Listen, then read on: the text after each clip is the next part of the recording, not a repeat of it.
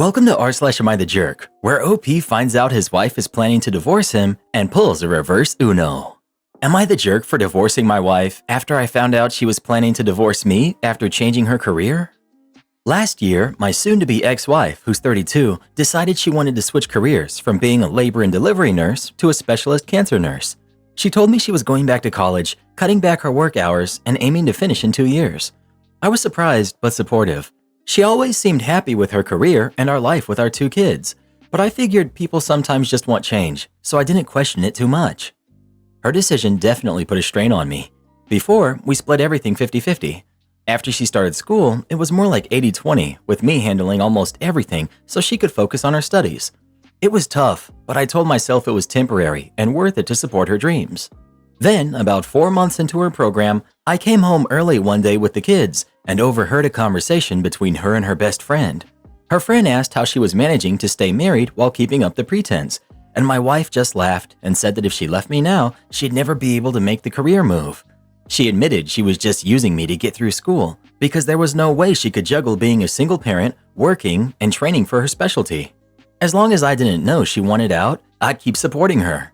Then she said she had messed up by working even when we had kids. If she hadn't, she could have left me already and made me pay child support while she got her life in order. I stood there listening, completely stunned. The person I had spent years building a life with was using me as a stepping stone for her new future. I didn't say anything until her friend left, then I put the kids to bed and told her we were done. She immediately went into damage control, saying I misheard everything and was overreacting. She wanted to argue, but I refused to do it where the kids could hear. The next day, after they were out of the house, we had it out. She didn't deny what she said, just tried to spin it. She told me I was being selfish, that I shouldn't punish her for changing her mind about our marriage. She actually said that if I were a good man, I'd offer to support her completely, let her leave her job entirely, and take care of everything until she was ready to move on. That was the moment I realized how entitled she was. I filed for divorce and moved out. I thought about fighting for the house since I had lived there before we were together, but her name was on the deed, and I didn't want my kids growing up in a home full of conflict. They were already dealing with enough. The divorce has been brutal.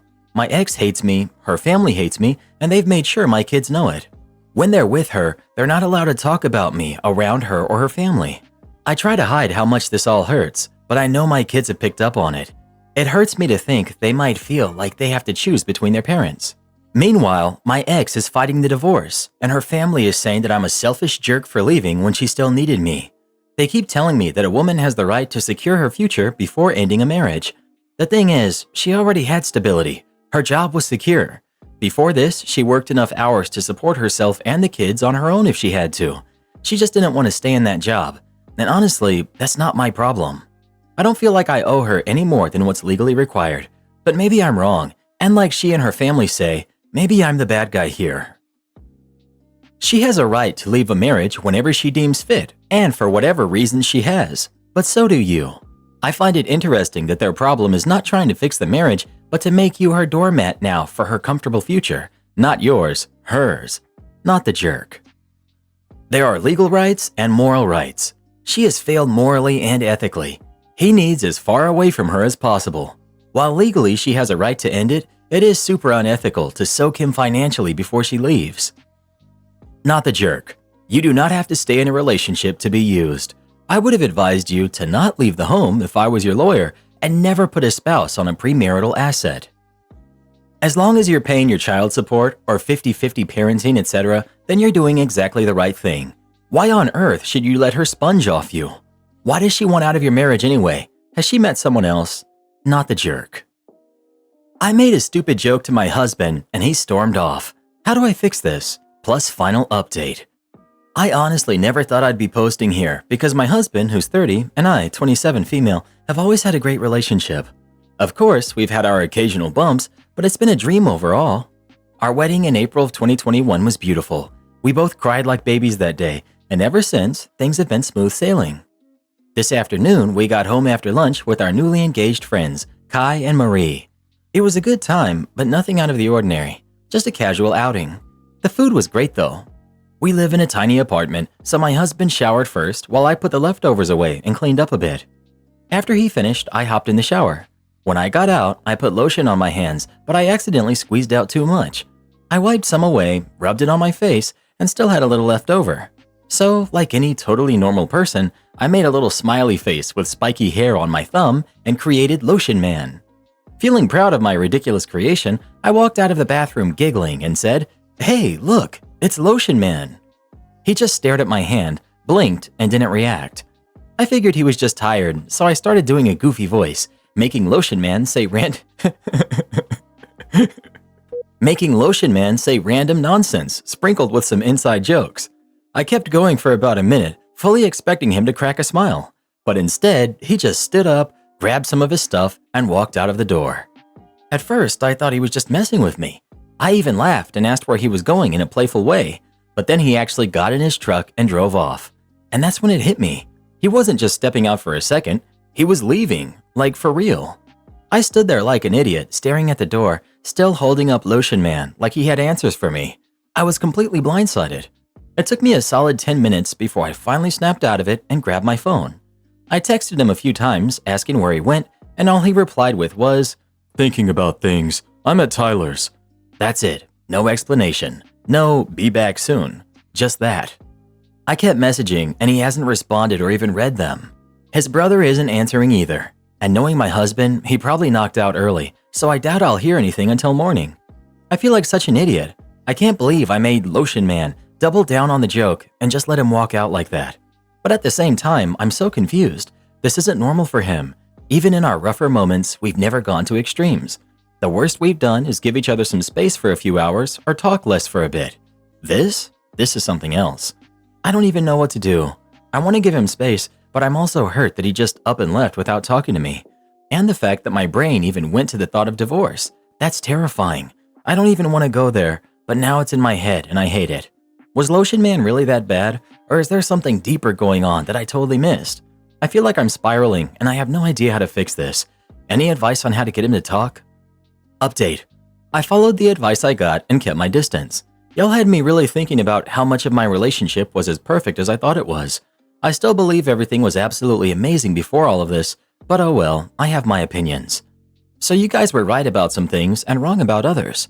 For those of you saying the lotion thing had nothing to do with it, you were kinda wrong. But for the people who said something happened during the lunch outing, you were right on the money. My husband came back the other day. He apologized and said he was ready to talk. I obliged. I tried my best not to be all over him, but honestly, I missed this man so much. He is my husband after all. He told me the following. I mentioned before that we went out with our newly engaged friends, Kai and Marie. We had a great time, but since it was a buffet, people were constantly getting up to grab food. Apparently, at some point, my husband and Marie ended up alone together. Maybe it was while they were grabbing food, or maybe before we left, since I remember talking to Kai for a bit before we all got in the car. Whatever it was, they had a moment alone. Marie told my husband that when Kai proposed, she realized she was in love with him. But she accepted Kai's proposal anyway and thought organizing this lunch might help her move on. Instead, she ended up asking my husband to run away with her. She wanted him to leave me and be with her. Now, Marie is gorgeous, which I hate to admit because I'm so upset with her. She's the typical blonde, blue-eyed, pageant-looking girl who kind of resembles Emma Watson. I'm not. My husband gently turned her down and wished her all the best, but he says she stayed on his mind for a while. We were all college friends, so we've known each other for years. When I showed him Lotion Man, it apparently all hit him at once. I had a hair towel on and was wearing my old comfy clothes and was giggling over something dumb. That, combined with his thoughts about Marie, made him suddenly second-guess everything. He got cold feet about our relationship and left for his brother's place. He eventually came back and told me he loved me all over again. I just stood there completely frozen. I asked a few questions before telling him to sleep on the couch for the night. He did, but it didn't help me sleep at all. I can't believe he seriously considered throwing everything away for a crush. The more I think about it, the harder it is to look him in the eye. We went to Thanksgiving lunch together with some of his family and close friends, and we spent last night together, so I think he thinks he's in the clear. I can't lie and say I'm not considering just forgiving him and forgetting, though. He comes home from work in about 6 hours, and I have no idea what to do next. I have the day off. I'm a teacher, so I'm considering A, contacting Kai and telling him what his fiancé is up to. My husband begged me not to, saying Marie just made a spontaneous mistake. B, contacting Marie and confronting her for trying to mess up my relationship. I could also have a civil conversation with her, but that's a lot less tempting. C, contacting Tyler, his brother, and asking if my husband left the house at any point. Tyler's house is really close to Marie's place, so I'm worried about that. Though I doubt I'll get anything out of him. Or D, all of the above. Update.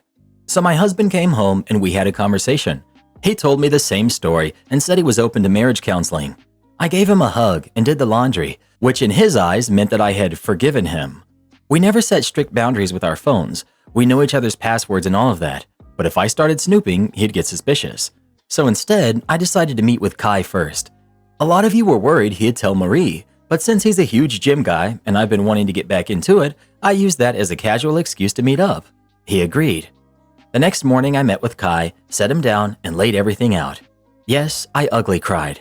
At first he was rigid, tried to poke holes in what I was saying with a few gotcha questions, but then he broke down too. Turns out Marie hadn't told him a single thing. That was a huge red flag. We went straight to Marie together. A few Redditors told me to be discreet, but I ended up just blurting out, "I know everything." She tried to play dumb, but eventually she cracked. Turns out Marie's whole trying to settle her crush excuse was total garbage. My husband was the one who approached her. He asked if before she sealed it with Kai, she wanted a night out with him and another woman. And guess what? Marie said yes. But wait, that's not even the worst part. Marie has been cheating on Kai for a while, with men, with women. Meanwhile, my husband has also been cheating. They covered for each other and occasionally met up. At the last moment, Marie backed out because she suddenly wanted to be loyal to Kai now that they were engaged, as if she hadn't been cheating the entire time. My husband got mad, sulked for a while, and then supposedly just locked himself in his apartment. Cue me showing Kai the lotion man. That was when he snapped and stormed off. Kai and Marie started arguing, full-on shouting, both in tears. I told them I was sorry for butting into their relationship, but I had my own mess to deal with. Next up was Tyler. He told me my husband stopped by, but not until around 11 p.m. He had left our place at 8 p.m., so for 3 whole hours, he was completely unaccounted for. Tyler was annoyed and said my husband didn't tell him anything. I gave him a little context, and Tyler said maybe he was just driving around. That doesn't sound like my husband at all, but at this point, everything was falling apart anyway. When I got home, I decided to Google something on my husband's phone. In reality, I was checking if anyone had contacted him. Nothing, thankfully. I didn't want to push my luck, so I waited. He goes to bed early, which worked in my favor. That night, while he was snoring like a bear, I took his phone. I ran into a million dead ends. I knew I was missing something, but I couldn't figure out what. Finally, I opened his hidden photos, and boom, his whole story blew to pieces. So many pics had been exchanged that made me feel sick. I traced her back to a contact. There it was, an affair. He had been talking to her since February, literally days before I spent my entire paycheck surprising him for Valentine's Day, thinking I was the luckiest woman alive. It sucked. I could barely keep reading, but I powered through. Then I saw it, November 3rd, 2 days after the last pic was sent. Allison was furious. She had just found out he was married. Apparently, she was in love with him. I would feel bad for her, but she never once tried to contact me. So much for love. My husband, ever the genius, came up with a plan. He told Allison that he'd bring his wife to a hotel to prove I didn't care about his affairs. Sound familiar? So when Marie backed out, he had nothing. He begged her to reconsider, then told Allison there was an inconvenience and they'd meet another day. Then came the lotion man incident. Then he got mad at me and stormed off. I don't know what he did after that, but it wasn't with either of them. Then he went to Tyler's, crashed there, and came home the next morning. I confronted him with everything the next day. He completely broke down, tried to deny it, then admitted he has a thing for redheads. Marie is strawberry blonde, Allison is full-on ginger. According to him, it was the one desire I couldn't fulfill. Then he said, "Being with them only made me love you more." Yeah, no. I packed my stuff. He got desperate, but even I, the woman who had been blindly in love with him, knew it was over. He technically owns the apartment, so I had to leave. Now I'm staying with Kai. He's just as wretched as I am. His fiancé was his whole world. We hugged, cried, ranted. He tried to lighten the mood by making lunch, and honestly, he's an amazing cook. I showed him my previous posts, and he got a kick out of some of your comments. As far as I know, my soon-to-be ex is with Marie. I don't care. Having closure feels better than walking on eggshells. Kai and I are hitting the gym tomorrow, doing some yoga, and figuring out what comes next. We both took time off work. I'm sorting out my finances and getting the ball rolling on the divorce. I'm still frazzled. My wedding picture is my lock screen on all my devices. I have to tell my students that the guy I wouldn't shut up about is divorcing me. I have to tell my friends and family. Kai is my rock right now, and I know we'll eventually go our separate ways, which hurts because he's been my biggest support through this whole thing. I have so much ahead of me. Living arrangements, legal fees, therapy, all of it. I can't believe I thought our relationship was perfect, but honestly, writing all of this out is helping me more than I expected. Update, years later. I ought to get the bad news out of the way first. Kai and I had a pretty nasty fallout. I don't want to dive into the nitty-gritty details. This would be like 30 pages long if I did. But to sum it up neatly, we were roommates, deeply involved in each other's lives, yada yada. Basically, every time I went to the store, he knew. Every time he came home from work, I knew. Our whereabouts were always mentally noted just because of our proximity, combined with how we divvied up household chores and whatnot. At some point, Kai told me he was going out on a date with a girl. Yay, good for him. For me, this was just a few months after D-Day, and I was still in the thick of messy divorce proceedings. I wasn't in the headspace for another relationship, so dating wasn't even on my radar. Since Kai and Marie didn't have a ring on it, their breakup was a little cleaner, but not perfect, obviously.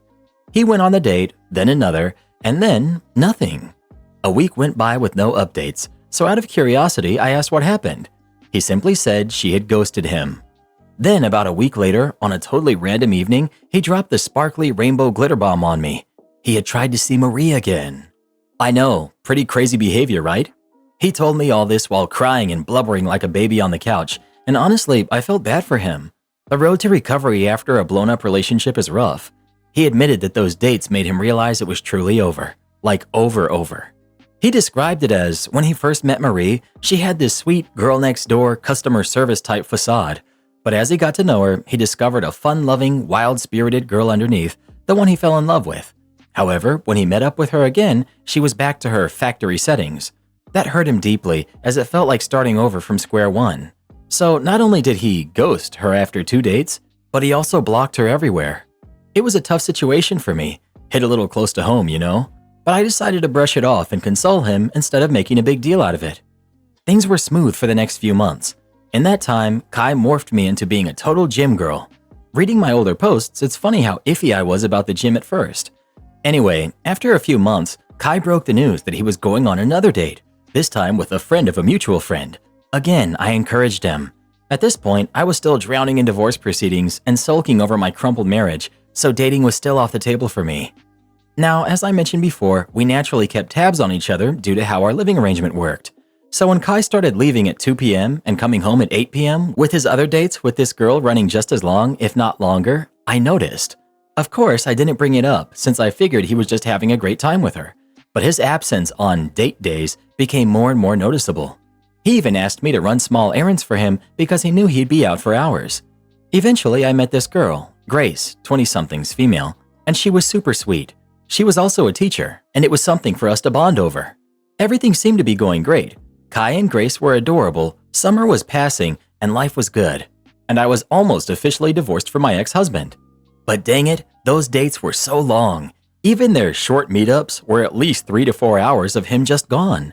Finally, I subtly brought it up. Kai told me that Grace mostly planned their date spots, and they were usually an hour or two away with traffic.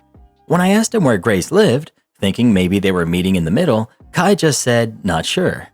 At this point, maybe I'd read too many infidelity forums or something, but alarms started blaring in my head. Grace probably didn't live far, considering she was friends with one of our mutual friends. Yet, after months of dating, Kai still didn't know where she lived? Meanwhile, she'd eaten at our place multiple times, and all their dates were conveniently super far away. It felt off. This was where I probably overstepped. I searched her name on Instagram, and voila, I found Kai's girlfriend, Grace, in a wedding dress with a guy named Mike from 2019. She was married. Yikes. I immediately woke Kai up. Yes, cringe at my idiocy, I know. It was 12 a.m., he had work at 7 a.m., and I had barged into his room, wide-eyed, waving my phone screen like a lunatic. It was a mess. When I finally shut up, Kai got mad, like fuming. He interrogated me about why I was prying into Grace's business, and when I explained the red flags, he got even more mad. The argument spiraled. He accused me of overstepping, which fair, I kind of was, but we had always kept tabs on each other, and I fired back, asking why the heck he was mad at me when I was just trying to look out for him. It escalated into a screaming match. Then Kai took it to the next level. He ranted about how I was probably into him, how our relationship had always been closer than it had to be, and how I was stalking him. That's when I really lost it. I said some awful things I wish I could take back. I threw his situation with Marie in his face, told him I wouldn't date him for $1 million, and it evolved into him calling me names. Eventually, I just walked out. It was ugly. We were exhausted, frustrated, and everything shattered in a single night. The next morning, Kai woke me up before he left for work. I thought maybe after a few hours to cool off, he'd come to apologize, but instead, he dropped another bombshell, one he admitted had been weighing on him for a while. Kai knew. He had known Grace was married since day one, but he shrugged it off. He explained that her husband was a nice guy, but Grace told him she just didn't feel for him anymore. And that, I guess, explained why the gas bill for all those far-off dates never fazed him. I was not happy to hear this. I asked how he'd feel if Marie's hookups had known she was married and still went for her. Kai got mad all over again and told me to leave Marie out of it. We argued again, less explosive than the night before, but still heated. He said he hadn't told me because he knew I'd make a big deal out of it. I told him infidelity was obviously personal to me, and I expected it would be for him too. He straight up said it wasn't. Then he dropped this gem. Being my roommate felt as exhausting as a full-time relationship, and I had no right to police who he dated. Fine, I told him he could date whoever he wanted. I just thought he should know he was the other man. If he had different morals, despite our shared experiences, that was his choice. But I wasn't going to associate with someone who enabled cheating. I didn't have to move out immediately. Kai didn't outright kick me out, but things were tense. I lost respect for him, and the fact that he kept seeing Grace, plus the whole "you're secretly into me" thing, yeah, not great. Eventually, I got my stuff together and moved in with a family friend, further from work, but honestly, it was for the best. Karen completely ruined my cheesecake, so I lost it on her. So I'm 19, female, and I'm a pastry chef. I love my sweets to be on point, as you can see them on pictures. Nothing less, nothing more. My mom, who's 60, female, on the other hand, keeps destroying my sweets by adding too much of everything. One time I made a strawberry cake for my grandma's birthday, and she came over to add a ton of whipped cream to it. In the end, the cake was a total disaster. It was falling apart from too much cream, and I yelled at her at the top of my lungs that she keeps destroying everything I make. She put on the sad face, saying she won't bother with me and my sweets anymore. So last weekend we were visiting my grandma, her sister too, and I made a fruit tart and a cheesecake. I put them in the fridge and warned my mom to not touch it. When we arrived, we opened the cheesecake, and apparently she had put chocolate syrup all over it, and the box and cheesecake itself was an ugly mess. At that point, I had a breakdown and started yelling at her and crying, saying, "Why do you keep destroying my work? I'm so fed up with you." She kept pushing it off, saying, "It's not beautiful enough, and it needed a better picture." On the way home, I wasn't talking to her, and she started yelling at me, saying that I was a jerk in front of everyone, and I need to learn manners. Looking back, I could have handled the situation better, but I lost my mind. On the other hand, though, I don't want anyone to touch my creations. Am I the jerk for yelling at my mom in front of everyone? Edit. Thanks for your advice. I know my behavior wasn't right, and I feel sorry. I tried apologizing, and I pointed out very calmly my problem. Again, she just brushed me off. I sadly don't have much money from my work, so I can't move out, but I'd surely buy a small fridge. Someone said I should take my result pics before my mom destroys them, which is another story that happened. I was once hired for a baptism. The man and I agreed on something after showing him what I could make. After making the sweets, again, I took pictures of it too, my mom took my pastry cream I had left over for something else. She remade the sweet the way that she wanted. The man sadly didn't have a fridge, so he asked for a sweet that didn't need to be refrigerated. My mom took the pastry cream and added cream and made it all blue. The man's kid is a daughter, by the way. I'm really a relaxed person. I'm fine if you come and try to give me advice on something, but don't do it without asking me first. I understand it was completely wrong of me to yell at her in front of everyone, and in the past I have expressed how much I don't like what she's doing. Another example. The rose cake I made, instead of roses, she wanted to add sprinkles all over the cake instead of the flowers. When I added the roses, she wanted to add red circles all over it. She does this on purpose. It's a power thing. It's not going to change ever. Move out. Not the jerk. Start a new Instagram of food my mother ruined. Not the jerk. People saying you are the jerk or everyone sucks here are missing just how infuriating it is to have your work destroyed over and over by someone who knows exactly what they're doing. This isn't a one-off incident or a mistake, but a pattern of behavior. Of course you're going to be upset. I also do a lot of baking, and I know how time-consuming these projects are.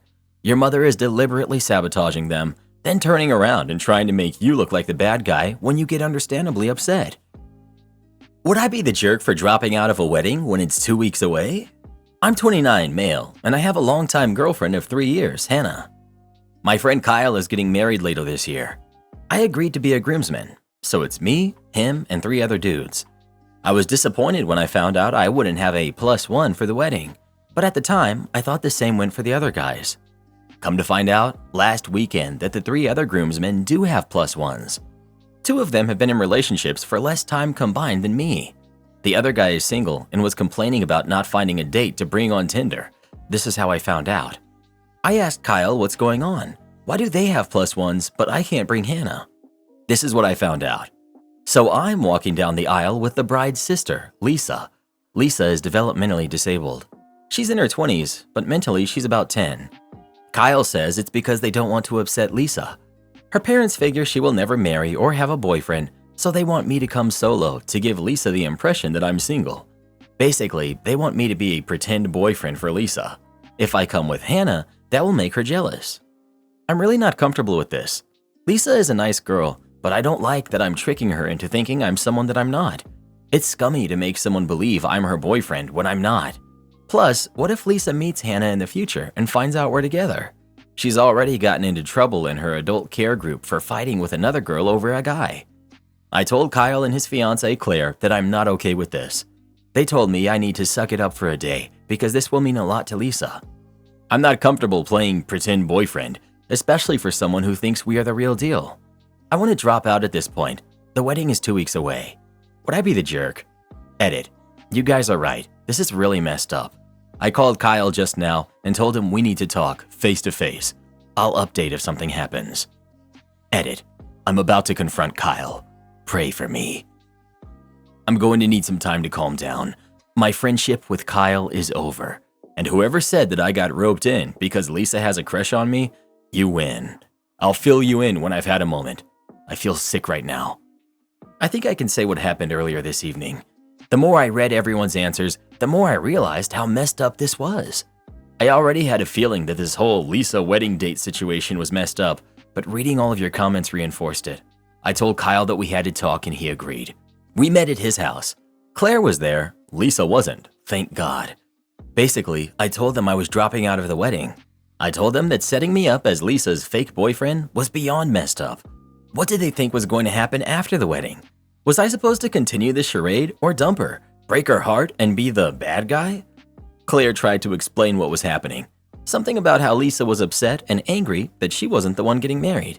That wasn't the part that upset me. No, want to know how I got upset? It was because Lisa loves K-pop and is obsessed with Asian guys. I'm Japanese American, so that's why I got roped into being her fake date and not my single friend who has to rely on Tinder to find someone. It's all some sick attempt at making Lisa feel better by hooking her up with the only Asian guy they know. At that point, I'd had enough. I told Kyle and Claire that it was over. I wasn't going to the wedding. I never wanted to speak to or see them again. There was a lot of screaming and crying, and Claire asked me why I would do this to her sister. I barely even know Lisa except for the few times that were wedding related. And that's where things stand. I don't know if they're going to try and paint me as the bad guy who broke Lisa's heart. I already told the guys that I'm not coming and why. Who knows what the fallout from this will be. I spent the rest of the night trying to get a grip on myself.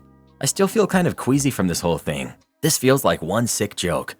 I feel bad for Lisa because while I got out, she's still stuck with that crappy family. I think I'm going to spend Saturday trying to put this all behind me with beer and a Brooklyn 99 marathon. Thank you guys for your help. At least I know there are people out there who also think this is a terrible idea. Oh, I also asked why not hook up Lisa with Tucker, the single friend using Tinder. It's because she said he was too ugly and hated his beard. I'm not going to tell Tucker that. He's going to find out eventually. Am I the jerk for not telling my dad that my mom got married? I'm 17, female, and my parents got divorced when I was 12 because my dad had a 2-year-long affair with my mom's best friend. It was really shameful because mom's best friend was with her since they were 3. My mom had been pressured by my dad's family that she forgives him, but instead, mom decided to divorce him. A lot of the family members actually stopped talking to mom because of this, and some of her friends also took her BFF's side. For this reason, mom was very devastated. Over the years, she has been to 2 different therapists for these issues she's had. As for my dad, he dated mom's best friend for a while before they broke up. This is when my dad realized he loved mom and tried everything to get her back, but my mom was stubborn and shut him out. He was still on and off again with Sylvia, mom's best friend. I had to be in this mess, especially with my dad, who would always try to guilt trip me into convincing mom into being with him. I've heard him say things like, "I wish we were family together. It was just a mistake. I'm willing to do anything to make amends. I want us to be a family again, but your mom doesn't want to." I'd had enough of it. So when I was 15, I decided to stay with mom and only visit dad on weekends because I can't handle his constant nagging. Also because during that time, my mom started dating Jack, who was the father of my classmate. My dad found out and started asking a lot of questions about Jack. He wanted me to spy on Jack, but I had enough of it. I strictly told him if he doesn't stop this nonsense, I would cut him off completely. A few months ago, my mom announced that she will be marrying Jack within a few days. They got engaged that day and only wanted a small ceremony with just a few family members. It was a small gathering of only 15 people, just me and Jack's son, along with some close family and friends. The wedding happened in Jack's backyard. They had a photographer too, but my mom only recently posted the pictures after coming back from her honeymoon.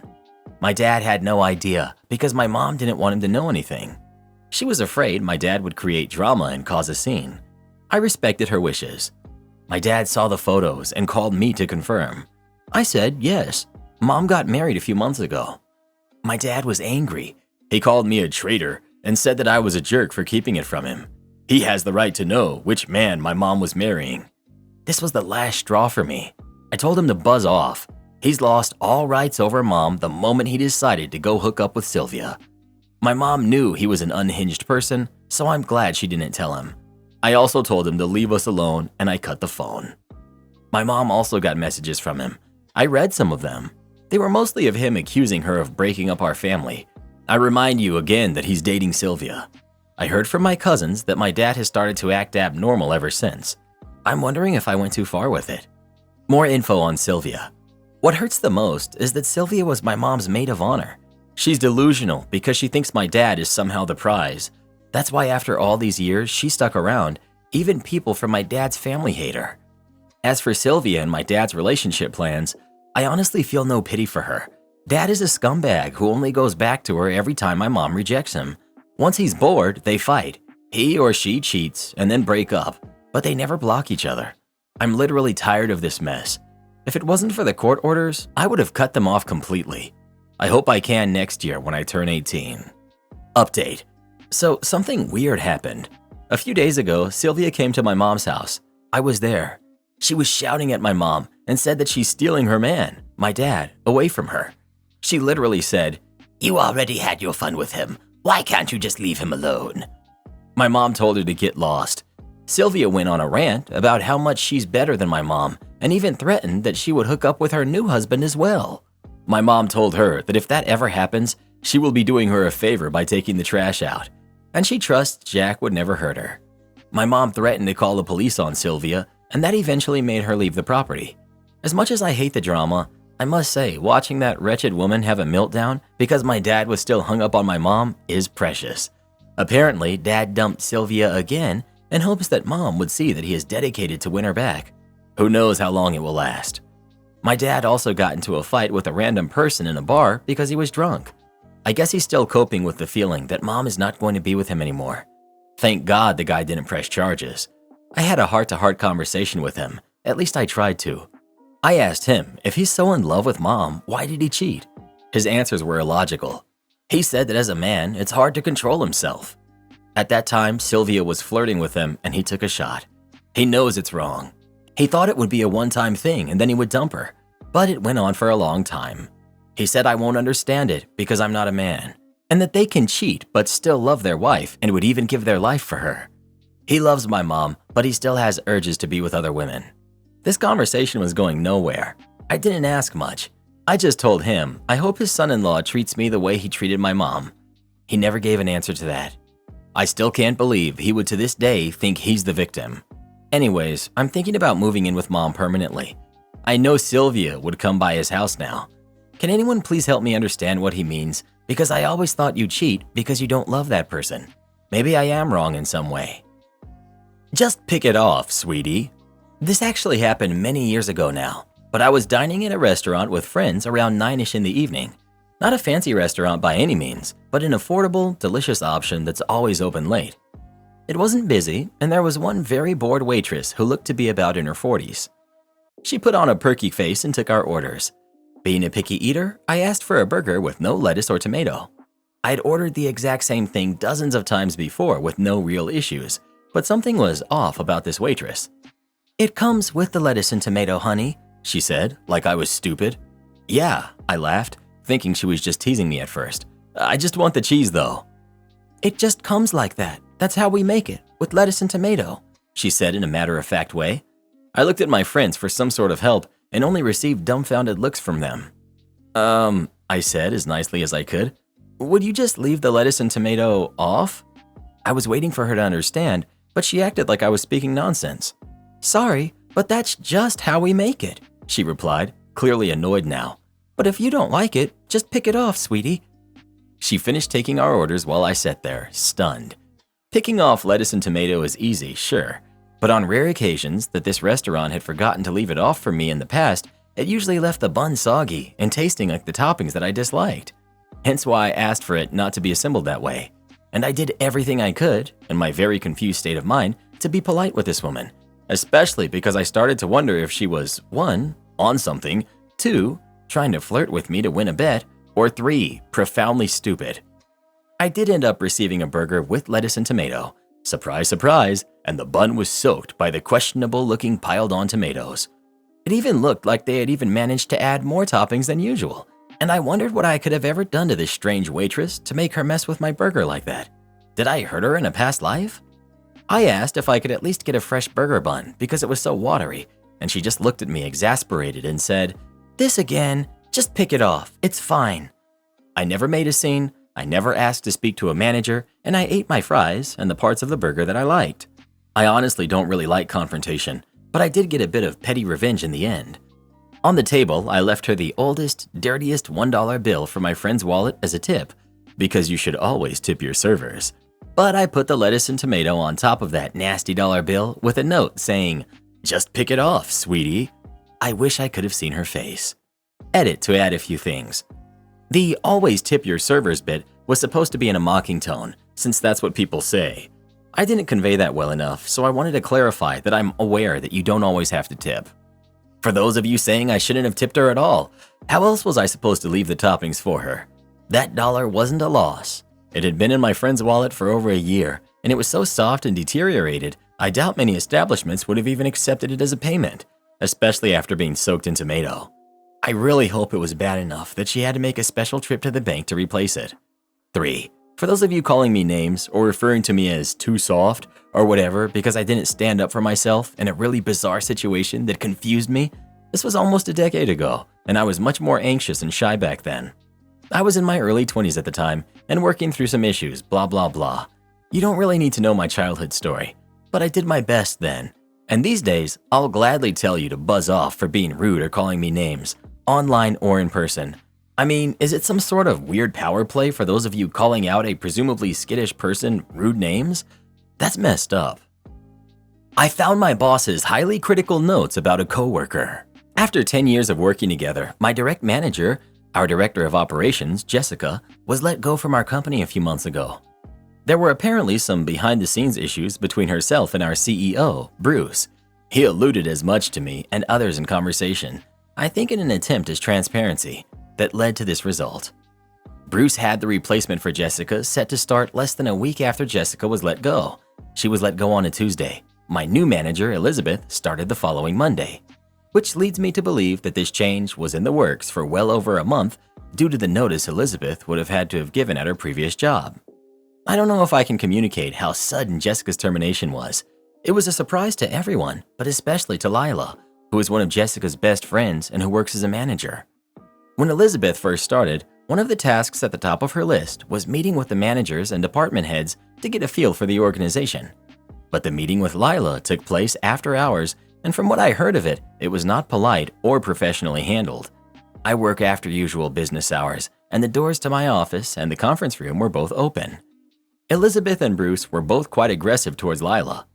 Thankfully, another manager, Mandy, was also in the meeting and was able to give Lila a little support and a chance to take a breath. The meeting eventually seemed to calm down, and I closed my door once I realized what I was hearing. And I've chalked that up to Elizabeth being primed by others, possibly Bruce, to take a defensive position due to Lila's close friendship with Jessica. This is my conundrum. I went to our communal supply closet last evening to get some notepads. There weren't any fresh, new ones, but I was looking for scratch paper for myself and don't mind using up the dregs of someone else's old notepad. I grabbed a few remnants and went back to my desk.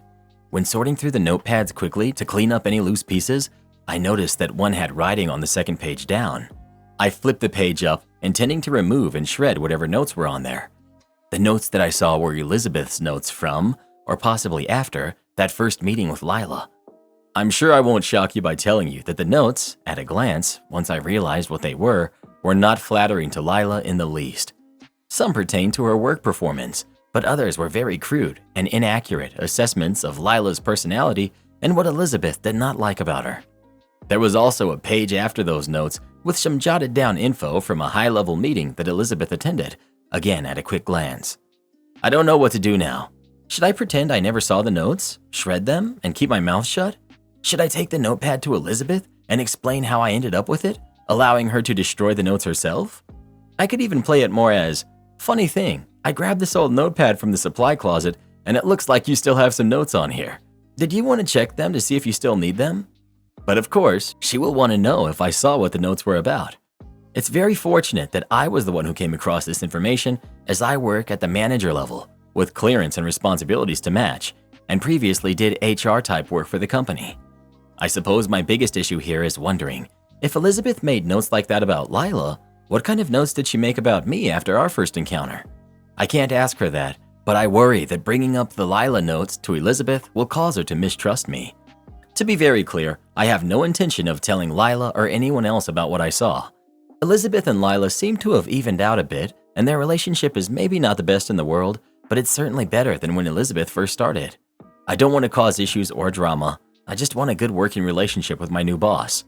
Update: we don't have HR, and the only members of the company above me in the hierarchy at the time were Elizabeth and Bruce. I felt a lack of ownership when it came to drawing attention to the situation or deciding what the correct course of action would be. My final determination was to seek out the counsel of Amy, Bruce's executive assistant, who had been in charge of cleaning out Jessica's office. When I showed the notes to Amy, she instantly made the decision to shred them. We have a third-party company who shreds our documents, and those are kept in secure, locked boxes until picked up. I also left it to Amy to decide whether to inform Elizabeth about the situation. As far as I know, she didn't. I had also gone through the cabinet to make sure no other notepads had any written pages on them, and I found one notepad with Jessica's notes from a common meeting a few years prior, so I shredded those. General updates on everyone involved. Elizabeth is no longer with our company. She gave notice about 6 months in, citing the not great fit on both sides, as well as an opportunity she could not pass up. Elizabeth remains a mixed bag in my opinion. Before she left the company, she ensured that I received a review and a raise, after not having a review for over 3 years. However, there were some professionalism problems evident. For example, Elizabeth and I were having a very serious one-on-one discussion, and while I was talking, she reached into her drawer, pulled out her floss, and proceeded to floss her teeth. I was stunned, and I assume I stopped speaking because she gestured for me to continue. I asked if she needed me to come back, and she replied that no, it was fine, and flossed all of her teeth. Not in an "excuse me, this popcorn kernel is stuck" sort of way. It was with both hands in her mouth, just sawing away at her gums. At that point, I think she had already mentally checked out. Our serious discussion was about something she had done without thinking, and I was doing my best trying to minimize the fallout. The real benefit of Elizabeth is Regina, who Elizabeth hired prior to leaving. Bruce promoted Regina into the role Elizabeth had vacated, and we are all delighted to work with Regina. Bruce is still Bruce. After Elizabeth left, he went around seeking guidance on what had gone wrong. He has a history of taking resignations a little too personally, but I honestly think that the situation worked out as best it could. Elizabeth was a rebound in a sense, and while I did not wish such a short tenure on her, Regina was able to step into the role without the crushing weight of constantly being compared to Jessica. As far as I know, Jessica is doing well in her new job. The same for Lila. Lila, the unknowingly recipient of this vitriol, found a great job elsewhere and from all accounts is thriving. Lila's last day was close to Elizabeth's, and while I think Lila might have stayed with Elizabeth gone, her new work environment sounds much healthier for her and the work well suited to her skill set, along with the lack of baggage she still had here as Jessica's close friend. No room? But I paid my deposit. This tale comes from when I was working night audit in a busy hotel on the outskirts of a small city about 8 years ago. It's a sold-out night. I have one room left with one check-in, marked with a late arrival flag, so we know the guest is arriving after 2 a.m. and late shift have already spoken to the guest. Overbooking off, and our local ring round also verifies that the area is sold out too. This is going to be a perfect fill, so I'm happy, and my night porter is cracking on with the rounds. It's 2:15 a.m. and I'm just about to run the night audit when in walks Karen. She states her name, slaps down a credit card, and asks to be checked in quickly. Immediately, alarm bells are ringing as it's not the name on the last arrival I have on the list. I ask her the normal questions. 1. Is your reservation booked under another name? 2. Do you have your booking confirmation in hand? She looks at me as if I'd suddenly grown an extra head, asks if I'm stupid, and pushes her credit card further towards me across the desk. Me. I'm really sorry, madam, but I don't have a record of your reservation for tonight, and the hotel is sold out. If you don't have a confirmation number to hand me, I can't check you in, as I don't see a verified reservation for you. Karen. I have a booking. It's been made months ago and I paid a deposit. I just want to be checked in. Me. Okay, let me run your card and see if I can find any payments. Was this the card that you prepaid your booking with? She rolls her eyes. I run the card. Sorry, madam, but I'm not finding any payments associated with this card for previous or upcoming reservations. Are you sure your booking is for this hotel, as there are 2 other hotels of the same brand with similar names in the city? Karen. I always stay here. The reception manager knows me and takes care of my bookings personally. Me. Madam, I am the FOM, and I believe that this is the first time I'm making your acquaintance. And when I pull your information up, I'm not seeing any data, which means you haven't had a reservation with us in the past 3 years. Are you sure you've booked in this specific location? This interaction is continued back and forth for almost 25 minutes, and her attitude is nonchalant with the occasional eye rolls, huffs, and puffs. She's texting the entire time. By this time, I've accessed the chain's dreadful central reservation system and searched other local properties, which are showing she doesn't have any bookings there. The last arrival has also turned up with her kid in tow and is sat in our lobby sofa watching the entertainment. I've already paged my porter to discreetly check in the waiting guest so not as to antagonize Karen, who is scarily quiet, and I'm just waiting for her to explode. Finally, she slams her entire purse down on the counter and exclaims my stupidity. She claims to have paid a 50% deposit, that the reception manager always handles her reservations personally, and that I'm a complete and total moron. By this time, the other guest comes back down for a smoke and is laughing watching this crazy person just lose it. I let her melt down entirely, and when she's run out of steam, I suggest that I can book her a room at the only available hotel in a 20-mile radius. However, as she doesn't have a valid booking with me, she would need to pay the rate at the hotel direct and then contact us with her proof of booking, and I assured her that she will get a free refund and a comp week booking with spa treatments if she has the proof of reservation. And I'm wrong. Off she eventually toddles to the waiting BMW that's been idling in the entire time she's there. I make the reservation for her at the new hotel and write out a brief handover log. In walks the late arrival guest who's been smoking and enjoying the free entertainment. She slaps down a brand new 20-pack of Marlboros, winks at me, and says, "Looks like you need these," pats me on the arm and heads off to bed. I was off for the next 2 days, came back and caught up with the GM.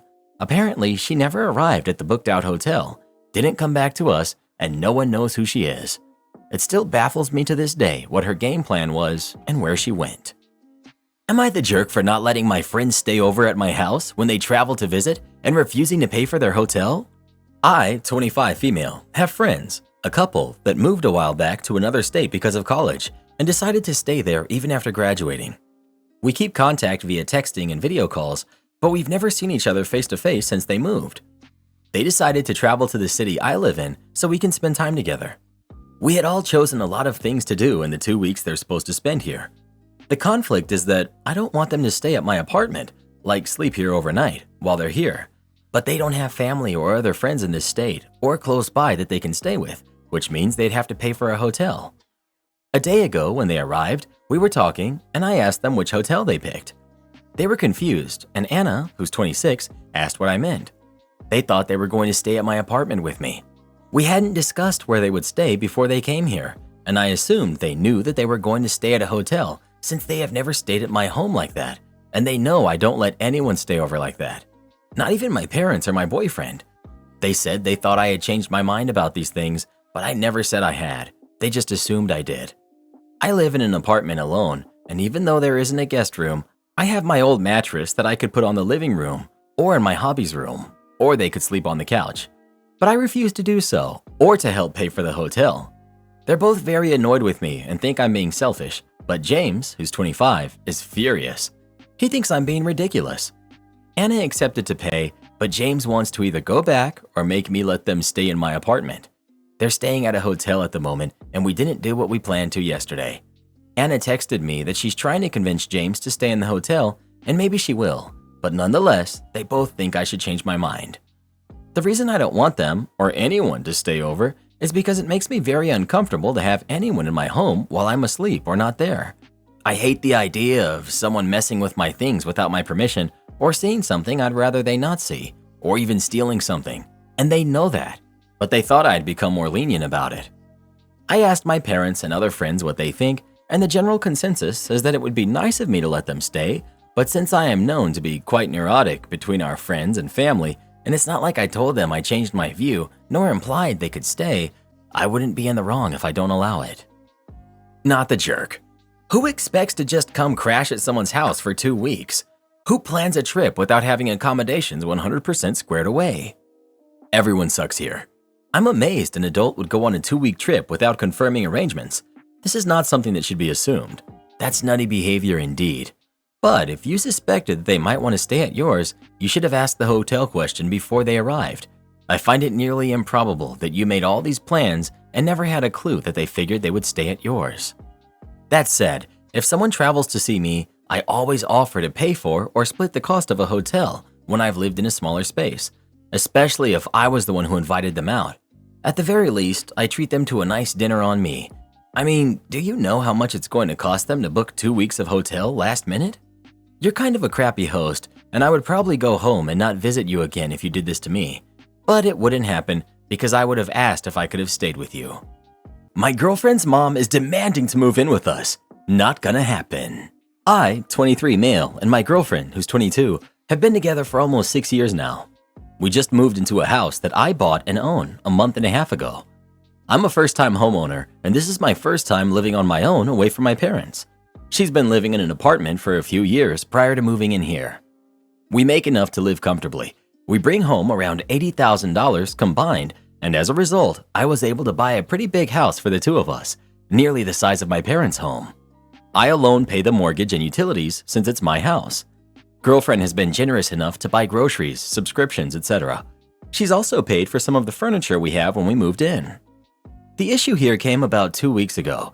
Girlfriend's mom, Anne, isn't well off. She lived in a trailer with her boyfriend, and they broke up a few months ago, so she had been living with her mom and mom's husband. Anne's mom passed a couple of weeks ago from cancer, and now her mom's husband is kicking her out. She has the possibility of living with my girlfriend's sister and her boyfriend, who live with the boyfriend's parents, but Anne's been insistent on moving in with us. I am firmly against this. It's my house. I'm very much enjoying living on my own, and honestly, I don't want anyone else here. It's not my fault that her mom hasn't done anything to improve her financial situation, and I shouldn't be forced to endure her consequences of her actions. The fact that, to my knowledge, she isn't even looking at apartments, other trailers in that area, or a job just shows me that she intends to move in here and stay here. I can tell my girlfriend doesn't want that either, but wants to cave and ask me to allow it, though she's been avoiding the subject directly with me given the uncomfortable situation she's understandably in. I love her to death, but she's a massive pushover when it comes to her mom. She had me driving to Walmart to get food and cigarettes for her mom when we started dating because her mom was too lazy to do it. My girlfriend's sister has been saying I'm a jerk because we have a bigger house and we can easily take her in. I told her outright, it's not my mom and not my problem, which caused her to throw a tantrum on the phone, and she accused me of trying to make her mom homeless. I've been feeling guilty, but I want to hold my ground. I don't want to enable her mom to sit around here all day drinking. So, am I the jerk? Someone takes issue with OP calling it his house and not our house. OP. Although I love her and fully intend to marry her soon, for the lack of better words here, I didn't want to be the idiot who put his girlfriend's name on the title only for us to break up for some reason and have to deal with resolving that. If and when we get married and I let her start contributing to the mortgage, she'll be put on the title. I can understand your argument, but I do want to communicate here that I've been working since I was 14 to get to where I am now. I was able to put a ton down on the house to make my monthly payment pretty low compared to what I net per month. Her buying groceries and paying for Amazon Prime and Chewy for her dog is more of a gesture of goodwill rather than a necessity. I could still afford to live by myself were she not in the picture. I never communicate to her about the house that way, but I do darn right think it, because I need to be prepared should we ever split. In my opinion, it is my house until she's on the title or mortgage, after we'd get married. I'm completely for equality in relationships, but she didn't bust her tail working until 11 p.m. every night as a farmhand like I did when I was 14. When I said that to her sister, I was fed up after going back and forth for 45 minutes on the phone with her about this. I just honestly wanted to shut her down and to end the call. I do acknowledge I could have handled that much better than I did. On the bit about the sister sharing the responsibility, this financial situation isn't unique to my future mother-in-law. As I mentioned, girlfriend's sister lives with her boyfriend in the boyfriend's parents' house. Girlfriend is the first one in their family to graduate college and the only one in that family that has a job paying above minimum wage. This caused a lot of resentment from girlfriend's sister about my girlfriend. I don't see them cooperating on a solution here, but I will try to propose it. About the mom. Her mother is in her late 40s and has no disabilities that I'm aware of. She used to work in a meat processing plant before lockdown, but she quit because she didn't want to catch it and hasn't had a job since. Nothing has been brought up about her contributing to the house. It's essentially been her trying to guilt my girlfriend into letting her move in. As to her position, she doesn't want her moving in either. But as I mentioned, she doesn't know how to tell her mother no, so she's been stalling her mom. I don't think it would be the end of the world to her if I just came in with a resounding no. This woman is in her late 40s, has no savings, has lived off of SNAP benefits since my girlfriend can remember. She's done nothing to improve her financial situation, spends what money she does get on beer and cigarettes. I don't want to be living with her. I don't want my nice house ruined by cigarette smoke. I don't want to take care of a lazy 40-something-year-old that doesn't want to act like an adult and get a darn job. About the mom smoking. Again, she won't take it outside. Before all this started, when we would go visit at Anne's mom's house, I would have to immediately wash all of my clothes in their own load to get out the smell. And if it wasn't obvious, the cancer that took her mom was lung cancer, currently taking my father as well. Update. My girlfriend, now fiancé, and I are fine. We talked about it and agreed since it is my house, I would be the one to grow a pair and say no. Her mom came up to visit, probably to scout out the house she thought she would be living in, and I laid it all out for her over dinner. After sitting down and having some small talk, I essentially said that under no circumstances would she be moving in with us, and that was that. She got pretty agitated, trying to guilt me with, "What's the big deal? Where will I go? I'll be on the street if you don't let me move in." I started to reiterate that it's not my or our problem, but I remembered some of the suggestions that the commenters on the original post gave and suggested public housing, some local assistance programs like food pantries, etc. She still wasn't having it though. She's very entitled. She said it would be a lot easier, for her of course, these people only think about themselves, if we just let her move in. She didn't want to go through the hassle of applying for public housing. She doesn't want to have to go to the food banks, stuff like that. We kind of went back and forth, talking over each other, and it escalated to the point that I kicked her out. Didn't lay any hands on anyone, but I took her plate of food and threw it out, and told her to get the heck out of my house.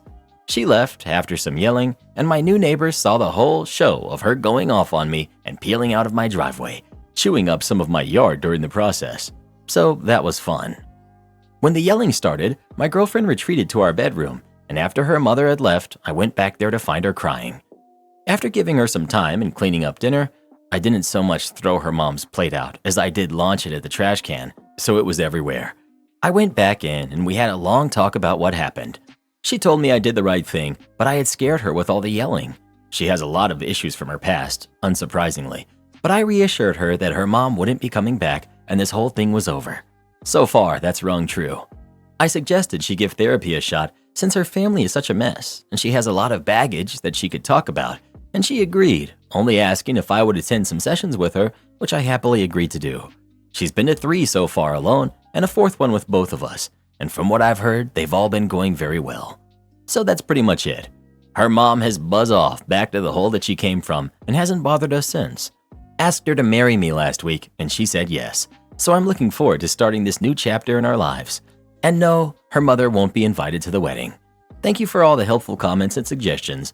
They really helped me out. Am I the jerk for telling my boyfriend he will be financially cut off from me and I will provide zero help if he buys a pug puppy? Info: VT is vet technician. IVDD is intervertebral disc disease. Brack dogs have skull bones that are shortened in length, giving the face and nose a pushed-in appearance. Dermatitis causes them to have itchy skin, and otitis is an ear infection. So this situation involves me, 28 female, and my boyfriend who's 27. We've been together for about 2 years and some change. We live together and split all of the main bills, but the rest of our paychecks we keep separate and spend how we want to.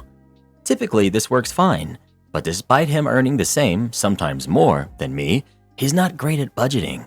He gets takeout almost every day, buys coffee every single day, sends his horrible mom money whenever she asks, etc. And I've had to help him out with money multiple times. But the real issue started when he brought up wanting to buy a pug puppy.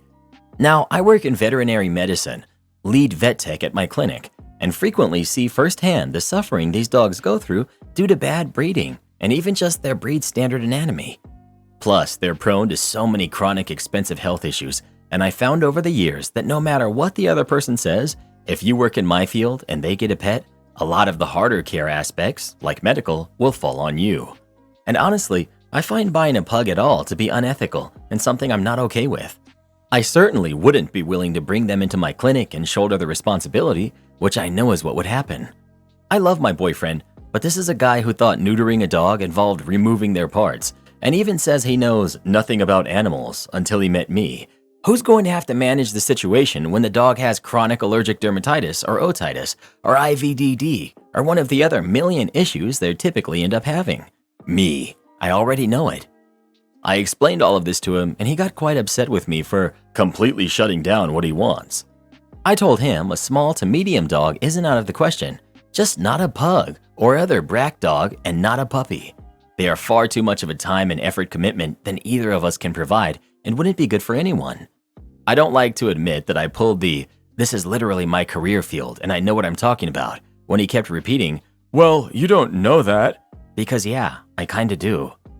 I'm also not proud of this, but I told him if he did get the pug puppy, I would never help him out again with money, and I would give him zero help with the puppy, including bringing them into my clinic as an employee-affiliated pet for at-cost care, cheaper but by no means free, or medications. He was pretty shocked when I said this and left our apartment to go cool off. I guess he told our mutual friend because they told me via text that I was being a jerk about the whole thing and must hate animals. All my coworkers agree with me, but I know they're obviously biased. Am I the jerk? Edit to add, this mutual friend was his best friend before we started dating, and they became my friend also. Or at least I thought they were. While what they said is crappy and not okay, I have a hard time believing my boyfriend actually called me that to him. Even when we argue, not often, but it does happen, he's never used any words like that or anything even remotely disrespectful. I would not tolerate that. He is immature at times, but never like that. Another edit to address some common things in the comments. My clinic is actually part of a shelter.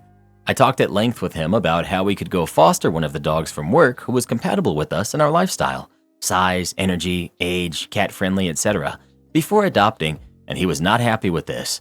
He also was not interested in mixes with a pug who didn't have the extremely short face due to not looking like a pug anymore. That's when I got a little more forceful with my ultimatum. If we got a dog together, then I would be happy to take on the lion's share of things, like medical care, because this is a pet we got together and it just makes sense. I got my cat before dating him, so my cat, and have never asked him to shoulder any aspect of her care other than feeding her if I was going to be home late from work or something similar. We have never had an issue like this before, so that's one reason I'm a bit lost on if I was really in the wrong or not. Clearing up confusion, I'm a vet tech, not a veterinarian. Think of it as nurse versus doctor. Just been seeing some confusion in the replies. What if he rescued a pug or other brack breed, or opted for a pug mix? OP. This was brought up, and while it does alleviate the ethical issue of purchasing one, a pug being bought from a breeder versus adopted at a rescue does not change what health issues they will have. Update. So I didn't dump him yet, after we had a long talk. Could we still break up? If I don't see a lasting chance from him, yes, but we aren't there yet, and him admitting he messed up is a big part of that. And no, a pug puppy is not happening. Turns out that the dog he had as a kid, D, was a pug, and he was devastated when D passed. He never really liked talking about D, and I had never pried. He cried a lot once he started talking about D. Thought D was always very healthy, so when I was going on about the health issues with pugs, he assumed that it was overblown and I was just being overly cautious since D was healthy and he wanted a dog that looked like him, brought on after Mom had found his old collar. I got a gut feeling, so I kept trying to, as kindly as possible, ask questions about D. How often did they take him to the vet? If he had any photos, etc. Turns out he couldn't remember a single time this dog went to a vet. If a vet never diagnoses an issue, it doesn't exist, right? And once he found some old photos, I pointed out that the dog clearly had ocular issues, likely untreated KCS with ulceration, and eventually went blind, said in a way that indicated hip issues, even remembered a time that the dog collapsed after playing in the yard, but he got up again a while later, so his mom said he was fine. Once I spelled all of this out to him, he looked like someone had slapped him across the face and just said that he was sorry. He was just like all those awful owners I tell him about, etc. He was a kid. He shouldn't have been expected to manage that dog's veterinary care, but now that he's an adult, he needs to look at the situation logically, and I was extremely hurt he gave zero hoots about my professional opinion. I get that enough from owners at work, don't need it from my boyfriend. He apologized and said he doesn't think he's ready for a dog after all, and when that time comes, he's happy with looking at dogs from the shelter I work at. So the issue with his friend. I did something I had never done before, asked to see his phone, their messages. Friend got a very one-sided version of events, thinking I unfairly vetoed him, but never used any of that language. Showed him what his friend sent me, and he was pretty taken aback. Told me he would deal with it. If he doesn't, this relationship cannot continue. And money, that was hard. Tried to be gentle, but it feeds into a deeper issue with his mom, not a new issue. And I told him enough is enough, and I can't keep supplementing his income because he gives so much money to her. Something happens and suddenly has a big medical bill? Car randomly breaks down? Obviously, I would help him. Money for psycho mom? No. Done. Her or me. He chose me. Going no or low contact with her and absolutely no money, even if she does her manipulative BS. We'll see if he holds to that. If he doesn't, he knows I'm done. Am I the jerk for walking out of an event when my fiancé introduced me as a bookkeeper? I, 45 female, have a fiancé, male 55, who is a retired military officer. I own a successful company I started 7 years ago and have a small staff of 25. I worked my way through college, paying as I went. Therefore, I graduated in my early 30s with a double major in accounting and business management. I'm very proud of that. For a little background, I worked hard for my degrees and have zero debt. I know it took me longer than the typical student going full-time to college after high school. I worked full-time to pay as I took classes. I went to junior college first, then finished at a 4-year. I took 2 classes per semester for a long time, but I finally made it. I've been teased that junior college isn't the same as going 4 years at a major university. Well, I'm proud to have done both and feel the education I received at junior college was excellent. I worked as an accountant for some large corporations as well as programming and IT. I started my company doing similar support to large and small companies alike. I have a wonderful staff. I manage the contracts, kickoff meetings, sales, and consulting staff. I also do some of the consulting and most of the sales and contracts. My sister is my office manager, and I'm blessed in so many ways to have her. I was dating my now fiancé before I started my company, and we recently got engaged. Everything seems to be perfect, except he keeps introducing me as a bookkeeper. No disrespect intended to them or their profession. My issue is that I've worked hard to get to where I am. I'm an accountant, graduate with a double major, and successful business owner. He could pick almost any other title to introduce me as, but he chooses bookkeeper. I've asked him many times in private to stop calling me a bookkeeper, as it implies to my clients and business associates that he doesn't respect me or what I've accomplished. He said he doesn't see the big deal or the difference and continues to do so. I recently pulled him aside and asked him to just introduce me as a consultant at the event we were going to. While there, we were talking to a prospective client from my company, and he says, "She has come a long way for a bookkeeper." I know my face had a full blush at that, excused myself and walked away. We both had driven there, so I got in my car and went home. We both own our own townhomes. I sent him a text to let him know I was leaving and would talk to him later. He thinks I'm overreacting. My family thinks he's a controlling jerk that doesn't respect me. I'm not sure what to think now. He seemed so supportive when we're together, but not when we're around other people. He tends to treat me like a subordinate. He does talk down to me in front of my family, but I always assumed he was joking badly. So, am I the jerk for leaving and overreacting? Update. I had a conversation with him a few days ago. He feels I'm lucky to have him and need to listen to his advice more and not overreact. The attitude, along with reading everyone's replies, I've called it off with him. I need someone who's proud of me and caring. My family responded by buying champagne. Edit 2. Had another conversation with the ex-fiancé. Now that I had time to get my emotions under control, he was willing to let it go. I laughed and told him I'm fine and so are my emotions. I told him about the post and that he should just read the replies. Now let's just say he was not happy. I did say no names were used, just me, I, and he. Here's the total shocking part. He wanted to know what I was going to give him for his help with my company. After the shock wore off, I handed him $1 and walked away. Told the family, and my brothers wanted to pay him a visit. I told them I handled it and I gave him $1. We all laughed, went to the store, and got more champagne. God, I love my family. My last 2 days at my hotel job. I think this will be my last day at this particular hotel. I'm burnt out. My hotel is a mom and pop type of place. It's not owned by any big corporation or anything, and it's been in the same family for over 20 years. The owner passed a few years back, and ever since then, it's traded hands between family members. Originally, the owner's wife ran it with her 2 kids, and when they ultimately couldn't handle it, they handed it over to a cousin to run. He's the current owner. The owner is absolutely checked out.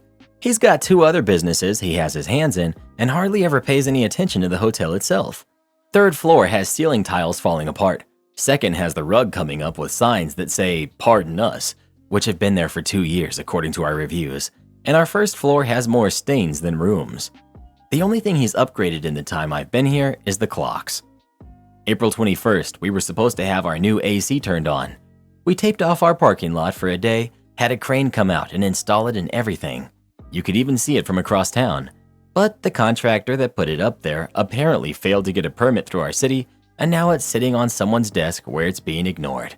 Not exactly sure what's going on, above my pay grade and all that, but the crap has been rolling downhill ever since, and I just can't take it anymore.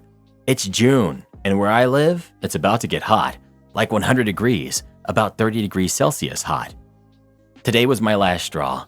After weeks of handling irate customers, our owner will not update the website to say we have no AC currently, thinks that guests will be more lenient after coming in and finding out, that want to yell and scream at me about it, and the Wi-Fi.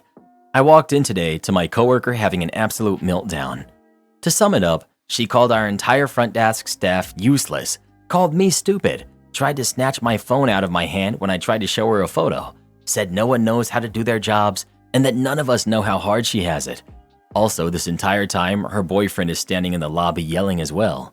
This is where I could go on and on about how she never cleans, never does her res checks, always comes in late, and never breaks down the day before she leaves. And that's only the tip of it. But it doesn't matter. She's not doing her job at all, and it shows. Manager is supposed to be back tomorrow. Apparently, we're going to figure this out, but I'm fully expecting to walk away from this job at this point. Not even bringing my crap in tomorrow. I'm just gonna leave it in the car. I have a feeling that one of, if not both of us, will walk away from this meeting feeling disappointed. I love this place despite its problems, and I love my coworkers, except for her. But I don't have to be here. I don't need this job. I can just walk away this time, no strings attached, and that feels good. But it'll also be sad to walk away from here. I won't put up with being yelled at by a coworker. Update. Yesterday I was sad and already grieving the loss of what feels like a wonderful job. Today, after reading that others have had the same difficulties, I'm angry and disappointed. I know some have asked for an update, so here it is. At first, I lamented the entire situation. I thought about quitting before even going to the meeting, not showing up altogether or just texting her that I quit. But I decided that I would shiny up my spine and go in. Dropped off my kids and got there with 15 minutes to spare before I was supposed to clock in for one of the busiest days of June. The moment I got into our office, it became pretty clear what was going to happen and that I was going to quit. My manager was lackadaisical about the whole thing, was trying to shrug off the entire situation almost immediately, and the other girl wasn't even there. Some meeting. I asked her what was going to be done because I didn't plan on clocking in until this was handled. Cue rug sweeping. Apparently, everyone has bad days. Tell me something I don't already know. And that everyone brings drama to work and we have to be understanding. BS. So I asked her to give me one example of me having a bad day, taking it out on others, and generally causing drama. If you guessed that she couldn't, you'd be right. Anyways, after ignoring the part about the coworker's boyfriend rushing up into our employee area, what the heck, and making me feel unsafe, she asked me what I honestly expected her to do as a manager. I don't know, maybe do your job? Why was I left alone yesterday, and why did no one come in to handle the situation? Again, she couldn't give me an answer, so I told her that if nothing is going to change, then I'm going to leave. It only took 10 minutes of her trying to make the problem go away before I just settled into the reality of, that's not enough for me. I hope she's worth it because my boss's decision last pay period drove off 3 people. This period, she's driven off 2, including me, and we only had 10 people when I first started, and I'm pretty sure at least one other will leave after me. Now, I get to hang out with my kids for the rest of the day and go swimming tomorrow. Today I messed up by phasing out third-party apps, potentially toppling Reddit. Hello Reddit, this is your usually confident CEO, but today I'm here for a different capacity, as a fellow Redditor who's made a big oopsie. So here it goes. Today I messed up by deciding to eliminate third-party apps, and as a result, unintentionally creating a crisis for our beloved platform. Like most Today I Messed Ups, it started with good intentions. I wanted to centralize user experience, enhance quality control, and create uniformity. I thought having everyone on the official app would simplify things and foster a better, more unified Reddit experience. But oh, how I was wrong. First, the backlash was instant and palpable. Users and moderators alike expressed their concerns about the utility and convenience that these third-party apps offered. I heard stories of how some apps, like Riff, had become an integral part of the Reddit journey, especially for moderators who managed communities big and small. Then came the real shocker. In protest, moderators began to set their subreddits to private. Some of the largest, most active corners of Reddit suddenly went dark. The impact was more significant than I'd ever anticipated. Frustration mounted, and so did regret. This wasn't what I wanted. I never intended to disrupt the community spirit that defines Reddit or make the jobs of our volunteer moderators harder.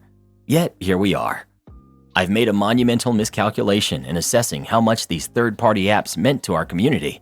I didn't realize the extent to which they were woven into the fabric of our daily Reddit operations, particularly for our moderators. In short, I messed up. I didn't fully understand the consequences of my decision, and now Reddit and its communities are bearing the brunt of it. So here's my Today I Messed Up Reddit. It's a big one, and I'm still grappling with the fallout. But if there's one thing I know about this platform, it's that we're a community, we're in this together, and we'll figure it out together. I'm listening. Let's talk. Edit. This is just a parody. This is a parody? My disappointment is immeasurable, and my day is ruined. I was browsing Reddit while cooking food, and I saw this post. Promptly put down the phone to finish the cooking and treat myself to this post that's going down in history while eating my meal. And then, it turned out to be satire. My disappointment is immeasurable indeed. My significant other called me in from the other room to excitedly tell me about the Reddit CEO doing a Today I Messed Up post. Yay! Unexpected sanity. I jump on Reddit, and this. What's really strange is that had this been real, it may have actually worked. Why Reddit is protesting and doing the blackout. By now, you've probably heard a lot about the open letter about API pricing. Some of your favorite subreddits may have signed up to protest. When we cross-posted the letter, plenty of people were confused about what API even is, how this pricing would impact them, and why it was worth talking about. Since then, there have been a number of posts about this very subject, all explaining better than we could. Subreddits like Explain It Like I'm 5 have done a great job of explaining it. Communities across Reddit are going dark, also known as going private, due to concerns about Reddit's proposed change in relationship to third-party apps. Is our subreddit going dark too? We share the frustrations of many other communities across Reddit regarding the new policy changes, and we are also suspending normal operations to draw attention to the same issue. To do this, while also fulfilling our educational mission to users, we're doing two things: posting this sticky discussion post, and starting on June 12th, preventing new posts to the subreddit. So what's this all about? A third-party app is just another way that you can read and post to Reddit. Before Reddit had its own app for your phone, there were other apps that let you read, post, and comment. These apps use something called API. Reddit's API lets your computer or phone get posts and comments without having to use a web browser or the official app. Apps such as Reddit is Fun, Slide, Comment, Boost, or yes, Apollo, then take what the API gives them and displays it. Apps like this allow you to customize your Reddit experience by changing a theme or changing how you upvote a post. While those are just two very small examples, you can begin to understand why people like these apps. Have you ever gotten mad at the Reddit app because it had bugs, or it was just weird about how it did something? Right now, and until July 1st, you have the option to try out one of these apps and see if you like Reddit better this way. After July 1st, you won't have the option anymore.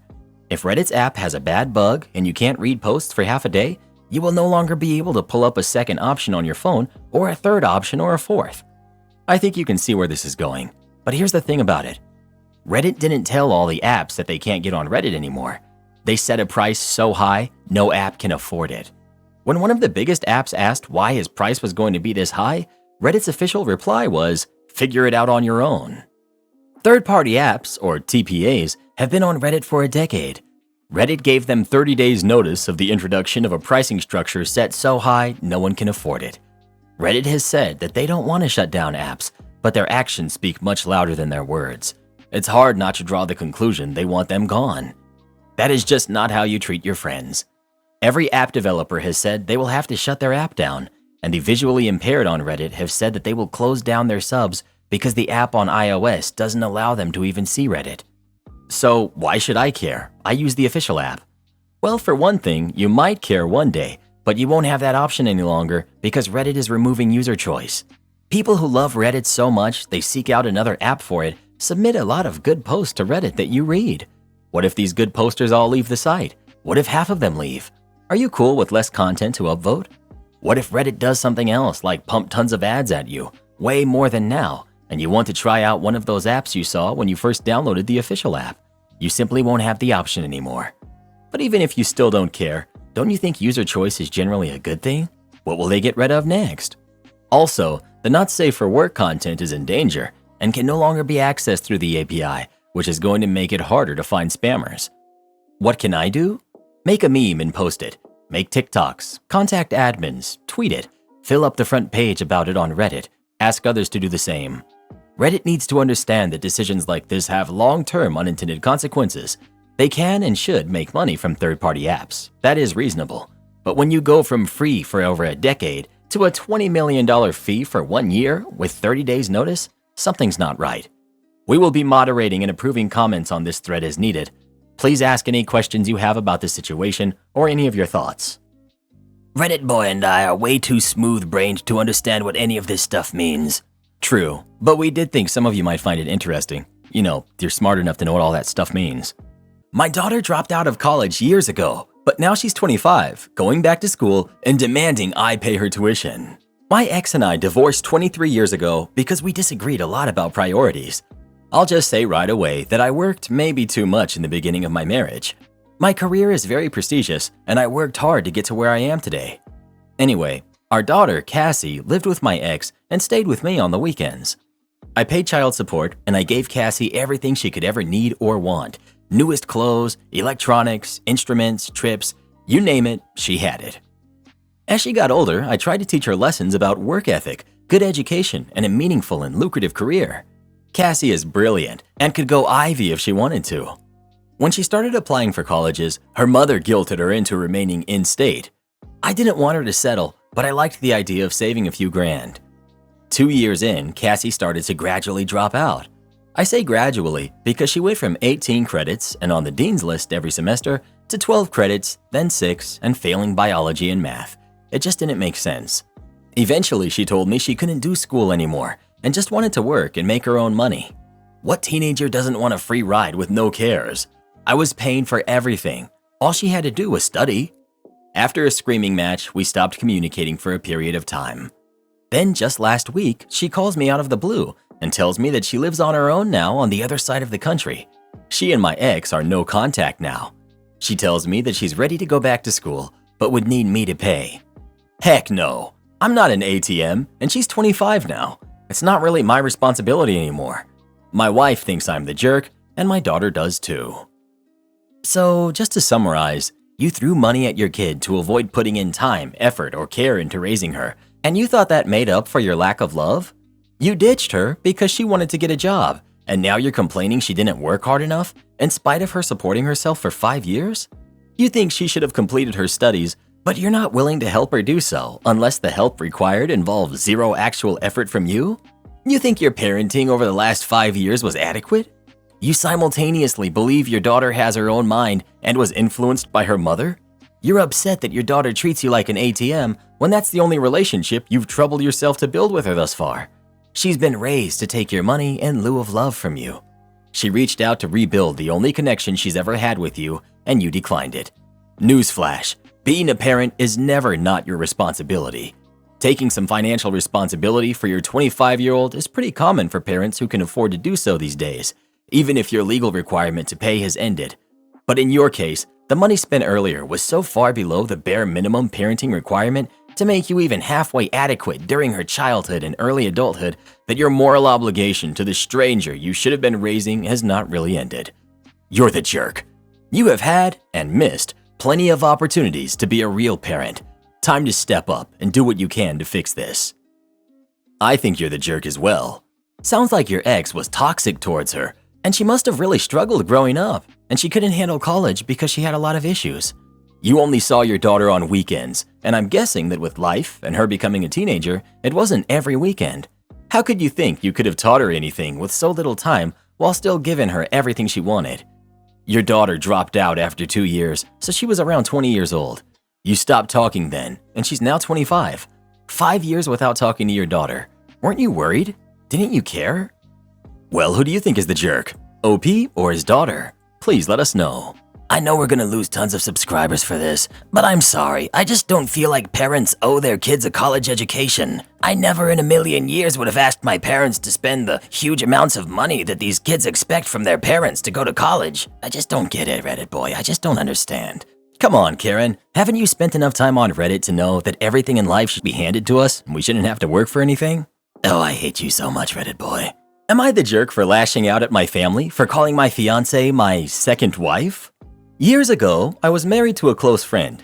We were roommates, adopted a dog together, and lived together since college until our mid to late 20s, married at 24 and 25. However, we were never actually romantically involved. She was not interested in marriage and was also questioning herself at the time, but her family was ultra-traditional and messy for many other reasons and kept pushing her to settle down. I had just gotten out of a rough long-term relationship, and we kind of both just said, oh well, we basically were kind of living like a married couple. Let's get married for convenience. So we did the paperwork for it, but we never had a wedding. We were also never romantically involved. She was just not my type, and I was not hers. My family knew she wasn't my wife in the traditional sense. They did heavily disapprove though. When I started getting back into the dating scene, we split up and legally divorced.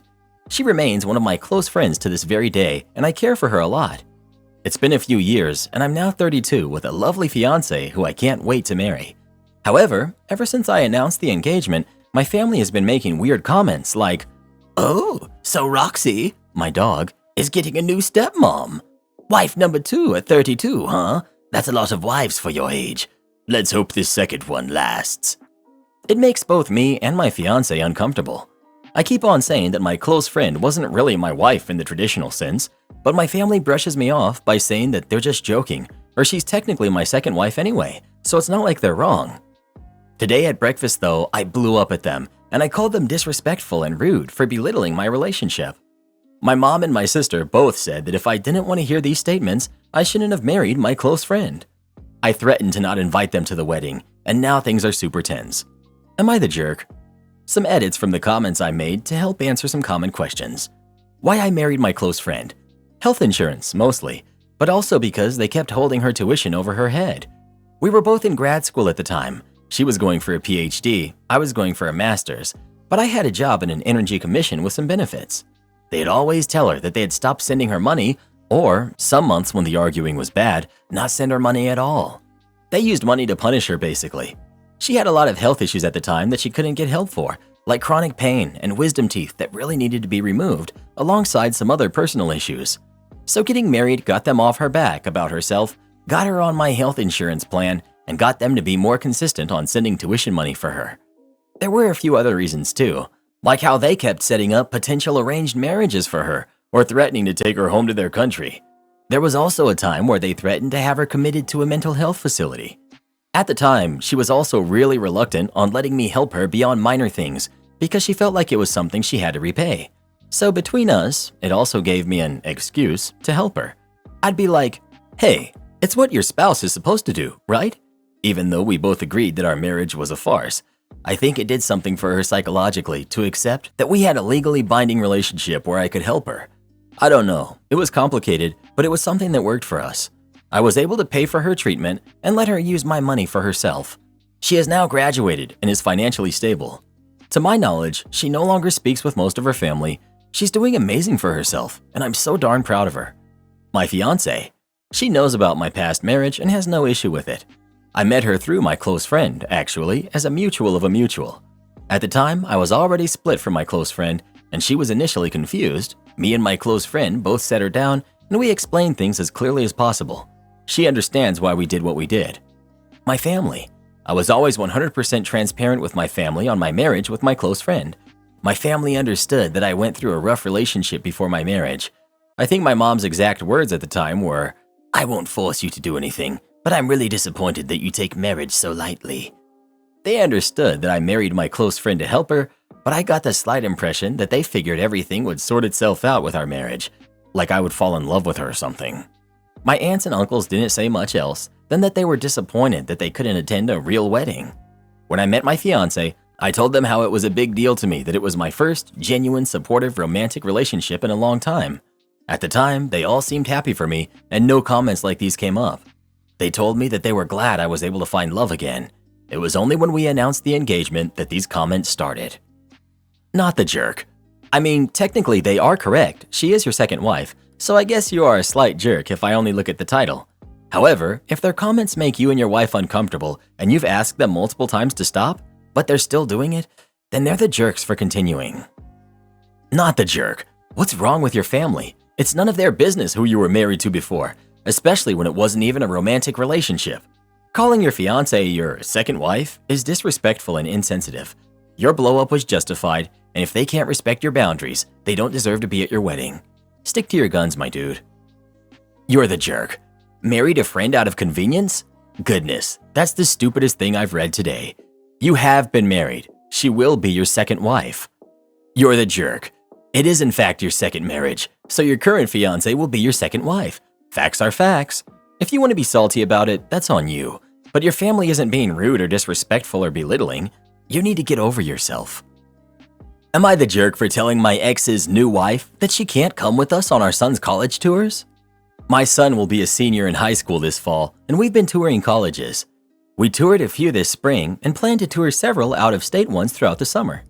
The plan was for myself, my husband, and his father to do the tours together. We'll be touring 4 schools, and he's coming to 3 of them. Some background. My son's father and I split up before our son was 6 months old. Soon after our relationship ended, I met my now husband, and we got married when my son was 3. My ex has been supportive of our relationship and thinks my husband is a great stepfather. Our co-parenting relationship has been challenging at times, but we've done just fine for the sake of our son. Last year, my ex eloped with this woman, Shelly. not her real name. They dated only for a year or so before getting married. I don't know her too well since we've only met twice, but I know she has 3 kids of her own. Her oldest is about the same age as my son. My son dislikes her. He thinks Shelly is mentally unhinged, is way too involved in his personal business, and he blames her for being the reason he hasn't been able to spend as much quality time with his father lately. Earlier this week, I was coordinating with my ex about the details of our next tour. Everything was great until he mentioned that Shelly would be coming along on all of our tours. I asked why and if it was necessary that she tag along. He said that she just wanted to be supportive. I asked him if her daughter was looking at these schools too, since she's also going to be a senior, and he said no. So why is she coming if her own kid isn't planning on attending these schools? I told him that our son should get a say in who comes to the tours and that I would ask him what he thought about Shelly joining us. After I got off the phone with my ex, I asked our son if he wanted Shelly to come with us.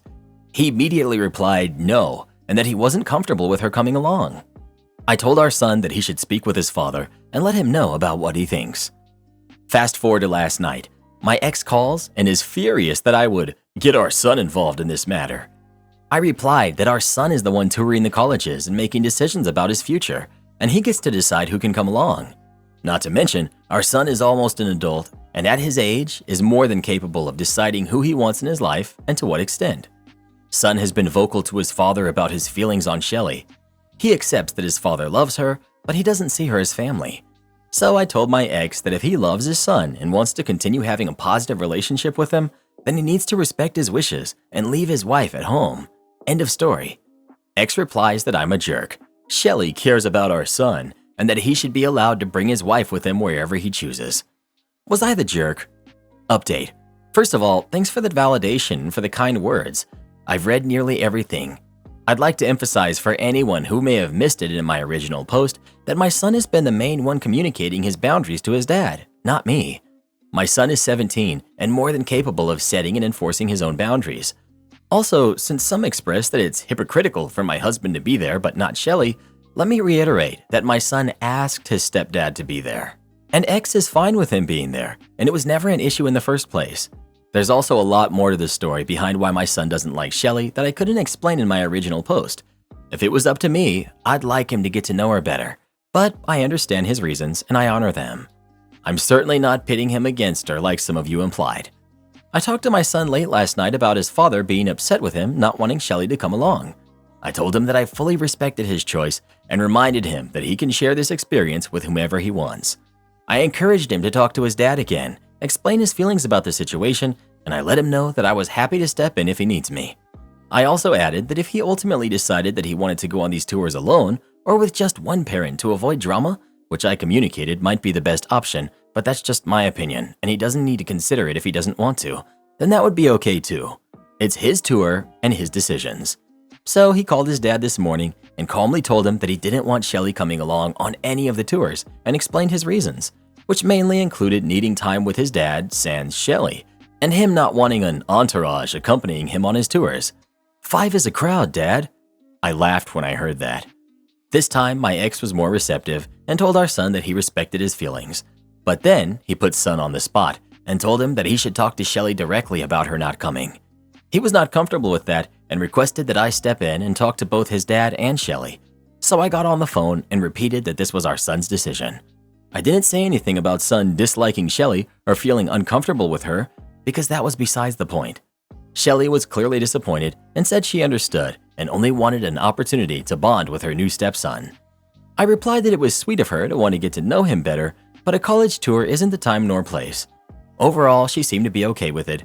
We spoke for another minute or two, and then she left the conversation and I talked to X for a little while. I reiterated to him that ever since Shelly came into the picture, our son feels like he doesn't get as much quality time with his dad anymore because either she's there during their entire time together or he's busy being a stepfather to her kids.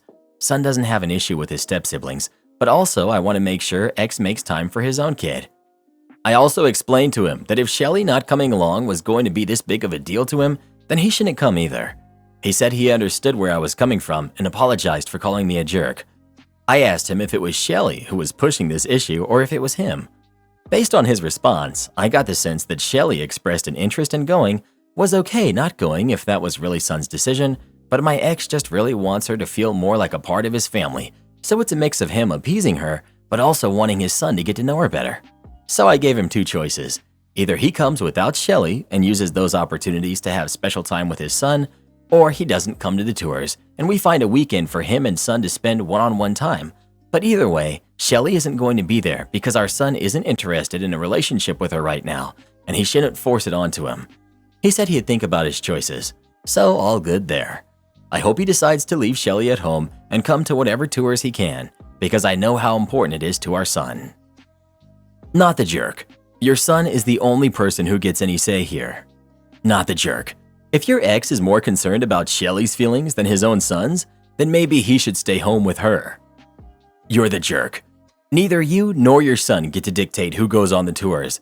Your husband is going, so his wife should be allowed to go, especially since both of you have been paying into the fund that will be paying for his tuition.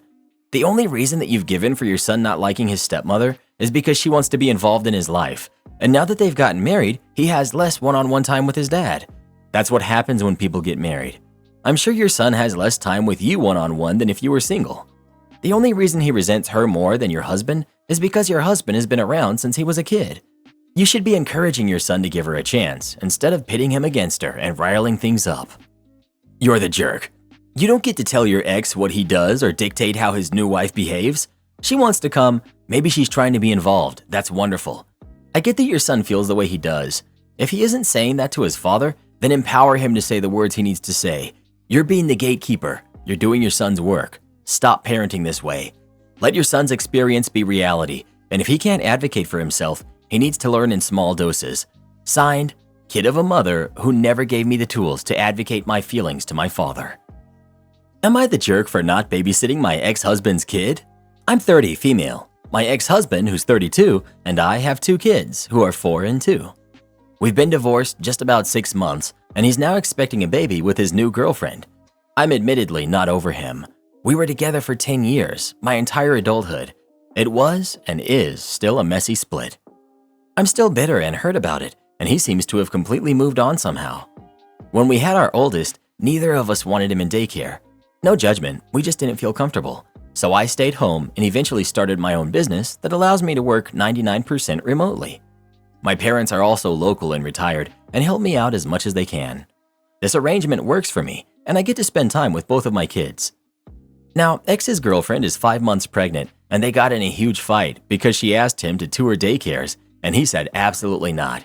He wants her to stay home with the baby. None of his kids are to go in daycare. Admittedly, the ones here do suck. He called me to vent, and I listened, then he dropped the bomb. He asked if I would be willing to take care of their baby since I'm home with our two, and get help from my parents. And when I have to take the kids to the office, I can, because I own it. He mentioned that I knew how he feels about his kids being in a daycare, and I sort of lost it on him. It was a year and a half of walled-up anger and hurt, and I said some nasty things that I've since apologized for. Fast forward to 3 days later. New girlfriend pulled me to the side when I dropped off my kids to their house and asked why I was so ugly about it, and why I thought my kids were better than hers, and why her baby doesn't deserve the same things mine got. I never said that, but I apologized if anything I said came off like that. I told her I'm happy for them. I'm not, but pleasantries. But I was certainly not going to babysit their kid. She's a nurse, so I get that she can't work from home and doesn't want to give up her career, but they should have thought about that. I left before it blew up again, but ex called me about 2 hours later and asked me to come get the kids because he and new girlfriend were fighting and he didn't want them around for it.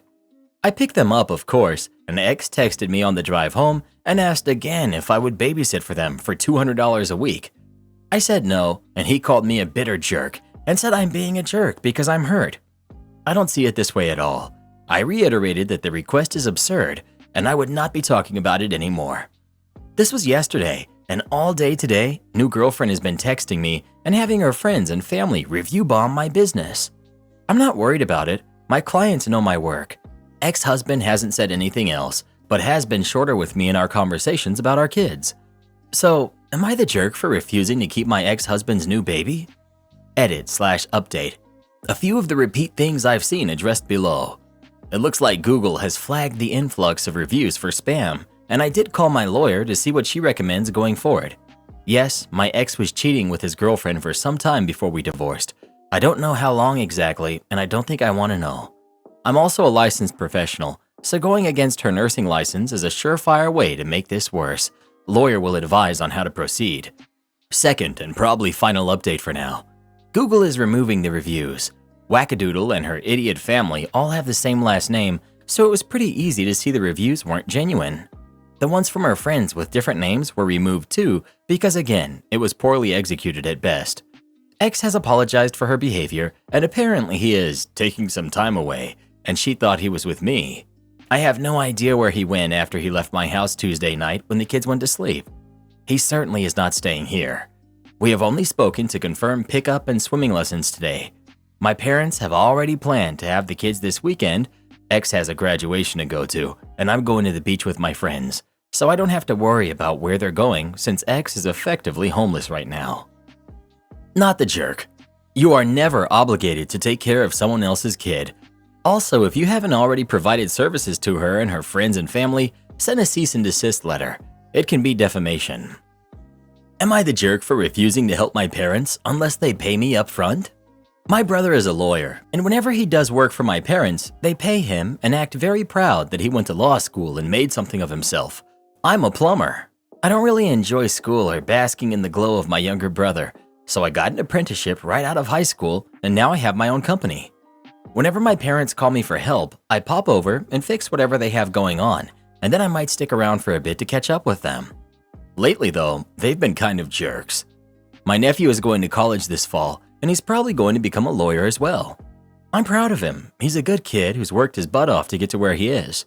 My parents, however, have decided that they need to push my kids to be successful, unlike me. They were over a few weeks ago, and they were bugging my daughter about where she was going to study after high school and what she wanted to be. She said she wanted to go to school to be a vet tech. That wasn't good enough. She should go to university and become a veterinarian. They just kept pushing, even after she explained her reasoning. It kind of ticked me off.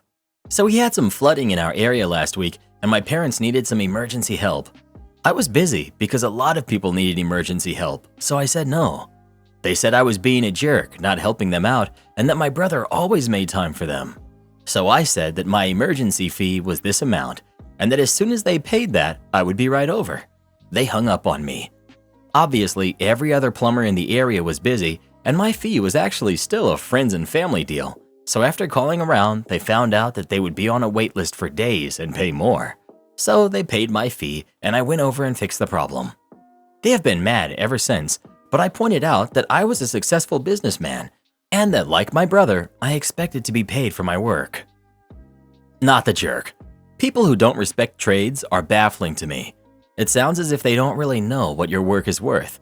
They were long overdue a rude awakening on that. You might need another difficult conversation with them about golden child and scapegoat dynamics, and how you're not going to let that dynamic happen with your daughter. Not the jerk. If they can pay the lawyer for his time, they can pay the plumber too. And the next time they push your kids, you should say, in this house, we encourage our kids to be what they want to be, and not someone else's idea of what is successful. P.S. I've needed and hired a plumber a lot more times in my life than I have a lawyer, so who's really the successful one? Am I the jerk for making my husband take the day off with our sick kid instead of me? Kiddo came home with pink eye last night. Husband didn't notice when he picked her up, but by the time I got home, it was obvious. I immediately went and got her the required drops to clear it up. Per our health unit rules, she has to have been on drops for 24 hours and have no eye goop before returning to school. So someone has to stay home today. At best, she returns tomorrow. We asked everyone, 6 different family and friends. No one is available, so one of us has to stay home. Here are the facts. I work in healthcare. I have a full schedule of patients today. I'm only in this clinic once a week, so rescheduling my day is challenging. There is no one to cover. These patients would have to wait at least another week to see me. He works in a warehouse and delivers building material for contractors, builders, and homeowners. There are deliveries scheduled, but he didn't say anything was urgent. I have sick days and personal days remaining. He does not get sick days, but could move a vacation day. I'm salaried, and I'm the breadwinner. He works hourly and will lose a day's pay, but he is working an extra day this week, so it will balance out. He will, however, lose the extra day and the overtime. I've already said that I will stay home tomorrow if needed. even though it would mean rescheduling a bunch more patients. But it's a clinic I'm in 4 days a week, so rescheduling is a lot easier. Am I the jerk for making him take the day off unpaid? Missing info. He assumed I would volunteer to take the day off, and he's upset about having to take the day off. There is also an underlying element of the mother being the default parent here that I'm constantly up against. He's mad about missing out on overtime. I've already committed to taking tomorrow off, and I have already taken 2 other days off when kiddo was sick. He has not. Not the jerk. And also, yours seems more complicated to change, and you're the breadwinner. Also, both of you are the parents. So, not the jerk. He's a parent first and has less urgent work to be done. He should stay home for the day. Am I the jerk for not inviting my parents or sister to my graduation because I didn't want to deal with the disappointment? My parents have always put my sister Cassie first. Cassie did need extra support, as she does have genuine issues with depression and anxiety, but they refused to compromise. It always came at my expense. The final straw was my high school graduation back in 2019. Cassie had a pageant at the same time. The plan was for both of my parents to attend the first half of Cassie's pageant, our mother would stay at Cassie's pageant, and our dad would leave to attend and record my graduation. Before Dad was about to leave, Cassie said she was having anxiety and needed them both there. He texted me to find my own ride home from graduation. I had been hoping that my parents would finally follow through with their promise to be there for me. In the honors sector class photo, I was the only student who didn't have any family members come. I felt awful. My mother, dad, and Cassie were already home when I got back. They had ordered dinner and were celebrating Cassie's pageant. They didn't even seem to remember or care about me and my graduation. My parents tried to act friendly and congratulate me, but I just ignored them. My mother tried hugging me, but I pushed past her. I decided then that I just couldn't depend on them not to disappoint me. My graduation was 3 weeks ago. I didn't even bother reaching out to my mother, dad, or Cassie. I gave my ceremony tickets to 2 friends and donated the rest. My mother and dad reached out to me, saying that they just learned about my ceremony through social media. Neither of them went to college, so they assumed that the college got out at the same time as the local high schools. They asked why I hadn't even asked them. I told them that they've proven that I can't depend on them by always leaving me as a second thought to Cassie. I know she has issues and needs extra support, but they never even tried to compromise, and I didn't want to deal with the disappointment again. My parents told me that they and Cassie were heartbroken that their daughter/sister would disregard them this way. We do have other family members who my parents are much closer with after lockdown. We were not really involved with each other before, which is why they weren't at my graduation and why we didn't go to their kids' graduations. They know both sides of the story, but told me I was a jerk. They said how my parents felt so bad about high school graduation and that I was being selfish and denied my parents the chance to make it right and finally be able to put their guilt behind them. I switched my social media to private to avoid these comments, but now I'm worried that they're right and that I have been selfish and not understanding of Cassie's needs. Am I the jerk? Absolutely 100% not the jerk. Not even close, like not even a bit. Why would you trust people who have consistently let you down and failed to celebrate your achievements? Even if your sister was genuinely having an anxiety attack and your dad decided to stay with her, why didn't they rush from her pageant to pick you up after graduation? Why did they celebrate her pageant? I'm sure it wasn't the only one. Why not wait for you? Why assume that college ended the same time as high school? Why did it not even cross their minds to think, OP's graduating college this year, I wonder when it is? Why did it take seeing something on social media to make them reach out? They aren't heartbroken at all. They're guilt-ridden. I can only assume that they didn't have the excuse of Cassie having an event to cover for them, and they're getting questions from other family members, and they're rapidly doing damage control and trying to pin you as the bad guy. Am I the jerk for blocking your go-to time waster from June 12th to June 14th? For those who have been following along, you know we've been watching the situation closely and engaging Reddit through any avenue available in the hopes to alleviate our concerns and see a potential path forward. One that recognizes that Reddit is ultimately a for-profit entity, but still has a community of users to serve. While we appreciate that some of you are disappointed we didn't jump on the bandwagon early on, we have been careful to ensure we fully understand what we're protesting, to what extent Reddit plans to come to the table, and how they stack up to industry best practices around communication and community management. I know a lot of you have clocked some years in the corporate world. As a large sub, we've had an ongoing relationship with the admins.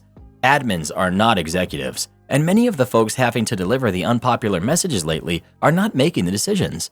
They're not C-suite. Some may even feel the same way you do about these changes. In a time where tech layoffs are at a high and many are just hoping to keep a roof over their head, please do try to keep your cool and keep feedback respectful and actionable, even if passionate and at times downright angry. Karen is trying to sell my family heirloom. I'm 26, female. My dad passed a couple of months ago.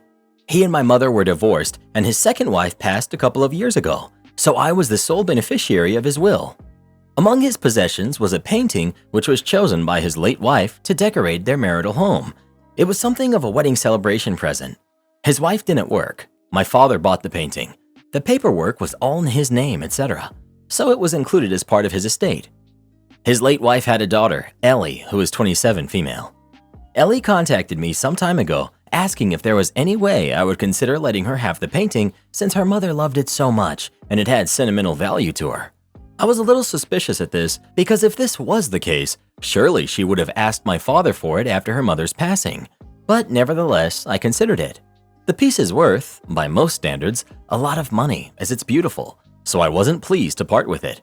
But since I never planned to sell it, and it was not a piece that held any special significance to me among my father's collection, I decided I would gift it to her. I let her know I would make the arrangements to have it shipped and straightened out all the paperwork. About a week ago, I get a call from a friend of mine who works at the gallery where my father purchased a lot of his art. She was his dealer. This is how we became friends. She let me know that Ellie had contacted her looking for a valuation and information on selling the artwork that I was going to give her. My friend called me because she didn't know who Ellie was, but she knew the piece belonged to my father as it's one of a kind, so she was concerned about someone trying to fence it. This made me feel like a complete idiot because I thought I was gifting Ellie what she considered a piece of her mother, to essentially gifting her a large sum of money got by subterfuge. I called Ellie to ask her what was going on, and she reluctantly confirmed that she was planning to sell it. I said I wouldn't feel good about giving her one of my father's possessions just so she can sell it, especially after being lied to, and she said that was none of my business, and I should still give it to her anyway, since that money would mean more to her than the painting ever had to me. Everyone I've asked for advice on what to do has some skin in the game, so to speak, so I just want an outside opinion. Am I the jerk for not giving her the painting? Edit. Everyone's asking if Ellie got any inheritance from her mother. She received her mother's small life insurance policy and all her mother's personal belongings. Not the jerk. She wanted to sell something that was super valuable in your family and try to hide it? Absolutely not. Definitely stick with not giving her the painting. Not the jerk. She lied to you and she just wants the money. If your father wanted her to inherit anything, he would have structured his estate accordingly. Not the jerk, and she totally is. If she needs money, she should have just asked for it, not a run and con on her own family. If someone betrayed my trust like that, I wouldn't give them anything. Am I the jerk for asking my girlfriend to make my plate of food differently than she was serving everyone else's? So, I recently became official with a lady I've been dating for 6 months. We decided to have the first barbecue of the nice summer weather in our area at her place. We don't live together currently. Barbecue. She decided to make steaks and baked potatoes, and I made some side salads, and I was also responsible for the drinks and the chips. As my girlfriend got to cooking, it just panned out that she ended up plating and serving to people as her steaks finished resting. When I went over to watch her plating, I noticed she had put butter and herbs and stuff all over the steaks. My family doesn't do this, and I've never seen it done this way, so I asked her, politely, if she would just put mine aside and I would do my own fixings. I just wanted my steak with ketchup. I'm pretty plain. Both she, her sister, and her dad gave me very pointed looks. Later that evening, she said she felt that it was rude to the chef, her in this instance, to ask for my food separately, and that she wished I would have just trusted her to make me a nice plate of food, and that I shouldn't do that when I'm a guest somewhere.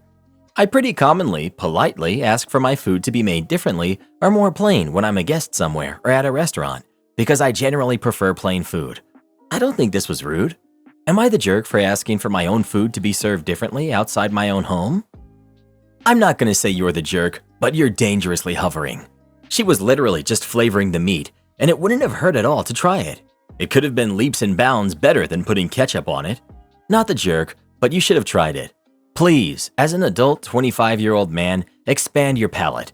I promise things taste better with seasoning and not just ketchup. Please. I disagree. I'm just gonna say this once. Leave adults alone about their food preferences. I have 50 years of frustration at being looked down on for being a picky eater when the taste of certain foods are just downright unpleasant to me. And yes, I've tried it. I promise, I've tried almost everything multiple times. It still tastes horrible to me.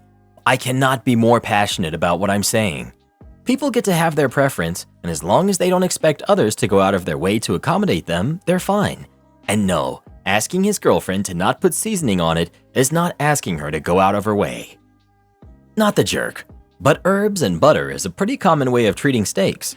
You weren't in the wrong here, and your girlfriend handled herself poorly, but this could have been an opportunity to branch out a little. Worst case, it's one meal that you didn't love.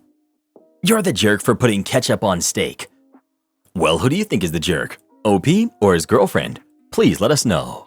If Reddit boy even dared to ask me to leave something off of his steak, I'd be like, sure, you got it, babe. Am I the jerk for not feeding my husband because he caused me to have an allergic reaction? He technically didn't cause an allergic reaction, but he pushed me into it. I, 26 female, am allergic to a plant that lives in the state my husband and I have moved to.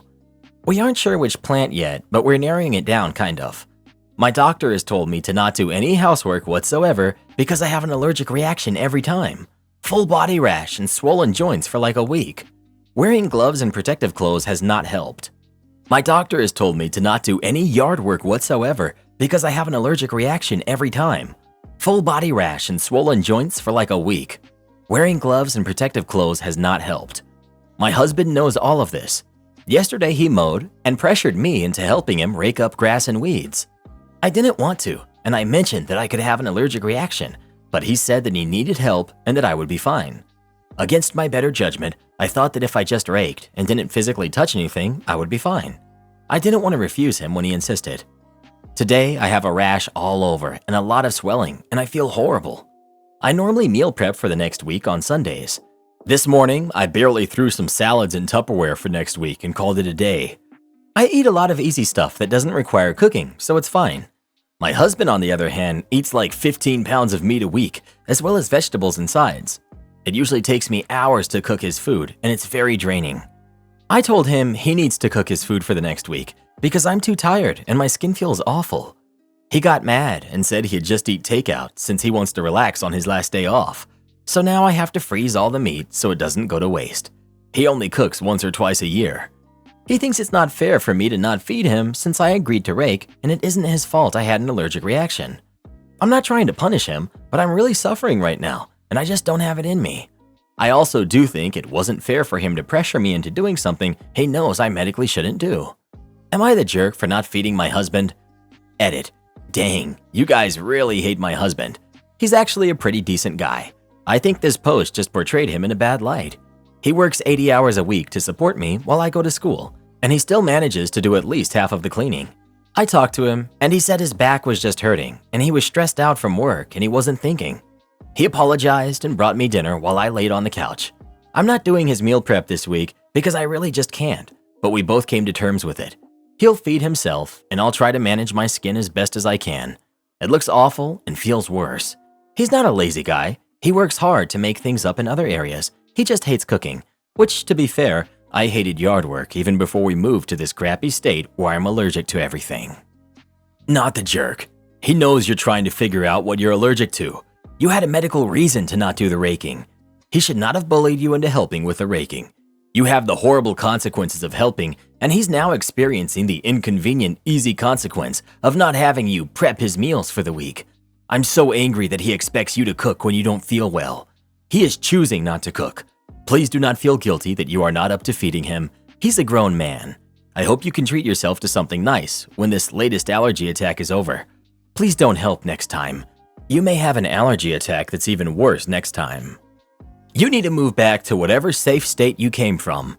Your husband and his food can rot. He technically did cause you to have an allergic reaction. He pressured you into going outside and doing yard work when you have no idea what sets you off. But he knows something out there does, and he just doesn't care. And now he's whining that you won't cook for him. Oh my God, not the jerk.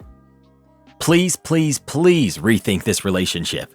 He insisted you put your health at risk and then blamed you for risking your health and convinced you it's your fault and he shouldn't have to take responsibility for the choices he pressured you into. This is a form of mistreatment and you're falling for it hook, line, and sinker. People like him don't improve, they only get worse. Are you able to move out and away from him? Have you got family or friends you can stay with? Please, if you can, speak to your doctor at your next appointment and tell them how you are being treated at home. You guys are unbelievable. The husband works 80 hours a week. She doesn't work. Maybe he just had a bad day or something. All of you saying that she should leave him are literally unbelievable. Chill out. Am I the jerk for confronting my husband about his sudden changes around the house? I, 40 female, have a habit of taking my 2 kids, who are 8 and 10, to visit my family in a suburban area close to the city we live in during the 1-week break they get at the end of their first semester each year at school. We've been doing that for as long as I can remember. This all started 3 years ago when my kids and I came back from my families. My husband insisted he had a surprise for me and that I would absolutely love it. Once I entered our living room, I discovered he had painted the walls a hideous shade of pink, almost peach, but still mildly striking. I hated it. For context, we own a house far away from the city center to which we go to during weekends and in which I gave him full liberty to do his arts and crafts considering how much he loves doing these things. The apartment I came back to, though, is closer to our jobs and the kids' schools, so we stay there during the week. I acted as if I liked the change and that it's refreshing to the living room that I had previously decorated in muted and monochromatic colors, but that these kinds of decisions should have been discussed prior. He agreed and we moved on. The next year, however, while driving back home from my parents, my husband called and informed me that he had yet another surprise for the kids and I, and that it involved our balcony. I loved our balcony. It was my safe space. I kept plants in there and spent all of my alone time in it, and so I was irritated at the thought of it changing without my knowledge. My husband decided to remove the demi-wall I hung my plants on and replaced it with a green metal grid and put plexiglass on the top area, so the balcony was completely closed now. He also disposed of all of my plants that I've grown particularly fond of. I was livid to say the least, but kept it together in front of the kids and just went to bed since I was already tired. I figured I could just get new plants and not make a big deal out of the situation since my husband seemed happy about it. The next morning at breakfast, a silly argument started between us and my husband started stating all the things I do that he hates. And so I blew up and I told him every single refreshment he had done is hideous to me and that he has no taste in home decor and should stop believing he does. He got mad, stormed off, and is now giving me the silent treatment. Am I the jerk for saying what was on my mind? Not the jerk. Okay, the paint colors were one thing. You don't agree on paint colors, but you're willing to put up with it. He disposed of your entire plant collection without talking to you. What on earth? He threw away living things that you maintain. Not the jerk. Your husband definitely shouldn't have thrown away your plants. If he knows the balcony is your space, then yeah, he should have talked to you before he did anything. He should have talked to you about changes before he tried to do any. The house is owned by both of you, so I do believe a discussion should have happened before he did anything. My husband had to kick out his physical therapist's coworkers tonight. My husband works as a server in a restaurant that is for some reason very popular with the local medical professionals. This restaurant and bar has a reputation of being the place that tends to have a lot of fights and the police called on people. I don't love that he works there, but that's a different story. His managers asked him to kick some people out. The managers had already asked the people to leave and they refused, so they asked my husband because he's a man and a larger build. My husband went up to them to ask them to leave again and the managers were calling the cops. While he did this, someone at the table said, "Hey, don't you have physical therapy at our facility?"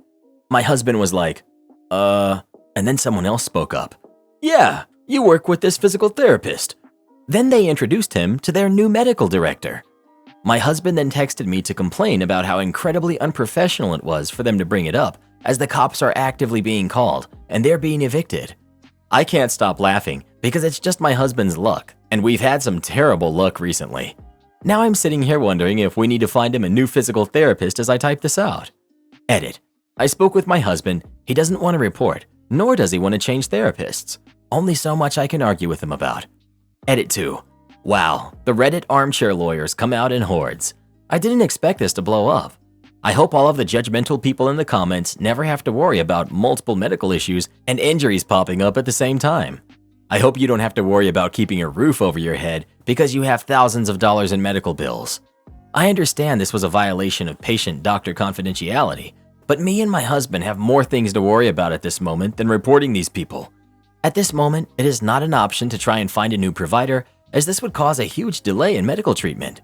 If this was a perfect world, I would report it myself, but it's not a perfect world. I've read through the comments, and I just want to throw out my 2 cents.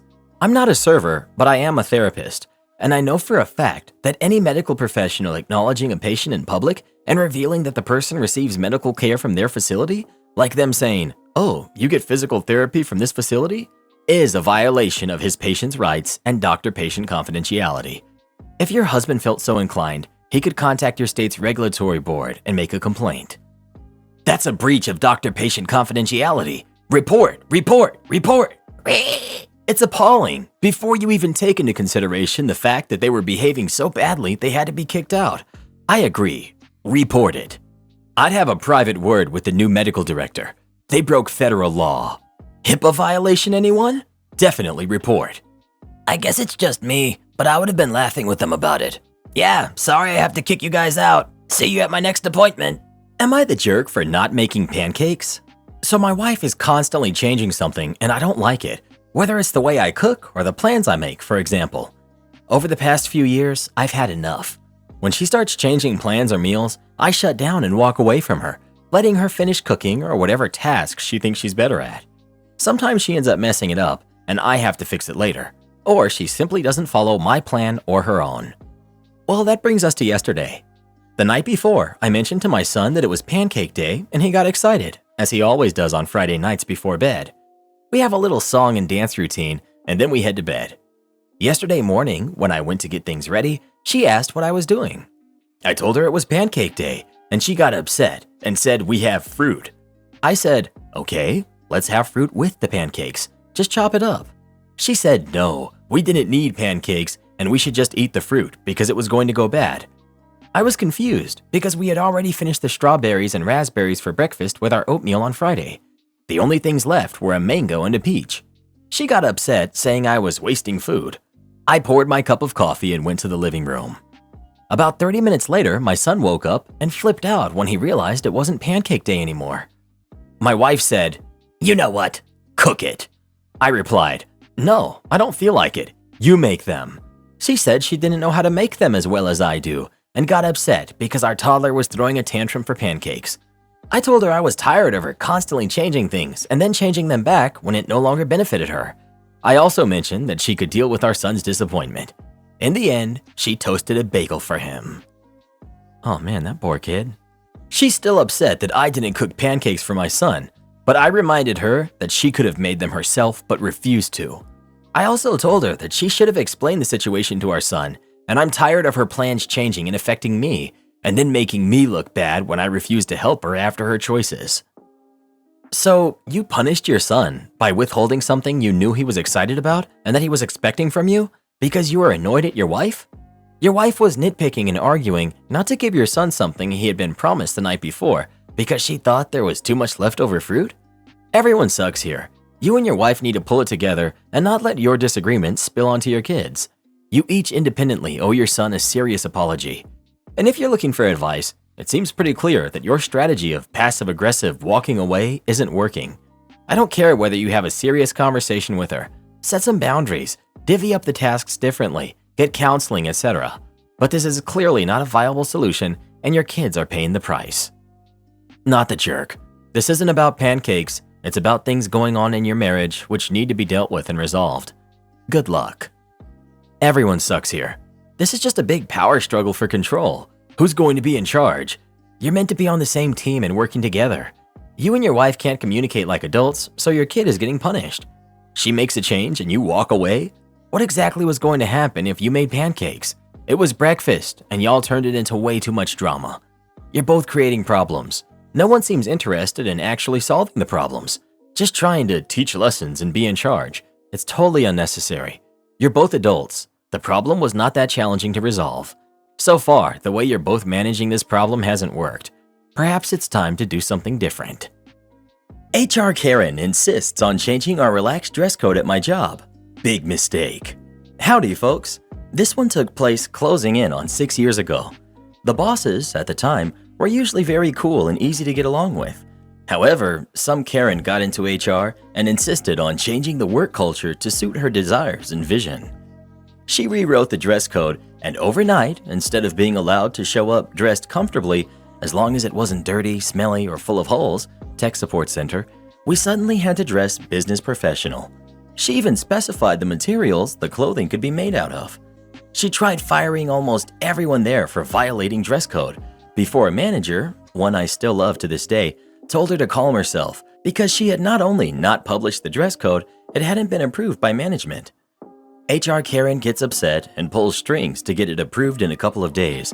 So in those couple of days, I was reading through the dress code, trying to see what I could do to make her regret it. The dress code, word for word: clothing is to be made of woolen materials only, unless a specific exception is made below. Allowable clothing is listed as business suits, button-up dress shirts, monocolor ties, leather shoes, skirts, and blouses. If wearing a skirt or blouse, silk materials are accepted. Of note, the silk exception was put in solely for her, as she claimed that wool gave her hives. Anyway, the air conditioning had been out for weeks, and we had been getting by in the building with big fans and wearing light shorts and shirts. It was a hot summer, so I searched for a loophole in the new dress code. I'm sure you can already see what loophole I found and exploited. Note, despite having lost a lot of weight since then, I am still a hefty, very hairy man, over 200 pounds lost since then, with a very long beard. So day one of the new dress code, on the way to work, I stopped in at a local Goodwill. I bought the most garish skirt I could find that I could squeeze in, with the most feminine blouse I could find. I paid for them and got dressed at a gas station just down the street for the work location. I waltzed into work with lots of stares coming my way. However, I was the only man on the floor not sitting in a pool of his own sweat. Skirts are surprisingly breezy. Less than 30 minutes in, everyone in the building can hear HR Karen screaming at and about me as she runs up to my desk and demands I go to her office for disciplinary action. I tell her I cannot do that, as company policy states that disciplinary action can only be undertaken by the employee's team lead and the site manager, not HR. She then screams at both of them to force me into her office. They both give me the stink eye, but I give them a thumbs up and a big grin and say, "Please, please, please, make me go into her air-conditioned office." Did I also mention she had the only working air conditioner on site? So the four of us trudged to her office, with me grinning ear to ear. Myself and many coworkers laughing at this large, hairy, heavily bearded man in a silk skirt walking past everyone. All because I, and they, know how ridiculous I look, and how they know I only pulled stunts at work like this when I am 100% in the right. So we get to HR Karen's office and I sit down. She tells me I'm going to be fired for insubordination and breaking dress code. I laugh in her face and tell her, terminations can only be processed upon agreement by the team lead of the employee, site management, and HR. You are the one that insisted upon and wrote that rule. Unless they both agree, you are lying and can shut up. She was screaming at the top of her lungs at this point. She said it was harassment for me, a big hairy guy, to be dressed like this. Oh, can you point out in the dress code where I can't wear a skirt? As soon as I said that, my team lead suddenly lit up and started giggling as she knew where I was taking this. Karen got out a written copy of the dress code and then started sputtering and stammering as she read it word for word as I typed it above. As she started screaming at me again for being inappropriate, the site manager looked at her and said, "Do you really want to get fired for harassment? He has you caught in a ringer over a barrel of fire, and it would cost us potentially millions." Strangely enough, the dress code was rescinded before the end of the day, and we were allowed to go back to the way we had been dressing. As an extra, she's no longer with the company and has been gone for years now. She made blunder after blunder, usually screaming at me and my bosses, but I always pointed her at the policies she made and got approved, as I was following them to the letter. Am I the jerk for returning the money my husband took from my family for attending our cookout? For context, I'm female 28, and my husband, who's 33, comes from a wealthy family, and he himself has inherited a number of assets from his relatives. One of them is this huge house where we live right now, with a pool and a huge backyard with lots of features. We decided to host our first cookout after we got married 7 months ago, and we invited both his and my family. That was on Friday. Both families came and we had lots of fun, and then everyone went home later. I then got a phone call from my mom, and she didn't sound okay. She asked whether or not my husband took money from his family before they attended the cookout. I was confused. I asked what she was talking about, and she told me that my husband charged every single person from my side of the family who attended the event $25. I was utterly shocked and very angry, and I felt like this has legitimately damaged my relationship with most of my family because almost all of them came over. Not only that, but he got $275 from them. I was so livid, I hung up the phone and confronted him immediately. He told me my family got to enjoy the space and view and said that I should think of it as a resort cookout since this house has lots of luxuries. I told him it was a horrible thing for him to do, and that what made it worse is the fact that his family didn't have to pay like mine had to. He laughed and then reminded me that his family gave him this house. I demanded he give the money back, but he said no, and that he won't even give it to me since the house is technically his. I went and took the money and gave everyone who paid their money back with a sincere apology from me. My husband found out and flipped out at me, calling what I did an overstepping and disrespectful. I told him he shouldn't have taken money from my family for being guests at our house, but he said it's his house and said that he had bet my family has never got to attend a cookout at a house like this and that it was just $25, but I disrespected him and went behind his back and took the money that wasn't mine. We stopped talking after this argument, and he keeps venting to his mom about me taking his money that he earned his own way. Your husband sounds like the world's biggest jerk. Needless to say, not the jerk. Your husband's reasoning makes no sense. Who charges people, let alone family, to come to their house and have a party? Rich people? You don't get rich and definitely don't stay rich by being a nice person. I worked in financing for a few years and often would speak to clients who were wealthy. I learned pretty quickly that there were two kinds of millionaires, nice rich people and jerks. Many of the kindest people I talked to in those years were our wealthiest clients. I suspect that many of them became wealthy because people wanted to engage with them, patronize their businesses, and hire them because they were nice people. There were also definitely clients who inherited wealth and displayed an astonishing amount of entitlement. There were also plenty of clients who would get incredibly nasty about accounts that were worth very little. Those were the jerks. Money doesn't change who you are, it amplifies who you are. I spent decades working in the banking industry. I found that many people got rich because they found a way to hang on to every single penny. Funny you should say this. When I got into the hotel business way back when, it never ceased to amaze me how unbelievably cheap rich people could be. I was venting to my dad about this once. He laughed and said, "How do you think they got rich?" Am I the jerk for leaving my fiancé at the mall after he insisted that I buy him a $350 watch? Me, female 32, and my fiancé, male 30, Aaron, have been together for 2 years. I have a high-paying job and I work long hours. He used to have, a 3-week shift at a job that pays about 5 times less than mine.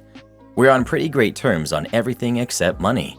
He's a big spender and spends so much on fancy stuff, although his job does not give him this luxury.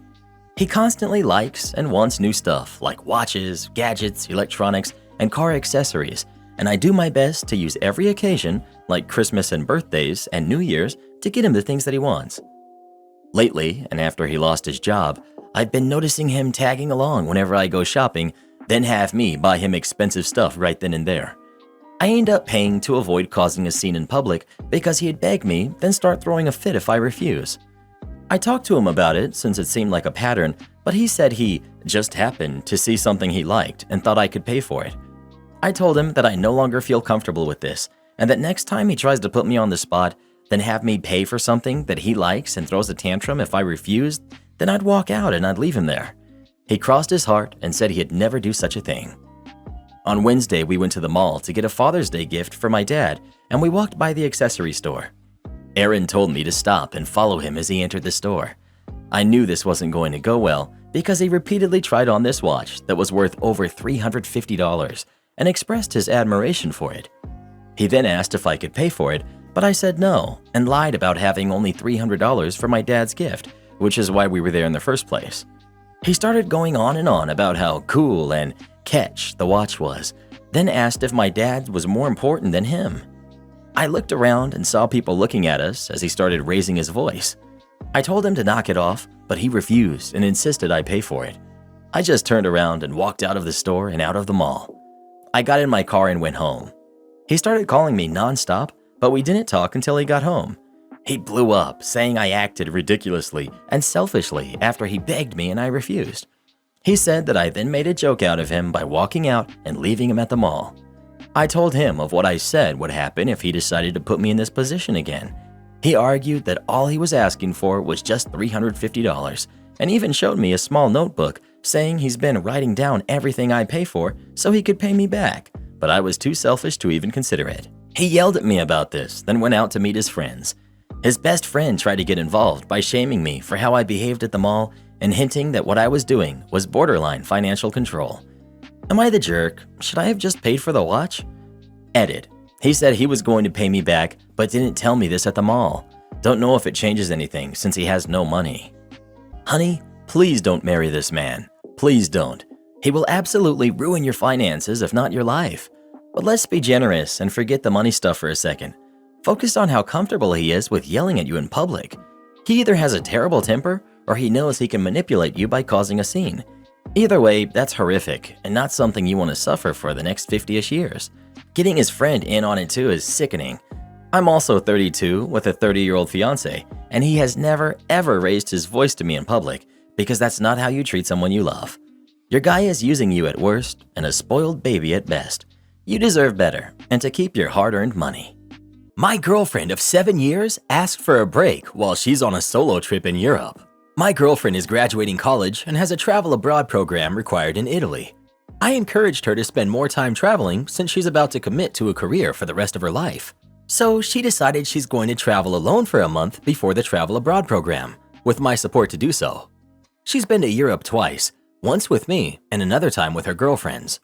When we went together in 2019, she had to leave early and I traveled with my brother before traveling solo for a week. Was she totally comfortable with me going to the Greek party islands alone? No. So we agreed that I would text her periodically and text her when I got home, and I did. Fast forward to the present, where she meets up with her girlfriends to go to Ibiza, Party Island. Am I totally comfortable? No. Thus again, we agreed to just text periodically and let me know when you get home safely. I don't hear from her for 8 hours. Apparently, she locked her phone for 3 hours and couldn't message me when she got home before falling asleep. I was slightly frustrated and asked some follow-up questions about how that happened because I found it odd. She got defensive and gave me attitude about having to explain herself to me. I explained I have every right to ask since I've been her boyfriend for 7 years. I dropped the conversation and said we could talk later. She went out again the next night and texted me a short, "headed home." Next time we spoke, she told me that we both need a break. She said I need to work on my confidence and she needs to learn how to love herself without depending on my affirmations. I told her I don't want a break, but if she does, then we need to just break up. She said she didn't want to break up, but is standing firm on requiring a break. So I broke up with her. My thought process is that you don't get to simply say, I want a break right now because I'm enjoying life and I'll deal with our relationship when I get back. For context, when I was in Greece alone, she got super jealous and angry regarding a situation. What did I do? I left the club and called her immediately to discuss the situation. Imagine if I had said, I think we both need a break. I'd be regarded as such a bad boyfriend. All to say, I'm pretty hurt. She said the break wasn't to go hook up with others, but to focus on ourselves. Now I've given her all the space she needs. I'm feeling somewhat torn between overreacting over her wanting a break, but I'm also standing firm on that I don't think that's fair of you to do in this situation. I think it's quite admirable that you stood your ground for your beliefs. You do not want a break. She did, and breaking up was the unfortunate consequence of that. It's hard, I get that. From what I've read, I think it was the right call to make, even though you will be sad for quite some time. Take care and good luck. No, you were not wrong, but this only works if you do not take her back when she returns. Otherwise, it will have been the break that she asked for. Meanwhile, she will be free in every sense to do whatever she likes. Good luck. Dude, it's a breath of fresh air to see someone handle the situation as well as you did. I'm not going to get into all the reasons why, but kudos to you. She definitely wanted a break so she could feel better about cheating. You don't go on vacation and suddenly need the break after a night out. Yeah, she wants to be free and hook up with random people whom she will never even see again. Be prepared that she wants to re-enter your life once she's had all her fun. Don't let her. I accidentally started a family with my best friend, and it's the best thing that's ever happened to me. I had a very rough childhood growing up. I didn't have a dad, and my mom was never really there because she had a rough battle with health issues and she got hooked on things. I had friends growing up, but I had my best friend since I was 12. Her name is Lily. We've been extremely close due to our childhood issues, and we had always been there for each other. We had talks of being together, but got cold feet because we were scared if it didn't work, we couldn't recover from that. When I was 18, I didn't really want to go to college. School had never really been for me, so I went into a trade. I work long hours, but it's been worth it, and I make solid money right now for my position. I'll come back to this in a bit. When we were 19, Lily got pregnant by her boyfriend. This dude somehow managed to avoid child support payments and broke up with her and has not seen the kid once in his life. Complete deadbeat. Makes me disgusted. Lily was scared, but I told her I would be here when she needed me. She didn't have parents that would help, but I told her I would help her where I can when the kid gets here. Lo and behold, she gave birth to a beautiful baby named Kelsey. I was there when she was born, and it was a weird moment. I don't know how to explain it, but I did feel happy for her. Now we're 21, and ever since then, Kelsey has had me wrapped around her finger. I've done my round of diapers, bottles, middle of the night screaming, etc.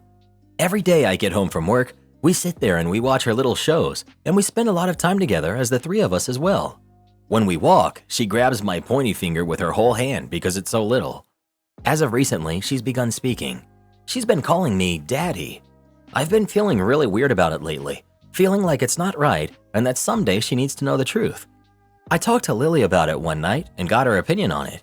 She sat there with a slight grin, and then she came up behind me and hugged me. She said, "You're the best dad she could ever ask for," and then proceeded to tell me, "We'll worry about talking to her when she understands. As far as she's concerned, you are her daddy, and you are to me as well." I turned around and hugged her. We had a long talk about what's been going on lately with us, as we've been engaging in not-so-just-friends activities, and she just said, "I like this. I like our family." I just kind of froze for a second and asked her, "Is this what we want to do?" And she followed up by saying, "I think we've been doing this for a while now," and then laughed. We had a great moment and agreed to be a family. I told her I needed to run to the store for some diapers for Kelsey. On the way there, I burst into tears. I cried for maybe a good 30 minutes. I don't even know how to describe what I was thinking and feeling, but I was happy. I just know that there isn't a thing in this world I wouldn't do for these two. It feels like I can relax and reflect on everything that's happened to this point, but also I don't. I basically have a family I'm looking out for. Like, no matter what happens, I have people who will depend on me, and something like that makes me want to be the best man I can. In about another year, I will have my official license for my trade, giving me a substantial pay raise and a new job that I've already lined up. I've already started looking at houses and rings. We've also started talking about having our own once I get my license. I don't know where I'm going with this, but I wanted to share it with someone, but I don't really have those people in my life. Thanks for reading. Don't marry her. It's a trap. You'll regret this long term. You'll never be her kid's father, and she'll never see you that way when she's an adult. You're just setting yourself up to get hurt in the future. Okay, bud, that's your opinion. I didn't ask for it. He's correct, OP.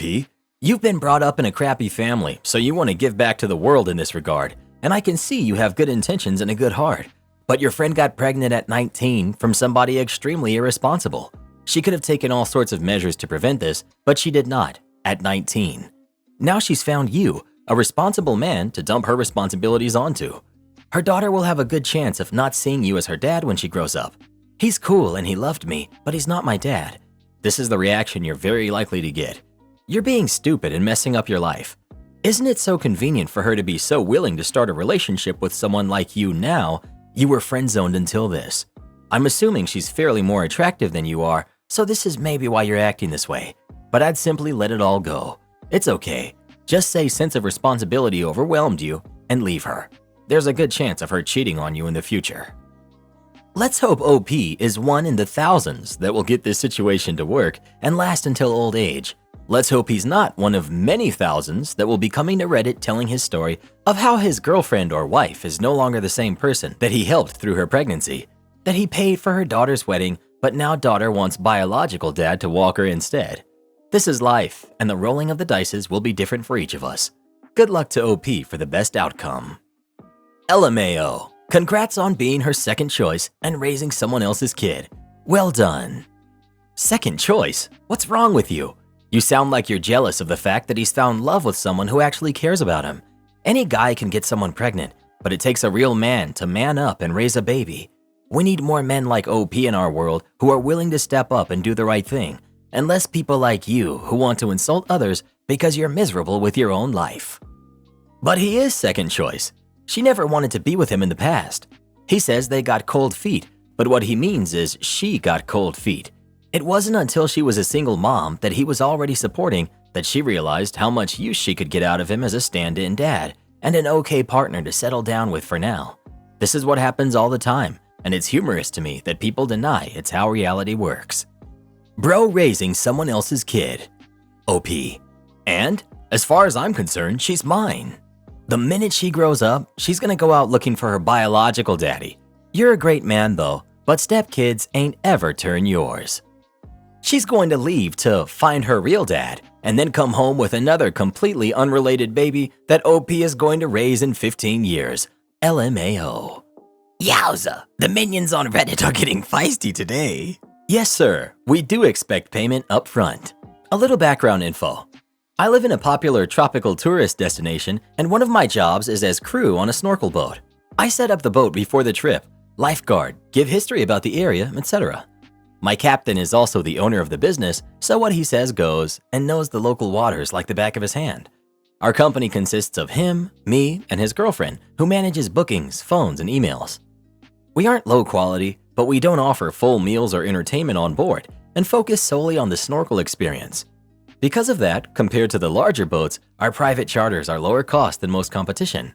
In turn, we often get penny pincher people. Onward to the main story. A family of 22 had been hounding our office before they even arrived to our location, our office's words. They were pushy and trying to get discounts and free upgrades, so I was already dreading this charter.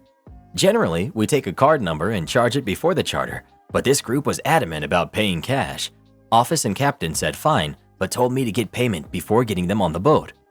Our boat is 50 feet long and stays moored offshore a few hundred yards, so we use a water taxi to ferry from the shore to the boat. I got dropped off to get payment, check the group in, and give them pre-boarding info. I walked up to the main guy paying for everything and I start the process, and that's when things went downhill. Guy. Hello, which boat are we going on? Me. Points to our boat. That pretty one right there. Guy. That's not the boat we're going on. Yes, it is. There isn't any other boat, sir. No, the boat looks like this. Shows me a photo of a boat from our website. Yes, sir, that is the same boat. We just had the bottom and paint replaced a month ago. I guess our office hasn't updated our website. Sorry about the confusion, but I assure you, it is the exact same boat. Guy. Well, I don't think you're trying to deceive me, but then why would they send me that photo? Me. I'm sorry, I'm not sure what to tell you, but it is the same boat. Well, I think we need to go out and inspect it and look at it before we decide to go and pay for it. Me. I'm sorry, sir, that's not how this works. We've already set up the boat for the charter and blocked any other bookings to accommodate your private charter. You can pay me and we can take your family out for the excursion, or we can decide not to go. We haven't received payment from you, so we have no obligation to you and no money to return. What would you like to do? Guy. Then we don't want to go on the boat. Me. Okay, sir. Sorry it didn't work out. You and your family have a good day. I picked up my stuff, turned around, got in the water taxi, and left them on the shore. As we rode away, I could see the guy already on the phone trying to call the office. I called his bluff, and he was panicking because his whole family just heard him say they didn't want to go, even though a lot of them did. Got back to the boat and explained to Captain what happened. He said it sounds like he doesn't want them on his boat anyway, and their loss. He had planned to refuel after their trip, but decided to do it now since we had the morning open. They were still on the shore when we left, but were gone when we got back. Once back on shore, the other guys who run activities in the same area told us the group had hung around for about an hour.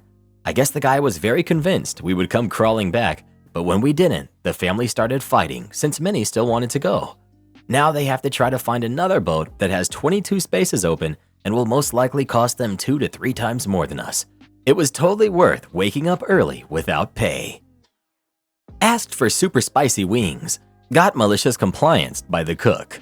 In the time before time, when I was in college, a buddy of mine and I used to go to Buffalo Wings night every Monday at the local joint. In New York, so the wings were legit, except the hottest level they had was never really that spicy, just a bunch of Tabasco. One day we were really jonesing for hot. We had physically seen the cook in prior visits, big burly, don't mess with me type of person. I told the waiter to write down our directions to the cook.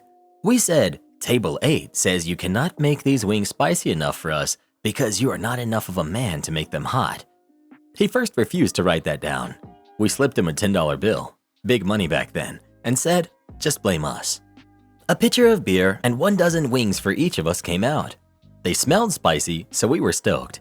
Had one bite of one wing, immediately chugged our 16-ounce beer because, OMG, how did he make these so spicy on a whim? We each ate the remainder of our very first wing. That pitcher of beer was annihilated. We hadn't noticed, but the cook was sticking his head out of the door watching us. At this point, he's crying from laughing so hard. Comes over and says he'll make us a fresh order. Those were the ones sitting at the very bottom of the prep bucket for hours, had been soaking in the chili peppers, etc., and they never served them as a rule. We told him that wasn't right. We demanded hyper-spicy, he delivered. It was our responsibility to finish them with a smile. We immediately called 2 friends, told them in 2 hours we'd need to be picked up because we'd be hammered, and they had to come drive us and my car home. They were baffled as it was a Monday night, but agreed. Took 2 full hours and 3 pitchers of beer each, but we finished them. We stayed as quiet as we could given how much pain we were in. Thankfully, the restaurant was always about half full. The cook came out to give us a high five and asked, "I'm betting you won't ask for ultra spicy again, right?" "No, sir, we will not. You have beaten us, and we acknowledge your superiority." We left a monster tip, and our sober friends drove us home. Made both of us sit in the back seat of their car as they didn't want to risk anyone throwing up in their car or on one of them as the driver. Am I the jerk for causing family drama over a swimming pool? So I know from experience that Reddit isn't the most understanding towards parents of kids, but I really just want a third-party opinion because the situation is driving me crazy and my family is saying I need to get over it. I, female 30s, live with my partner and our 2 kids, who are ages 7 and 3. My older sister, Ava, also in her 30s, and her husband recently purchased a house in the local area. It's a super nice place with a big yard, and you can probably guess from the title, a swimming pool. Ava recently hosted a barbecue at her place. It wasn't a huge event. She invited me, our parents, and our other siblings. She mentioned letting the kids play in the pool, so I only assumed my kids would get to be included. We are potty training, although my youngest is still in diapers at the moment. At the barbecue, I was getting my youngest ready and putting a swim diaper on. Ava pulled me aside and told me she didn't think it's hygienic for him to be getting in the pool, since the pee could still get in the pool, and she asked that he doesn't swim in the pool with the other kids playing in it. I don't think this was fair, and I told Ava that lots of people, adults and kids, go number 1 in the pool, and it would be no different at a public pool, so what's the problem? She was being really condescending and wouldn't listen to me at all, and said that he can play in the pool when he's toilet trained, and said it's not fair to the other kids. At this point, my son was crying because he wanted to swim in the pool, and I told Ava she was being cold, but it's her house and her pool, so do what you want. Ava accused me of trying to guilt trip her and told me to just drop it. I was getting upset myself at this point, and I told our parents and other siblings about what Ava did. They told me it's not a big deal and that it's not worth arguing with her over and to try to not let it bother me. I wasn't happy with this because this essentially means they're siding with her and downplaying how she treated me and my son.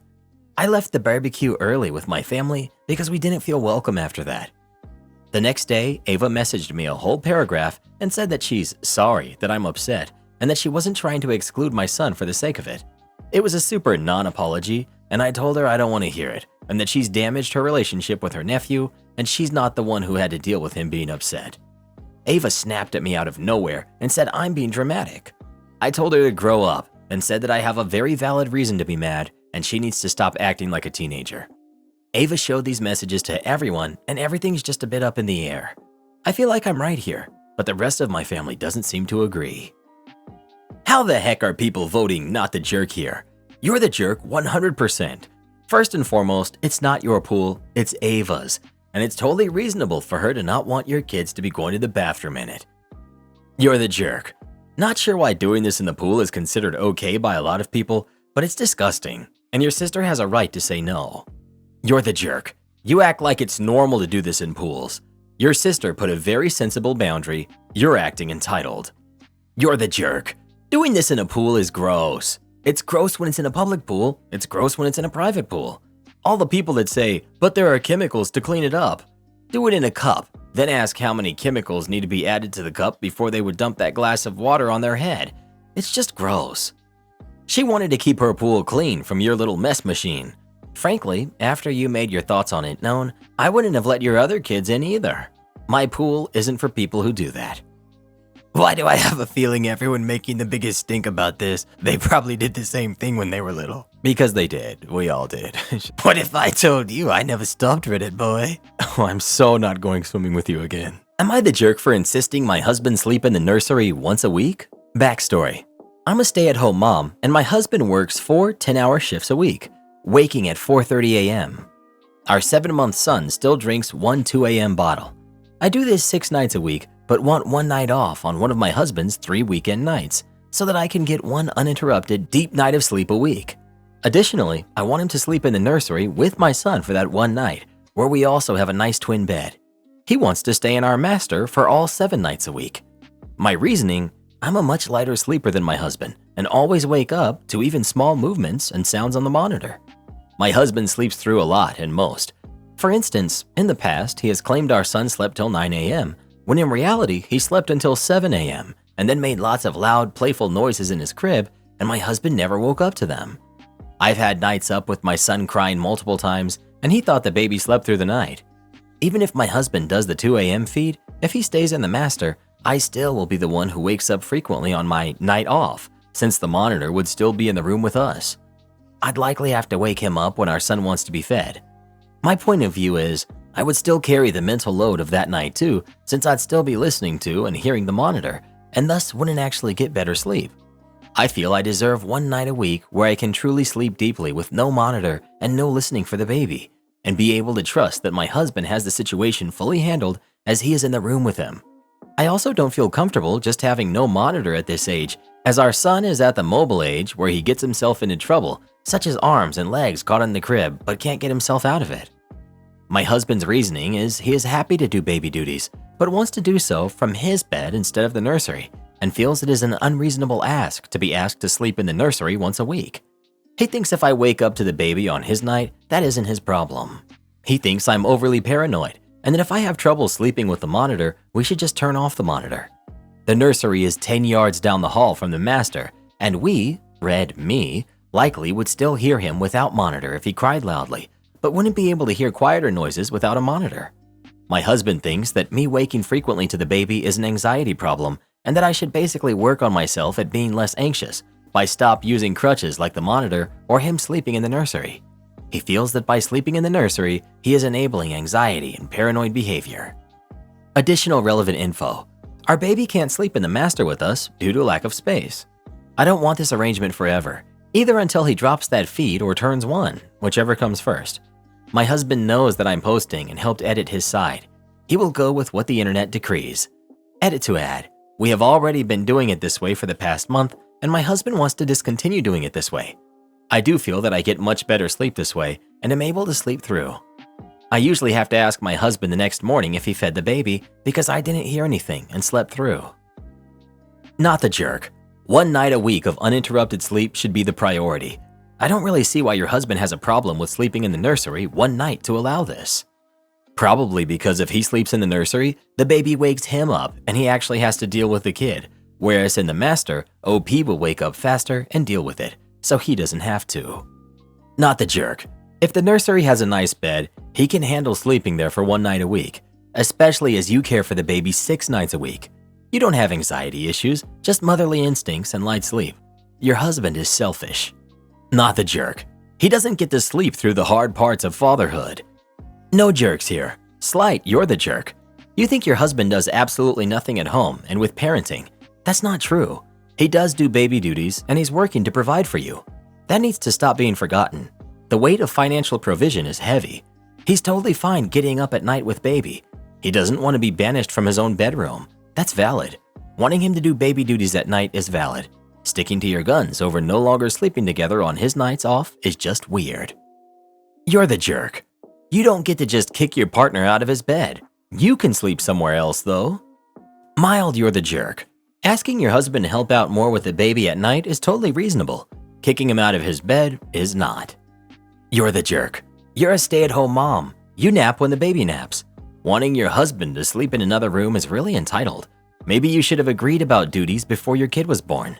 It's part of the package that you don't get a good night's sleep for a few years. Aren't kids great? Am I the jerk for telling my son I don't want his friend at the family celebration? I'm feeling guilty, and I don't know if I handled this the wrong way. My son, 16 male, has a friend who I'll call John, who's also 16. My son and John have been friends since 5th grade. I know they're really close. My son talks about him often and likes to buy stuff for him as much as he can. I only met John 3 times, and the only thing I knew about him before meeting him was that his parents were very protective of him. So the first time he came into our home was the first time he was allowed to be with friends. I was really happy to meet John at first because he's my son's closest friend, but I don't know if he's just the brutally honest type or doesn't understand there's a time and a place for things. When I first met him, my son invited him to the birthday party of his oldest sister, 28, female. John asked a lot of insensitive questions about issues my oldest daughter was going through, which my son must have told him, not sure why. He was very open with what he thought, even if it was just plain rude. He did this 2 other times when he was invited.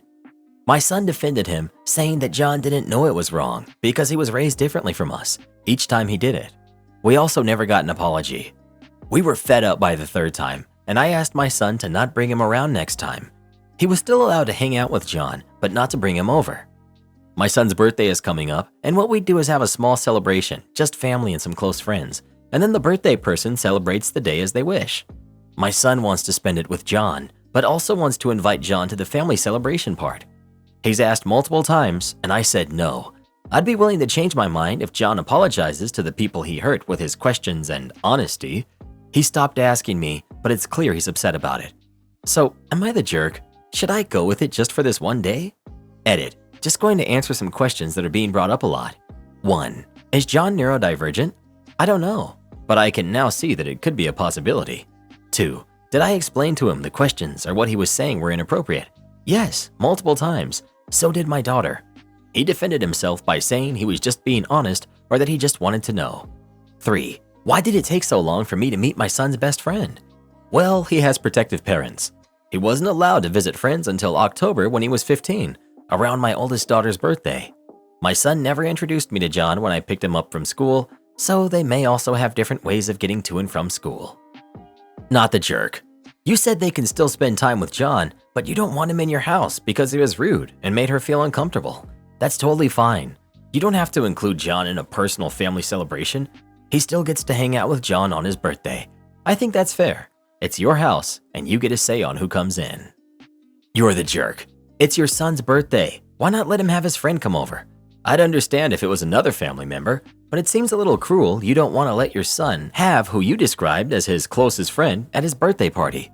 If his parents are very protective and don't let him go out that much, it's very likely explains why he doesn't have certain social skills. You should talk to your son about discussing with John what's okay to share that you know and what needs to be kept to himself.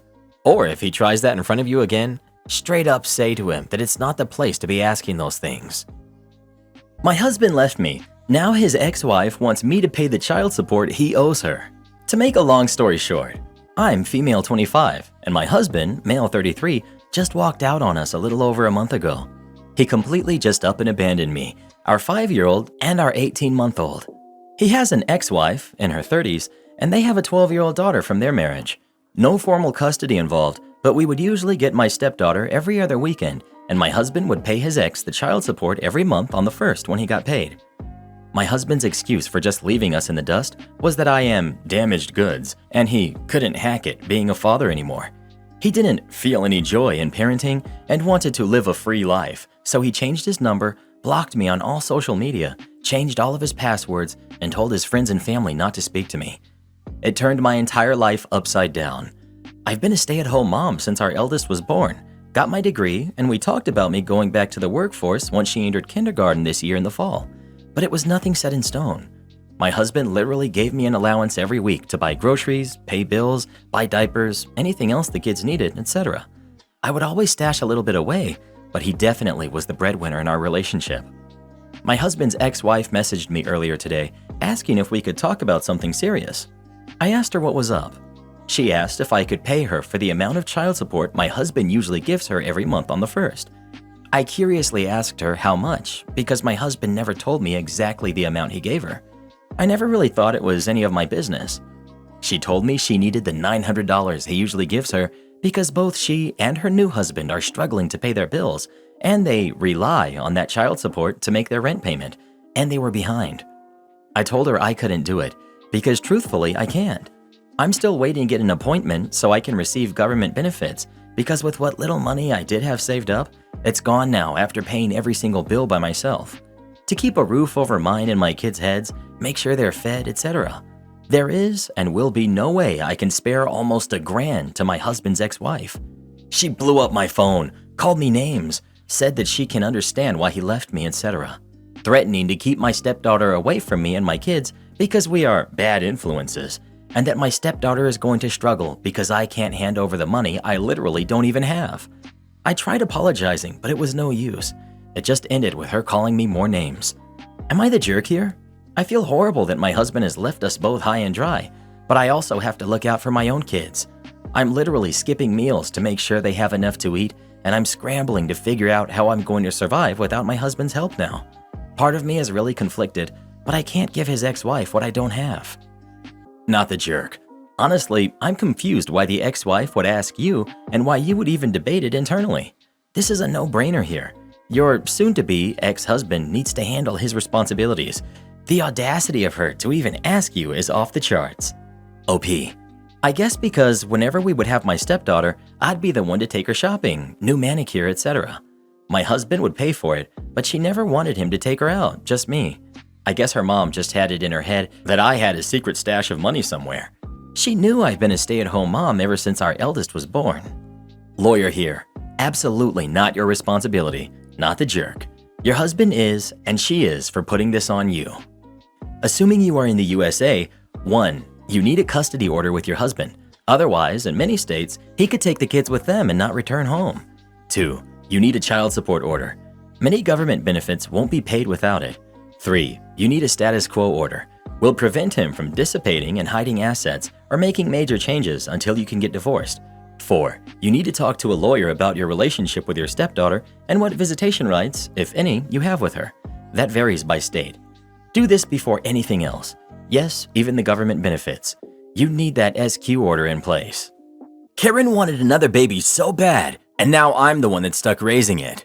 I, female 24, have 3 siblings, Anna, who's 26, Sina, who's 21, and Minnie, who's 7. Fake names, of course. My mother desperately wanted another baby, and that quite literally turned our world upside down. I'm the responsible daughter. I do my parents many favors, and I rarely say no to them. But when I do, I'm the jerk.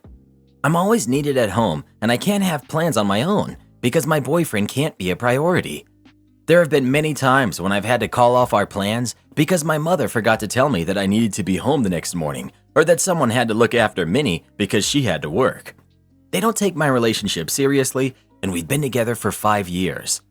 I love my sister, and I don't mind looking after her when my parents are either working, at the gym, or just visiting friends and family. I get her ready in the morning, and I take her to school. I clean the apartment. I run errands for my mother, and unlike my sisters, I'm actually present. Sina rarely lifts a finger, and Anna was always out with friends. She moved out last year. I'm the first one my parents see in the morning. I make them coffee. I engage in conversations and so on. That doesn't sound like a big deal, but it is. I'm a victim of them. I'm trying to better our relationship. I started asking Sina to look after Minnie from time to time, but she doesn't want to, and my mother got mad at me for trying to get Sina to do my job. It's exhausting. My mother thinks of me as a massive failure because I dropped out of uni last year. My mental health was drastically declining and I needed a break. She told me that she can't sleep at night because I have no future, and how am I supposed to take care of Minnie later when I have no money? I was shocked. That's gonna be my responsibility? They've made you their personal servant and nanny. Refuse to do it. Just flat out refuse. If they say they'll kick you out, find someone to stay with for a bit. But there is no reason you have to do what they demand. Girl, you are not repairing a relationship. You are their doormat. Your mother wanted another kid, so why are you taking care of her? Your mental health is suffering because you're letting your mother dictate your life. You're 24. If you haven't moved out, do so now. Get out and run. We teach people how to treat us. She pulls this crap because you let her. Stop.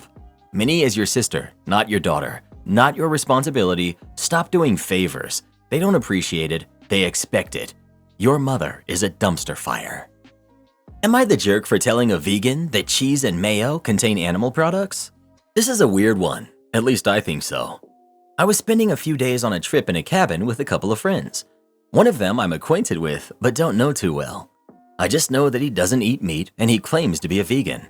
I don't care if he's vegan. People can eat however they want to. I think his veganism comes from him never trying foods. He eats nothing but junk food and doesn't like meat or eggs or drinking milk because it's from an animal and the texture is gross to him. Again, not my problem, his life. He eats Doritos and chips constantly, lots of ramen noodles and mac and cheese. I don't think I've ever seen him eat a vegetable. I've never really seen his eating habits before this trip. First night we were deciding what to eat. A friend suggested pizza and he agreed. I said, keeping him in mind, I said we should make sure that we have options with vegan cheese and meatless sauce. He was like, "What? Cheese is okay to eat? It's not meat." I told him cheese is made from milk and he looked sick. He went on his phone and searched it up and was very upset. I thought this was common knowledge. He said that he loves pizza and pretty much lives off pizza, and that he eats tons of mac and cheese. I guess we were just assuming he had the vegan thing handled and ate vegan mac and cheese, or that cheap Kraft's cheese that isn't real cheese, so it doesn't matter. The next day, we were all ordering food. We were telling our order to one person and they'd go out and pick it up. He was asking for a sandwich with just vegan cheese, onions, and mayo, and a side of fries. I said to make sure they have vegan mayo there. Big mistake. He was upset and asked why he can't eat mayo. I said mayo is made with eggs, and he got really upset with me and said I'm ruining all the good food for him. At this point, I just stopped keeping him in mind. He made some other questionable orders of things with animal products, and I just didn't bring it up. He says I ruined food for him because he puts cheese and mayo on most things he eats. He called me a jerk. I don't care what this guy eats. I don't care if he claims to be vegan and eats steak every day. I was just keeping him in mind. My mother is vegetarian, so I'm used to checking if things have animal products in them. Edit. I don't care that this guy identifies as vegan. I don't think less of him for it. My mom is vegetarian, and I have friends and family that are vegan. I wouldn't have asked my buddy to make sure they use vegan cheese at a restaurant if I were anti-vegan. I also don't care if he's wrong. If he wants to wave the vegan flag and eat fried chicken and ribs, okay, he's a vegan that eats meat. It's not my problem. I was just looking out for him in the moment, but quickly realized he didn't know common ingredients and didn't bring it up again. Not the jerk. This is common knowledge. That this person doesn't know, this is a little sad, honestly. He's misdirected his anger at you because he's realized that he's kind of dumb. That's not your fault, though. You know the old saying, no good deed goes unpunished. He should have thanked you and actually researched his chosen diet. Oh well, live and learn, right? I'll ask what that means for them. It's easier than assuming they use a particular definition of those terms. But if you asked and he said he avoided dairy and meat, then considering those options when choosing a restaurant and discussing them in that context is entirely appropriate. Karen demands to go through bear territory, almost gets eaten by a grizzly. So for a little context, this story is not mine. This happened to my father in the late 80s and the 90s, but I'll write it in first person because English is hard. In the 80s, I lost everything I could. I dropped out of college, my father passed of a heart attack, and my mother was somewhere in the wind. I wasn't worth the air I was breathing. As a last effort, I saved up some money to move to a different state so that I could start fresh. I chose Montana to be my new home. Because I didn't have a college degree, I knew I could only make a living with my hands and not my head. After a bit of looking around, I found work on a ranch. The owner of the ranch, let's call him Jack, took me under his wing. He taught me how to ride a horse, how to herd, how to do cutting, roping, and many other useful skills on the ranch. My goal was to have enough money for a deposit so I could buy a house, or at least some land. After about 3 years, I had the money, but I loved the ranch and the folks so much that I chose to stay longer. In the spring of '88, I finally made the decision to quit. I was fully honest with Jack about what my intentions were. I told him that I wanted to buy some land to have a ranch of my own and potentially get married and start a family. Being the absolute champ, Jack offered me some contacts of people who were selling land. After some time, I chose a piece of land near Jack's ranch. I got a loan, bought the land, and in the summer I started building my house. By winter, the house was done, and it was planned that in the spring I'll build a barn and some fences, corrals among others. In the spring, it was back to work, and before summer started, I had nothing to do.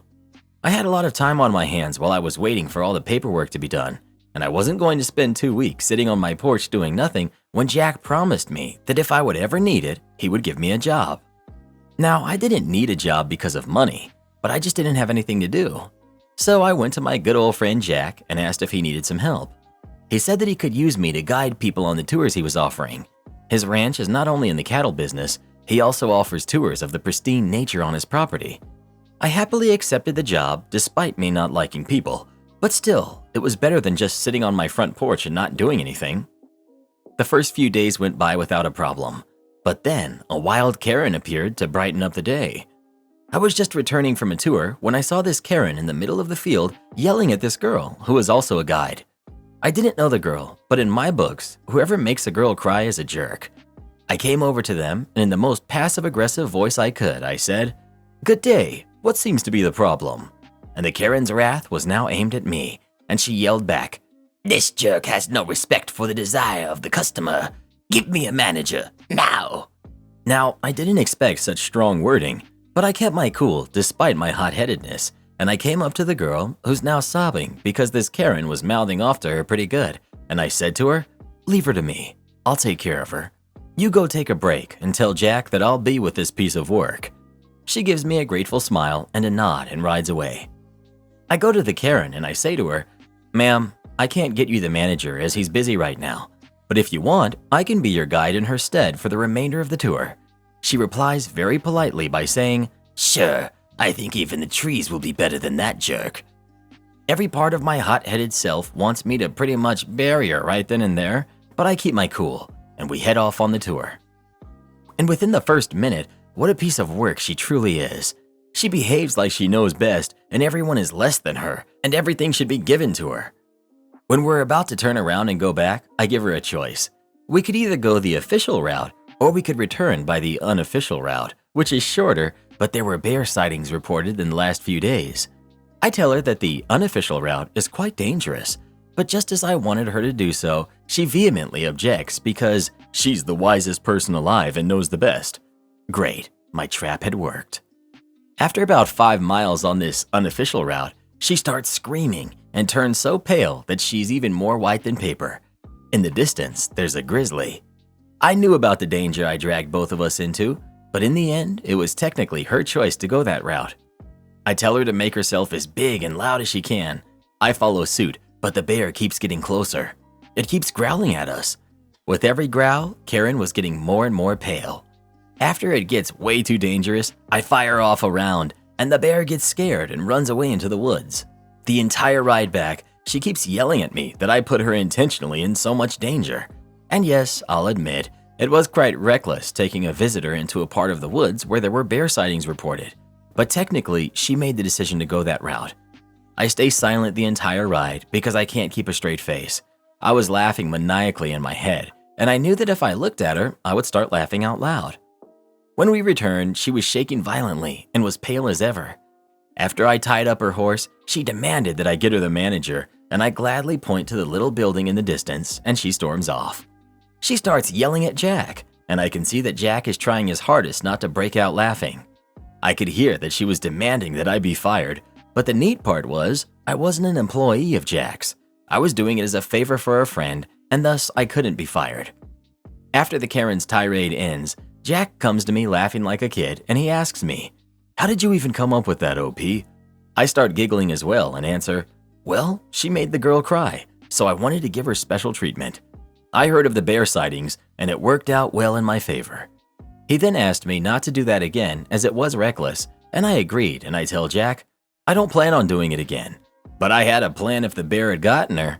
My defense would be that I gave her the choice to go on a safer path, but because she was apparently of higher intellect than me, I simply agreed. Jack gives me a smile and heads off.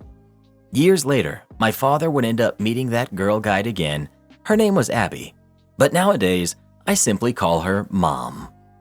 I, female 18, flirted with a customer even though I'm taken, and now my boyfriend is mad. Okay, that title makes me sound absolutely terrible, I know.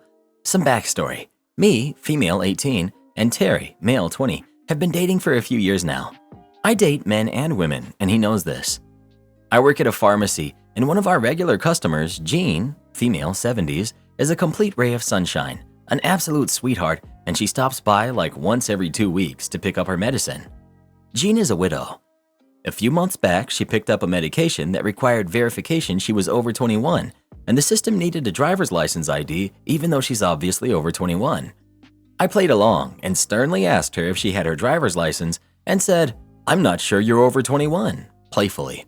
She said, "Oh dear," and laughed, and it became a little joke, and she and I have been acquaintances, if not distant friends, ever since.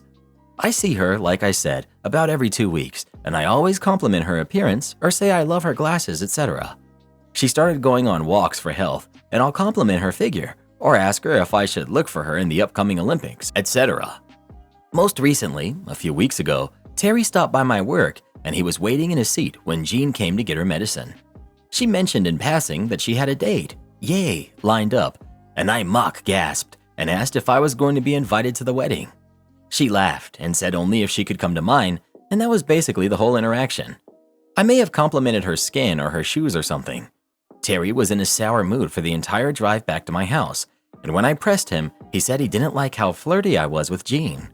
Of course, I reassured him and told him that I'm just extra nice because she's on 30 different meds and a widow, and I want to make her day a little better. But he says I'm crossing a line and that taken girls shouldn't act that way.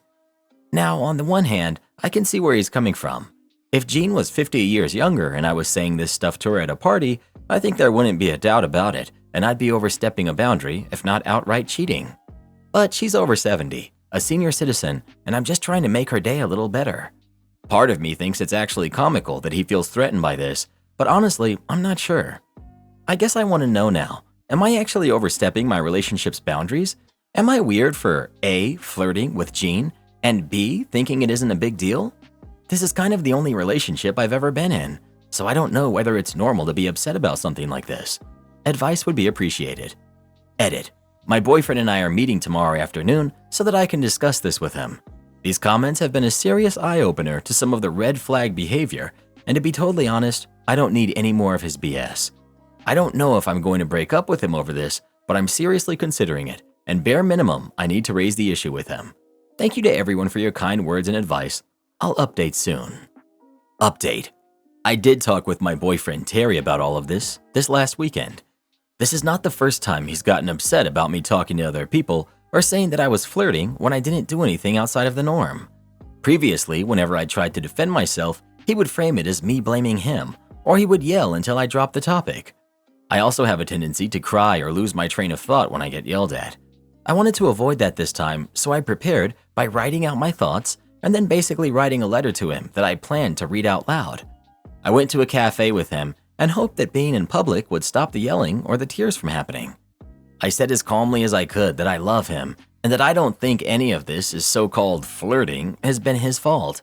I said that I know he feels like I'm crossing a boundary and that I'm breaking his trust by complimenting people, but that it makes me happy to do it and it's harmless. I said, basically, that if he has a problem with it, then the problem is rooted in him and not me, and that I'm more than willing to help him overcome that problem, but I'm not willing to stop being nice to people because it makes him jealous. He sat through my spiel, which went on for like 10 minutes, and by the end of it, he was crying, like tears falling down his face.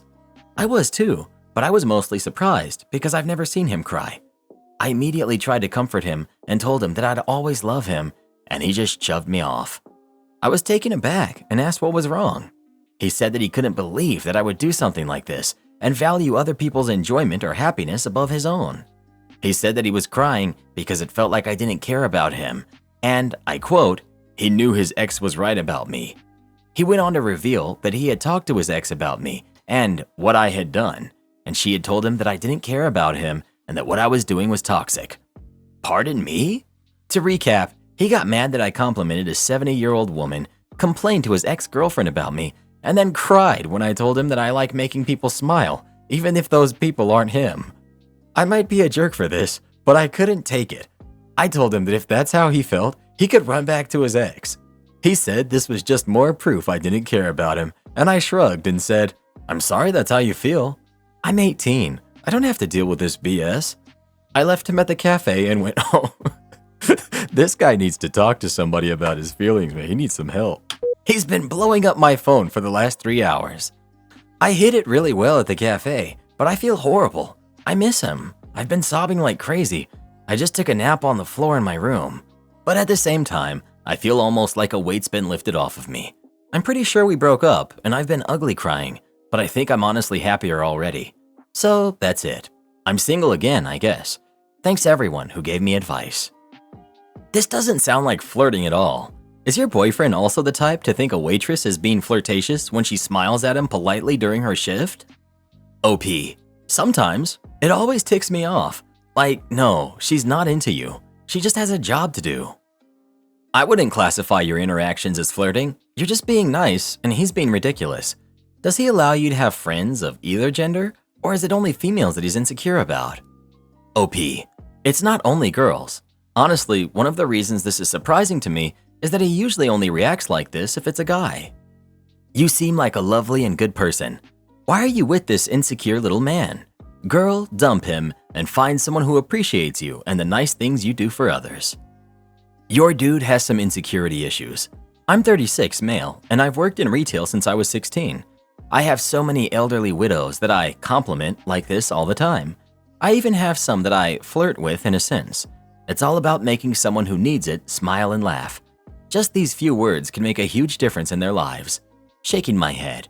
He needs to grow up. OP. You get it. A big part of my job, and just being a decent person, is cheering up the people who need cheering up. He's never really had a service-type job, so he doesn't really get that. I just don't know how to show him that I'm not trying to hook up with this asthmatic 70-something-year-old woman with kidney problems. Drop Terry, date Gene. Not the jerk. Why is it so hard to find guys these days who aren't insecure? Most of the guys I've dated end up being like this. They don't want you to have guy friends, no hanging out with your guy friends. They don't want you texting them or Snapchatting. It's so sad that most dudes are this insecure. Like, sorry little man, but if I want to Snapchat my guy friends, I'm going to do it. You have no right to tell me who I can or can't talk to. You're lucky that I'm even giving you a chance. I think eventually I'll just have to stick to dating other girls because guys these days just aren't worth the trouble. You hear that, Reddit boy? You ain't worth nothing. Well, I guess that makes two of us. Am I the jerk for picking my wife up from the airport 10 minutes late? My wife was due to fly into one of the most popular airports in the world last night at around 9 p.m. Her landing time was 8:50, no checked luggage, so I told her I'd be there at 9 p.m. At about 8:05 p.m., she apparently started calling my phone, but unfortunately I didn't see or hear the calls until 8:15. This is because, like her, I keep my iPhone with the little silent switch on at all times so that it just vibrates. I didn't hear the vibration because I had my gaming headset on, and I was gaming and talking with friends. Keep in mind, I wasn't expecting any calls from her until after she landed. When I finally realized she was calling me, I looked at my phone by chance. I picked up, and she told me that her plane had landed early in the airport. Unheard of. And she told me to leave now. I just said, okay, I'll see you soon, and hung up. This is where the Am I the Jerk comes in. I thought it was fine to finish my online match and left the house 10 minutes later. I drove to the airport, and there was a ton of traffic, as usual and as expected, and I didn't pull up to where her and her friend were waiting until about 9:05 p.m. As fate would have it, this was pretty much the original time we had planned on picking her up. To make a long story somewhat shorter, my wife sprung the fact that we had to bring her friend home as well, which I was fine with. They lived a few minutes away, and everything was fine until after we dropped her friend off. Then my wife showed me how upset she was that I made her wait an extra 10 minutes, and that there was a huge difference between waiting 30 minutes and waiting 40 minutes. At first, I kinda laughed it off and tried not to be upset back at her, but inside I was thinking, hello, I'm doing you a favor by driving to the airport and picking you up in the first place. Why are you getting upset over waiting 10 minutes longer than you wanted when people sometimes wait hours to be picked up at the airport? Eventually, we had a little back and forth about it, but I was just sick of arguing over something so small to me, and I wanted to just agree to disagree. And my wife was also sick of talking to me if I wasn't going to apologize, so I went to sleep. Am I the jerk? I feel like this isn't an apology-worthy event. You can't just land almost an hour early and expect your driver, even if they're your husband, to drop everything they're doing and come pick you up immediately, right? Edit 1. I was not aware of the fact that you could track arrival times of flights after they left their departing location. That's my bad. I will do better in the future. Also, someone said I'm a jerk for not missing my wife. She was gone for one night. I did not miss her in the true sense of the word. Edit 2. I literally just showed my wife some of the responses here, and she has had the exact response I thought she would, because she's my wife. She laughed. Someone really thought their response to me saying that I didn't miss my wife was clever when they said, "Show her this one too." Well, I did, and she laughed. We're adults in our 30s, and we've been together for almost a decade. A night apart is nothing. OP isn't the jerk for not knowing that flight tracking exists, but he is the jerk for having his phone on silent when he knew his wife was on her way home and for continuing to game after she got through to him. And he has only confirmed it by being a jerk in many of his comments. You're the jerk. You're doing her a favor? Your wife? Picking her up at the airport is you doing her a huge favor? What a chivalrous husband you are. Jeepers creepers, dude. And she told you her plane landed early, but rather than leave early, you played an online video game. That's super important. Good grief. I mean, it's a bit of a jerk move to prioritize your stupid game over picking your wife up from the airport. You're the jerk. Hang up the video game. You literally chose that over leaving on time. I don't get the whole video game addiction. Go ahead, downvote me. If I called my partner in a similar situation, I know 1000% that he'd throw on a coat and leave. OP literally prioritized a video game over his wife. You're the jerk. Some things can't be dropped immediately. If you're unclogging a toilet, for example, or you're in the middle of cooking something, or if you're in the shower and still have shampoo in your hair, yes, you can take 10 minutes to finish and get out the door. An online gaming match isn't one of those things, however. Sorry guys, gotta go pick up the wifey, is all that needs to be said, and no one will look down on you for it. Actually, they'd probably respect you more. I would anyway. Your wife isn't really mad that you were 10 minutes late. She's mad that you prioritized your game over her, and maybe also that her friend witnessed it. While she should appreciate the favor of you picking her up, it's kind of on par with someone making you dinner but burning the crap out of it.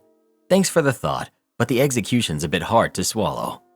Maybe I'm missing something here, but I wouldn't have minded letting him finish his game, especially if I had my friend there to talk to. Oh, this is Reddit, Karen. You know these minions just like to attack people sometimes. More like all the time. How I dealt with a one-sided friendship. I won't lie, it feels horrible to have people messaging you whenever they need help, and after you help them, they just dip and ignore you until the next time they need your help again. My friend recently asked me to buy her a special blender and food processor for their birthday. It was around 150 Australian dollars because her old one broke. We're both uni students, but she lives on a way tighter budget than me because she doesn't receive help from her parents. Of course, they go all friendly, hyped me up and whatever beforehand, as if we're besties. About 2 months of radio silence, as if nothing happened. I, for whatever reason, decided, hey, since we've been friends for so long and I'm in a good mood, why not? I go to Target, take a photo of the food processor and send it to my friend who sends back, OMG, yes, that's the one, thank you, thank you. So I buy it. As I get on the bus, I start reflecting. I'm scrolling through our message history together, massive blender around my arms, and I'm looking at the massive differences in the amount I type to her versus how much effort she would put into her texts, and contrasting that with the changes in the amount she would type to me in the last few days. And I'd always be the one to initiate the conversation unless she needed something. It was as if she was just tolerating me. I quickly send a message. Will we hang out after your birthday? Her last message was 2 minutes ago, to test to see if she actually cared about me as a person rather than some gullible ATM machine. And as I'm waiting, I get off the bus and walk home. When I place the blender up on my kitchen counter, I realized that the color of the blender actually fits my kitchen quite well, and I began contemplating purchasing another one for myself. I check my messages again and see that I've been invited to the birthday group chat. Friend is still online, yet hasn't responded to me, as if she just throws her phone across the Pacific Ocean after each message I send her. I begin to realize the pattern in which she messaged me and that this friendship was taking an incredibly large toll on my mental. Why should I always be worried about whether or not I get a response as if I'm not good enough? I decided to leave the birthday group chat, which was somehow noticed by my friend immediately since she messaged me asking why I did that, but not my previous message, and I decided I no longer wanted to be friends with her. So I left her on red and went and made a banana ice cream milkshake, currently drinking while typing this up instead of studying, with the brand new blender that she thought she was going to get out of me. Honestly, I'd rather have someone straight up tell me that they don't like me than string me along for years while pretending to be my friend when they need me. It was a long overdue lesson, but now I found myself with a nice new blender to make smoothies with, so it wasn't all that bad, I suppose. Update. Wow, it's only been a few hours, and I wasn't expecting to have an update so soon. So 10 minutes ago, after I left my friend on red for hours, she sent me a new message saying, "Wow, okay, I see how it is." I quickly check our messages and see that she's drafting up a response, so before she could finish whatever long essay she was writing, I responded with a picture of the new blender next to my glass of the banana smoothie, as you all were suggesting, with one word. Yup. And then I promptly blocked her before she could say whatever she wanted to me. Thankfully, we don't have many mutuals together, so she can't go and badmouth me, a complete stranger, to a bunch of people who probably won't care. And honestly, to say that I was immensely satisfied with this conclusion would be an understatement. That wasn't a friend, that was a leech. Good on you for recognizing her for who and what she really was, and for keeping that blender. Enjoy your victory smoothies. Am I the jerk for agreeing to babysit my friend's kids on my day off? My boyfriend, male 36, and I, female 29, have been together for a year. We moved in together last month. We don't have kids and we're not planning on having them.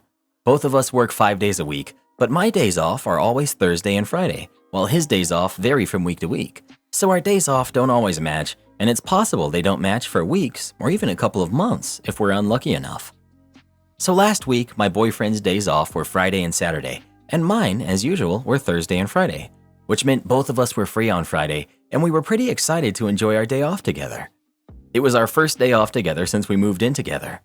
I didn't have anything planned, but I was looking forward to lazing around with him the entire day. Friday, at 2 a.m., I received a call from my best friend, who's 29. She was crying because her husband, he's a truck driver, had been involved in an accident. It was in a city 8 hours away, and he was taken to the nearest hospital in really bad shape. My friend said she and her mother-in-law wanted to leave to the hospital right now so they could be there by mid-morning. My best friend has a 10-month-old son, and she said she obviously can't get a hold of her usual babysitter at 2 a.m., so she asked me if I can watch her son for a few hours until she can reach her babysitter. Now, I'm also not a huge fan of kids, especially babies. I don't know how to deal with them, but this was an emergency, and I understand it's probably impossible to get a babysitter at 2 a.m. My friend had never asked me to babysit before, as she knows I'm not good with kids, but this is an emergency, and what are friends for, right? So I said yes, and I told her she could drop the baby off at my place. As soon as I disconnected the call, my boyfriend told me he couldn't believe I agreed to babysit and that he didn't want a screaming baby in our house, that it would ruin his day. I agreed he shouldn't be forced to interact with the baby against his will. After all, I was the one that agreed to babysit. So I called my friend and told her I'll babysit at her place instead. My boyfriend got angry at me again, but I left anyways and I went to my friend's place. My friend called the babysitter at 8 a.m., but she said she wasn't available until noon, so I ended up babysitting from 2 a.m. until noon. When I returned to my place, my boyfriend was still angry at me. He said I ruined our day off together, as I was missing half the day to go babysit a kid that's not even mine. I tried to explain that I was just trying to help my friend. He has been ignoring me since Friday.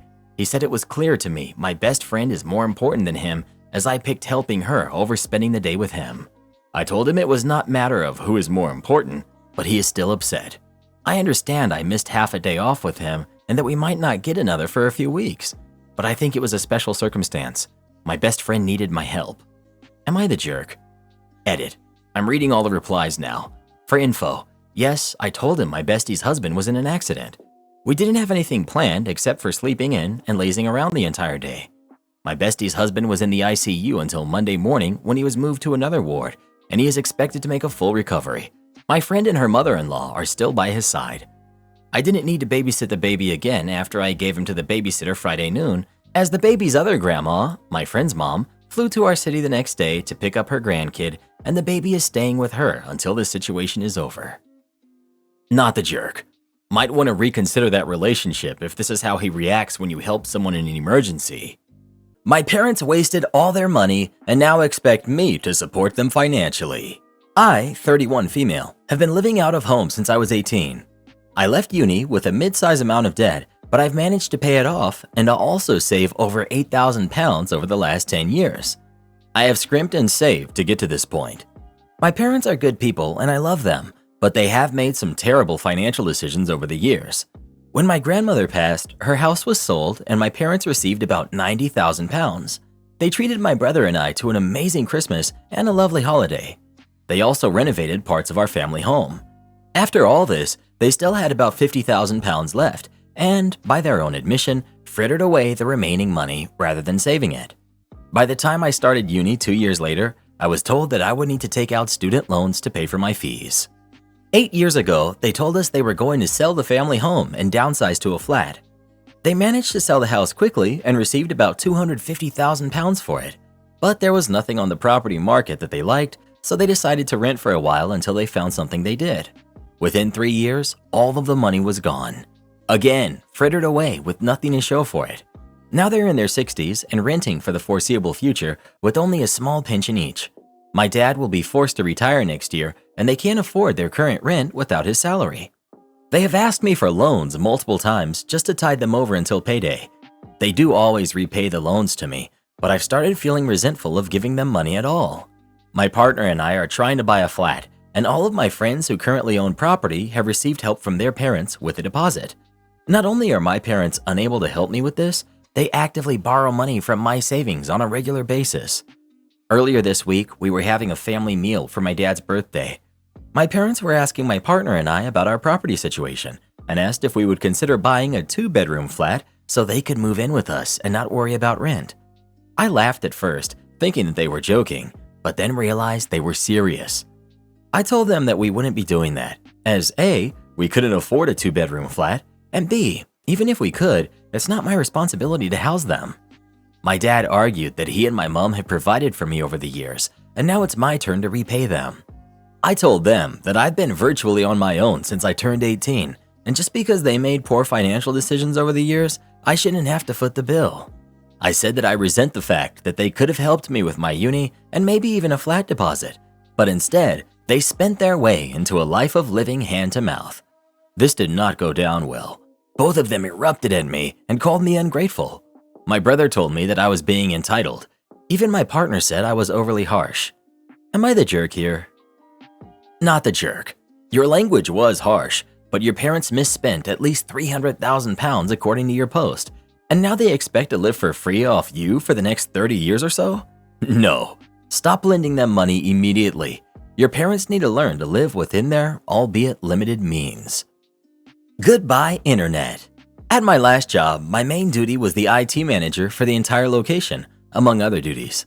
I had been there for about 3.5 years at that point, and I was trusted by everyone.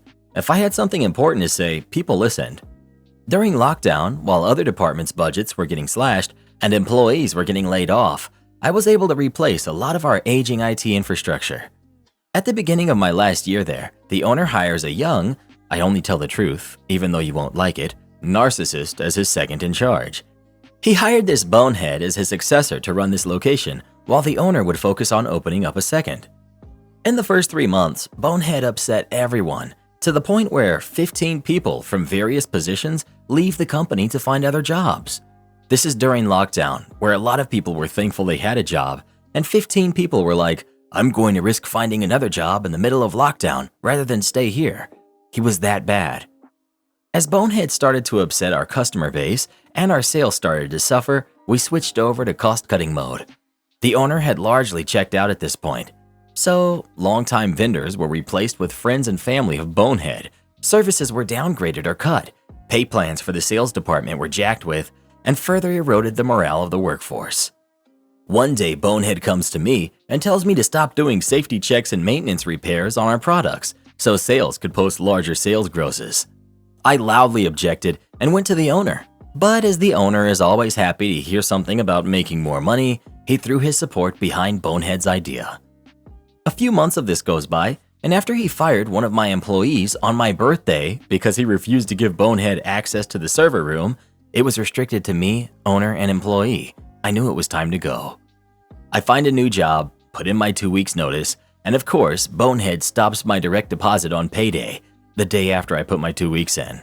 I decide it isn't worth working the extra 2 weeks and inform them that I'm out of there, while filing with the state over my wages being withheld. As I'm walking out the door, Bonehead reminds me I'm no longer an employee of the company and not to get involved with the company's affairs and possible legal repercussions if I say anything negative about the company. My new job pays more, less hours, less stress. Fast forward to this Monday, I get a call from my local internet provider. They tell me my internet service bill has gone unpaid for the last 6 months and will get cut off if I don't pay immediately. I log in and see my account is paid.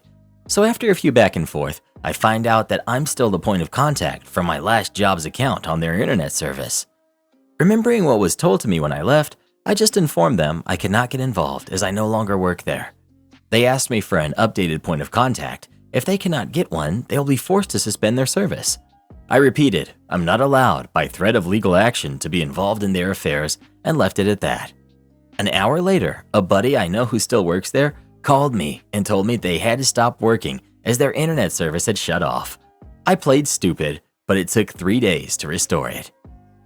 Am I the jerk for refusing to pay for my boyfriend's food on his birthday and getting him banned from a restaurant? I, 18 female, have been dating my boyfriend John, who's 20, for a little under a year.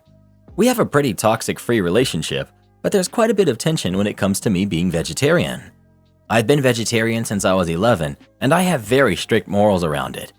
The one thing John has a problem with is me refusing to spend money on meat. Ever since I started making my own money, I swore to myself that I would never spend a cent of it on meat. On our dates, we usually split the bill, and sometimes he pays for it all. I told him if he orders something meat-free, I'd happily pay for both of us, but he never does. When he pays for my food, it's when I've spent money on the activity. Normally concerts or festivals. That's me paying 120 euros on tickets and him spending maybe 50 euros on food. His birthday was a few days ago, and we went out for dinner at his favorite fancy restaurant. He got the most expensive steak they had, along with a side salad and a bottle of wine. When we finished our food, I asked the waiter to split the bill, and John looked at me shocked. He asked if I was joking, and I said no. Then he told me he thought I was going to pay since it was his birthday, and he didn't budget for the meal. I asked him why he thought I would pay since I've been very clear about my rule, but he couldn't give me a reason other than it being his birthday. I told him I'd pay for the wine and the side salad, but he'd need to pay for the steak. He was furious with me and stormed off to the bathroom. I paid for my meal, the wine, and the salad, and I waited for him to come back, but he didn't. After waiting for 20 minutes, I left. I found him sitting on a bench near where we parked the car. I asked him why he left and reminded him he needed to go pay. He looked shocked when I said that and asked me if I didn't pay. I told him I had paid for everything but the meat, and he lost it. He started yelling at me, telling me I was selfish, that I needed to grow up. I stayed calm and told him he needed to go back and pay. He scoffed and walked away. I ended up driving home without him. Now he's saying it's my fault that he can't show his face in his favorite restaurant since he dined and ditched. It's a pretty small restaurant, so he'd 100% be recognized and kicked out. So, am I the jerk? Edit. To the people commenting about me not treating him on his birthday, yes, I did. I even dipped into my savings for his present. Not the jerk. Ignoring the vegetarian stuff, who orders the most expensive steak possible and then expects their partner to pay for them without having checked prior? And then storming off to the bathroom expecting that to pressure you into paying for it? OP, I hope you can see all the huge red flags here. Today I messed up by trying to impress a girl with my amazing cooking skills. So this happened last night and I'm still cringing at the thought of it. There's this girl I've been crushing on for a while now, and I finally managed to ask her out. She said yes, and I decided to invite her over to my place for dinner. I thought, hey, I can cook a decent meal, and girls love guys who can cook, right? Oh boy, how wrong I was. I decided to make us some fancy pasta dish I saw on one of those cooking shows. You know, the kind where they use words like al dente and reduction to make it sound like they're doing some next level stuff. I went all out, bought the ingredients, and even got a little bottle of wine to set the mood. Fast forward to the evening. She arrives, and I'm already sweating bullets. I start cooking, trying to play it cool, like I'm some sort of culinary genius. She's sitting at the counter watching me, and I can feel the pressure mounting. I'm chopping onions like a madman, trying to impress her with my knife skills, when I accidentally got my finger. It started to bleed, and I'm trying to play it off like it's no big deal. She's clearly concerned, but I assure her it's just a flesh wound. I wrap my finger in a paper towel and soldier on like the culinary warrior I am. I toss the pasta into the boiling water, and in my haste, I forgot to set a timer. No biggie, I think. I'll just wing it. Meanwhile, I'm trying to make small talk, but my mind is racing, and I'm pretty sure I'm just spewing out random facts about pasta and Italian cuisine. She's nodding along, probably questioning her life choices at this point. As I'm stirring the sauce, I realize I haven't tasted it yet. I grab a spoon, take a taste, and it's saltier than the Dead Sea. I must have mistaken the salt container for the sugar one in my nervous state. Panicking, I remember reading somewhere that adding a potato can help absorb the excess salt. So I grab a potato, peel it, chuck it into the sauce like it's some sort of magical salt-absorbing grenade. I finally decide to check on the pasta, and it's turned into a mushy, overcooked mess. At this point, I'm ready to admit defeat, but I figure I've come this far, so I might as well see it through. I drain the pasta, plate it up, and pour the sauce over it, potato and all. I set the plates down, trying to hide my shame, and we dig in. The first bite is a disaster. The pasta is a soggy mess. The sauce is still saltier than a sailor's vocabulary, and the potato is just sitting there, mocking me. She's trying to be polite, but I can see that she's going to need a gallon of water to wash down this culinary catastrophe. I refuse to admit defeat, so I muster up the most convincing smile I can and say, "Bon appetit!" She hesitates for a moment, then takes another bite, clearly trying to be polite. I can see the fear in her eyes, but I just keep shoveling the salty, soggy disaster into my mouth, pretending like it's the best thing I've ever had. As we continue eating, I try to salvage the situation by making more small talk, but it's clear that this meal has absolutely ruined the evening. She's giving me one-word answers and nervously glancing at the door, probably planning her escape route. Finally, she can't take it anymore. She puts down her fork, looks me dead in the eye, and says, "I'm sorry, but I just remembered I have an early morning tomorrow. I should probably get going." I can see the relief wash over her face as she stands up, and I know I've royally messed up. I walk her to the door, trying to play it cool, like I'm not a complete and utter fool. She gives me a half-hearted hug and says, "Thanks for dinner. It was interesting." And with that, she's gone, leaving me alone with my salty, soggy pasta and bruised ego. Bro, admit defeat to the girl next time and order delivery. Don't force your date to eat a trash meal.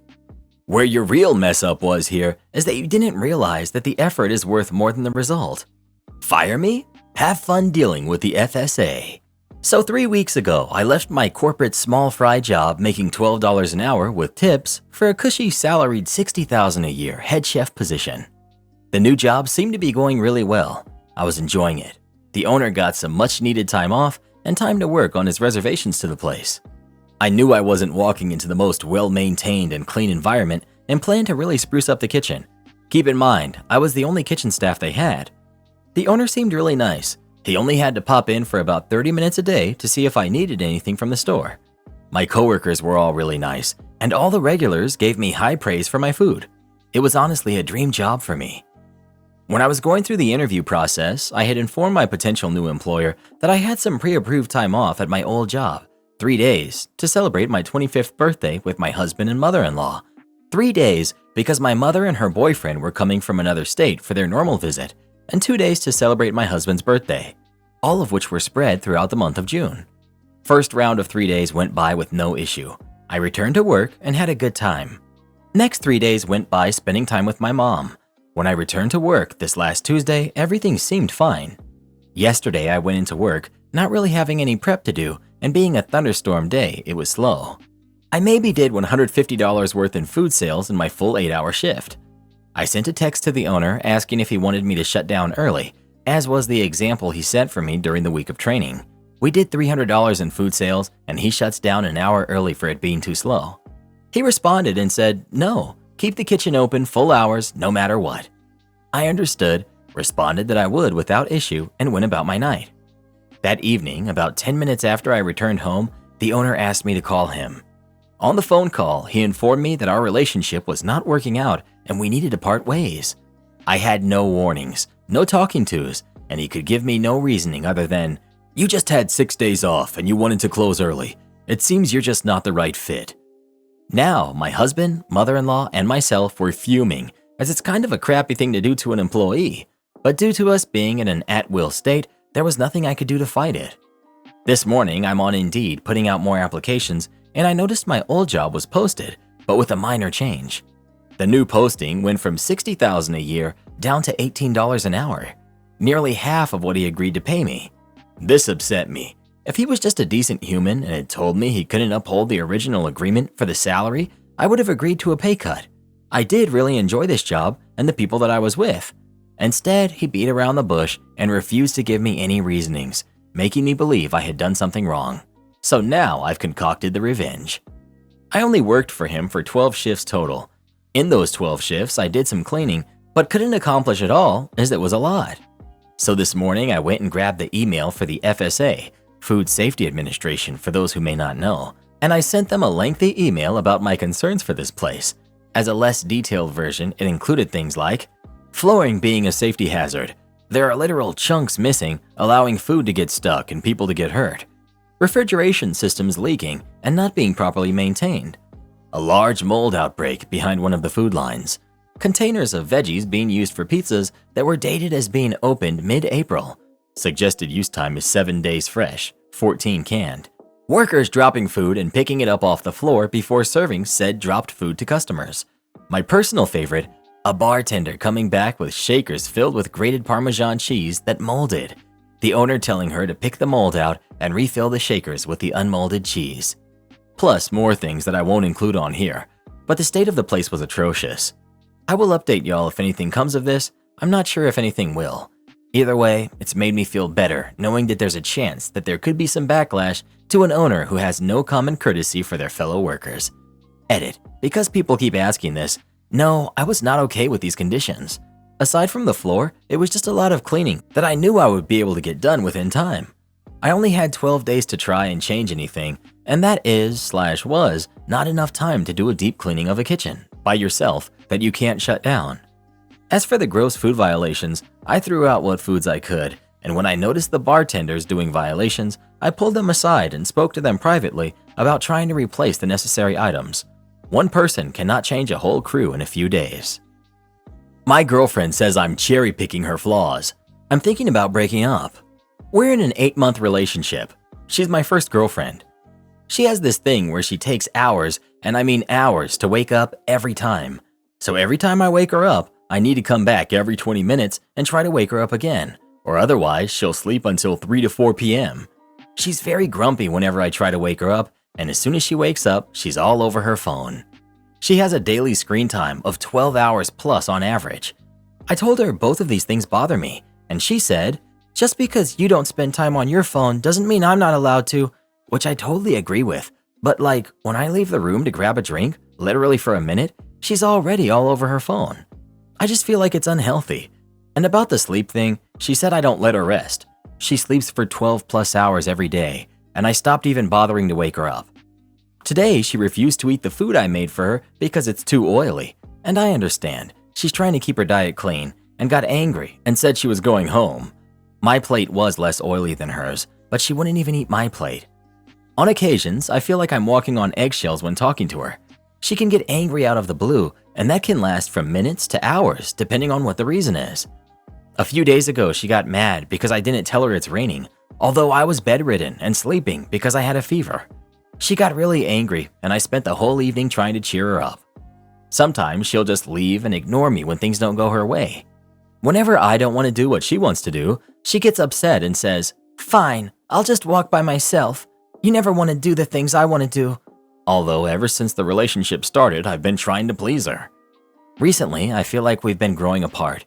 She's on her weight loss journey, and I'm in my first internship program, and we both just focus on ourselves, seeing each other less and less. Today, after the food argument, we talked about this. I told her about the things that have been bothering me, and I told her I'm not really enjoying the relationship all that much. She said, "Maybe you should find someone that was raised by parents like yours." My parents are very toxic, and I still live with them since I can't afford to live by myself, and that really hurt. She said she can't change, and she thinks I'm looking for someone like myself, and that there are other parents like mine that can raise the kind of kids like I am. I don't know whether that was an insult pointed towards me or my parents, but it wasn't a nice thing to say. I'm unsure whether I'd want to be with a lazy person, but I'm unsure whether she's lazy. That's a subjective thing. But to me, spending most of your time on your phone and sleeping 12 hours a day is laziness. She is very supportive of me, she encourages me, and she helps out when needed. She's in general a sweet soul, but I'm not sure we're meant for each other as we have different values and views. Should I try to make it work since I love her and sincerely enjoy most of the moments we spend, or should I call it quits and just work on myself? So the whole point of dating is that you're supposed to try out people. There shouldn't be this much grief early on in a relationship. This should be the honeymoon phase. Break up, date around. You should break up. You two are so young. You've been together for only 8 months and have totally different ways you want to live your lives. It's clearly not a great match. You can have awesome times and very strong feelings for people who are not good matches. This is good practice for the future when you will sadly have to end relationships with other people who are also not good matches in some ways, but who are much more nicer to be around. If you want permission to break up, you have it. But if she sleeps for 12 hours a day, she needs to see a doctor and get evaluated for things like hypothyroidism. That's not normal. Well, what would you do in this situation? Would you stay in the relationship or break up with them? Please let us know. If you're an active person, always getting things done and you stay on your grind, do yourself a huge favor and don't date a lazy person. You will end up losing your mind. Am I the jerk for not helping my family's restaurant because my brother was being paid and I wasn't? So I'm 17, female. My parents recently came into a fair bit of money, inheritance from my mom's side, and decided to buy out a local ice cream shop that was going out of business. They love that place because it's where they met, and it has a ton of sentimental meaning to them. They also hired my 18-year-old brother to work there because they want him to have a job experience before going off to college. They didn't offer to hire me, and I didn't ask because I already have a fast food job. Anyway, my house is pretty close to the shop, and my friends and I decided to meet up there yesterday for ice cream and to hang out. For reference, we're a group of 4 high schoolers. It was pretty busy, so we got in line. About a minute in, my brother came out of the back and waved me over. He handed me an apron and asked me to help out his coworker in the back because they had to clean the machines ASAP, but my brother had to open a second register because of how busy it was. I refused on the grounds that I wasn't being paid, and he said that I had to help out because it's the family business and because of how swamped the place was and how panicked his coworker was. He even offered to let my friend skip the line if I helped out for 10 minutes to give his coworker a hand and said I owed it to him to help out because I brought such a big group in. I decided that that would cause a scene in a packed shop and refused again. He huffed and waved me off, then went to open the second register. I went back to my friends and the rest of our meetup went well, but my brother kept giving me angry looks until we got our cones and left. Later that night, my parents confronted me and said that what I did was petty. They told me to work a shift the next day to make up for it, but backed off once I reminded them that I have an actual job that I was scheduled to work pretty much all day the next day. I ended up getting off scot-free, however my whole family maintains that I'm petty and lazy, and now I'm wondering if they're right. So, am I the jerk? Not the jerk. This is one of the most black and white situations I've ever seen. If brother was just working to support the business, not taking salary, then I can see how your family would expect you to step up and contribute. But he gets paid, and your family expects you to work for free? Not the jerk. Bottom line is, you don't have to work if you're not getting paid. You're not an employee, and you have no obligation to that shop. If your parents wanted someone to help your brother, they could have come in themselves. My Karen fiance is demanding to be in my family's Christmas card. I, 37 male, am engaged to my fiance who's 31 female, planning on getting married at the end of this year. My family takes a Christmas card photo every year, usually around big events like graduations or parties when everyone is together, which isn't often. Years ago, my mom instituted a not until you're married policy to include significant others in photos and applied that rule to my brother when he was dating and engaged to his now wife. My fiance has had significant issues with this. Last year, when the family took photos shortly after she and I were engaged, she directed many snide comments to me about how excluded she feels. This year, she flatly refused to drive with me to a family graduation, saying how hurt and excluded she felt by this policy since we are getting married this year and the card is coming out the year that we're getting married. I've tried to explain that this isn't our card. This isn't our right to tell others who can and can't be on their card, and we could always have our own card to start our own tradition. She's made several comments about how surprised she is that I haven't stood up for her to my mother, even telling me that she's discussed this issue with others and they also are surprised that I wouldn't take a stand with my mother on this. She also made a point multiple times to say, Good. Less time to spend on photos with them at the wedding. implying a tit-for-tat response to this policy. I don't really know what to do. Am I the jerk? Your mother is very wise. Your fiancé is a bit of a main character, isn't she? Wow. And she's already planning retaliation at your wedding? Dude, you may seriously want to rethink things here. These are red flags, and her behaving like an entitled kid is going to cause some serious friction now and later. You are not the jerk. Your fiancé definitely is, and needs some serious help. I get the rule when someone is dating, but if you're engaged, it does feel a little harsh. My family isn't exactly super open with other people in our photos either, but I think this is pretty rude, so soft you're the jerk. You are not the jerk. I get why your mom put this rule in place years ago. The last picture of my kids with my great-grandmother has my brother's ex-girlfriend in it, and they were about to get engaged. Your mom didn't make this rule new for your fiancé, so I don't know why she would be so upset by it. Is she being excluded in other ways? Am I the jerk for grounding my daughter after she called me a liar? My husband, who's 47, and I, female 40, are getting divorced. We have 3 kids together, Amelia, who's 17, and 2 sons, one who's 15 and one who's 4. When my husband and I met, we were both married to other people. He was my ex-husband's coworker. We met in one of their company's parties. We hit it off and we had an affair before we got divorced to start dating. Amelia was born shortly after we got divorced. We never felt like we should tell all of this to our kids when they were growing up, mainly because they were too young. Neither him nor I had kids with our exes, so we just threw away any wedding photos and pretended neither of those marriages ever happened. When or if the kids asked how we met, we told them it was through common friends. Well, now that we're getting divorced, Amelia has picked her dad's side. I can't really stop her from seeing him whenever she wants because our custody agreement is not over yet. So she often goes to his house after school and spends the weekend with him. He told her the truth. He's trying to get her to believe that I'm wrong in all of this. Although all I'm doing is supporting my son, he's trying to get her against me and against her brother. He told her that he has always wanted to tell them the truth, but I didn't allow it since it would make me look bad. That's obviously a lie, but Amelia believed him. When she came back home, she started arguing with me about why I never told her the truth. She called me a lying jerk. I tried to explain to her the truth and what her dad is trying to do. She told me she never wants to see me again and such. I got sick of that and grounded her. I took her phone and sent her to her room. This morning, she wasn't talking to me. All she said is that she can't stand me and will try to leave to live with her dad. My coworkers think I was the jerk for grounding her. She's a confused teenager. I don't know what to believe really, so I'd like to read some outsider perspectives, please.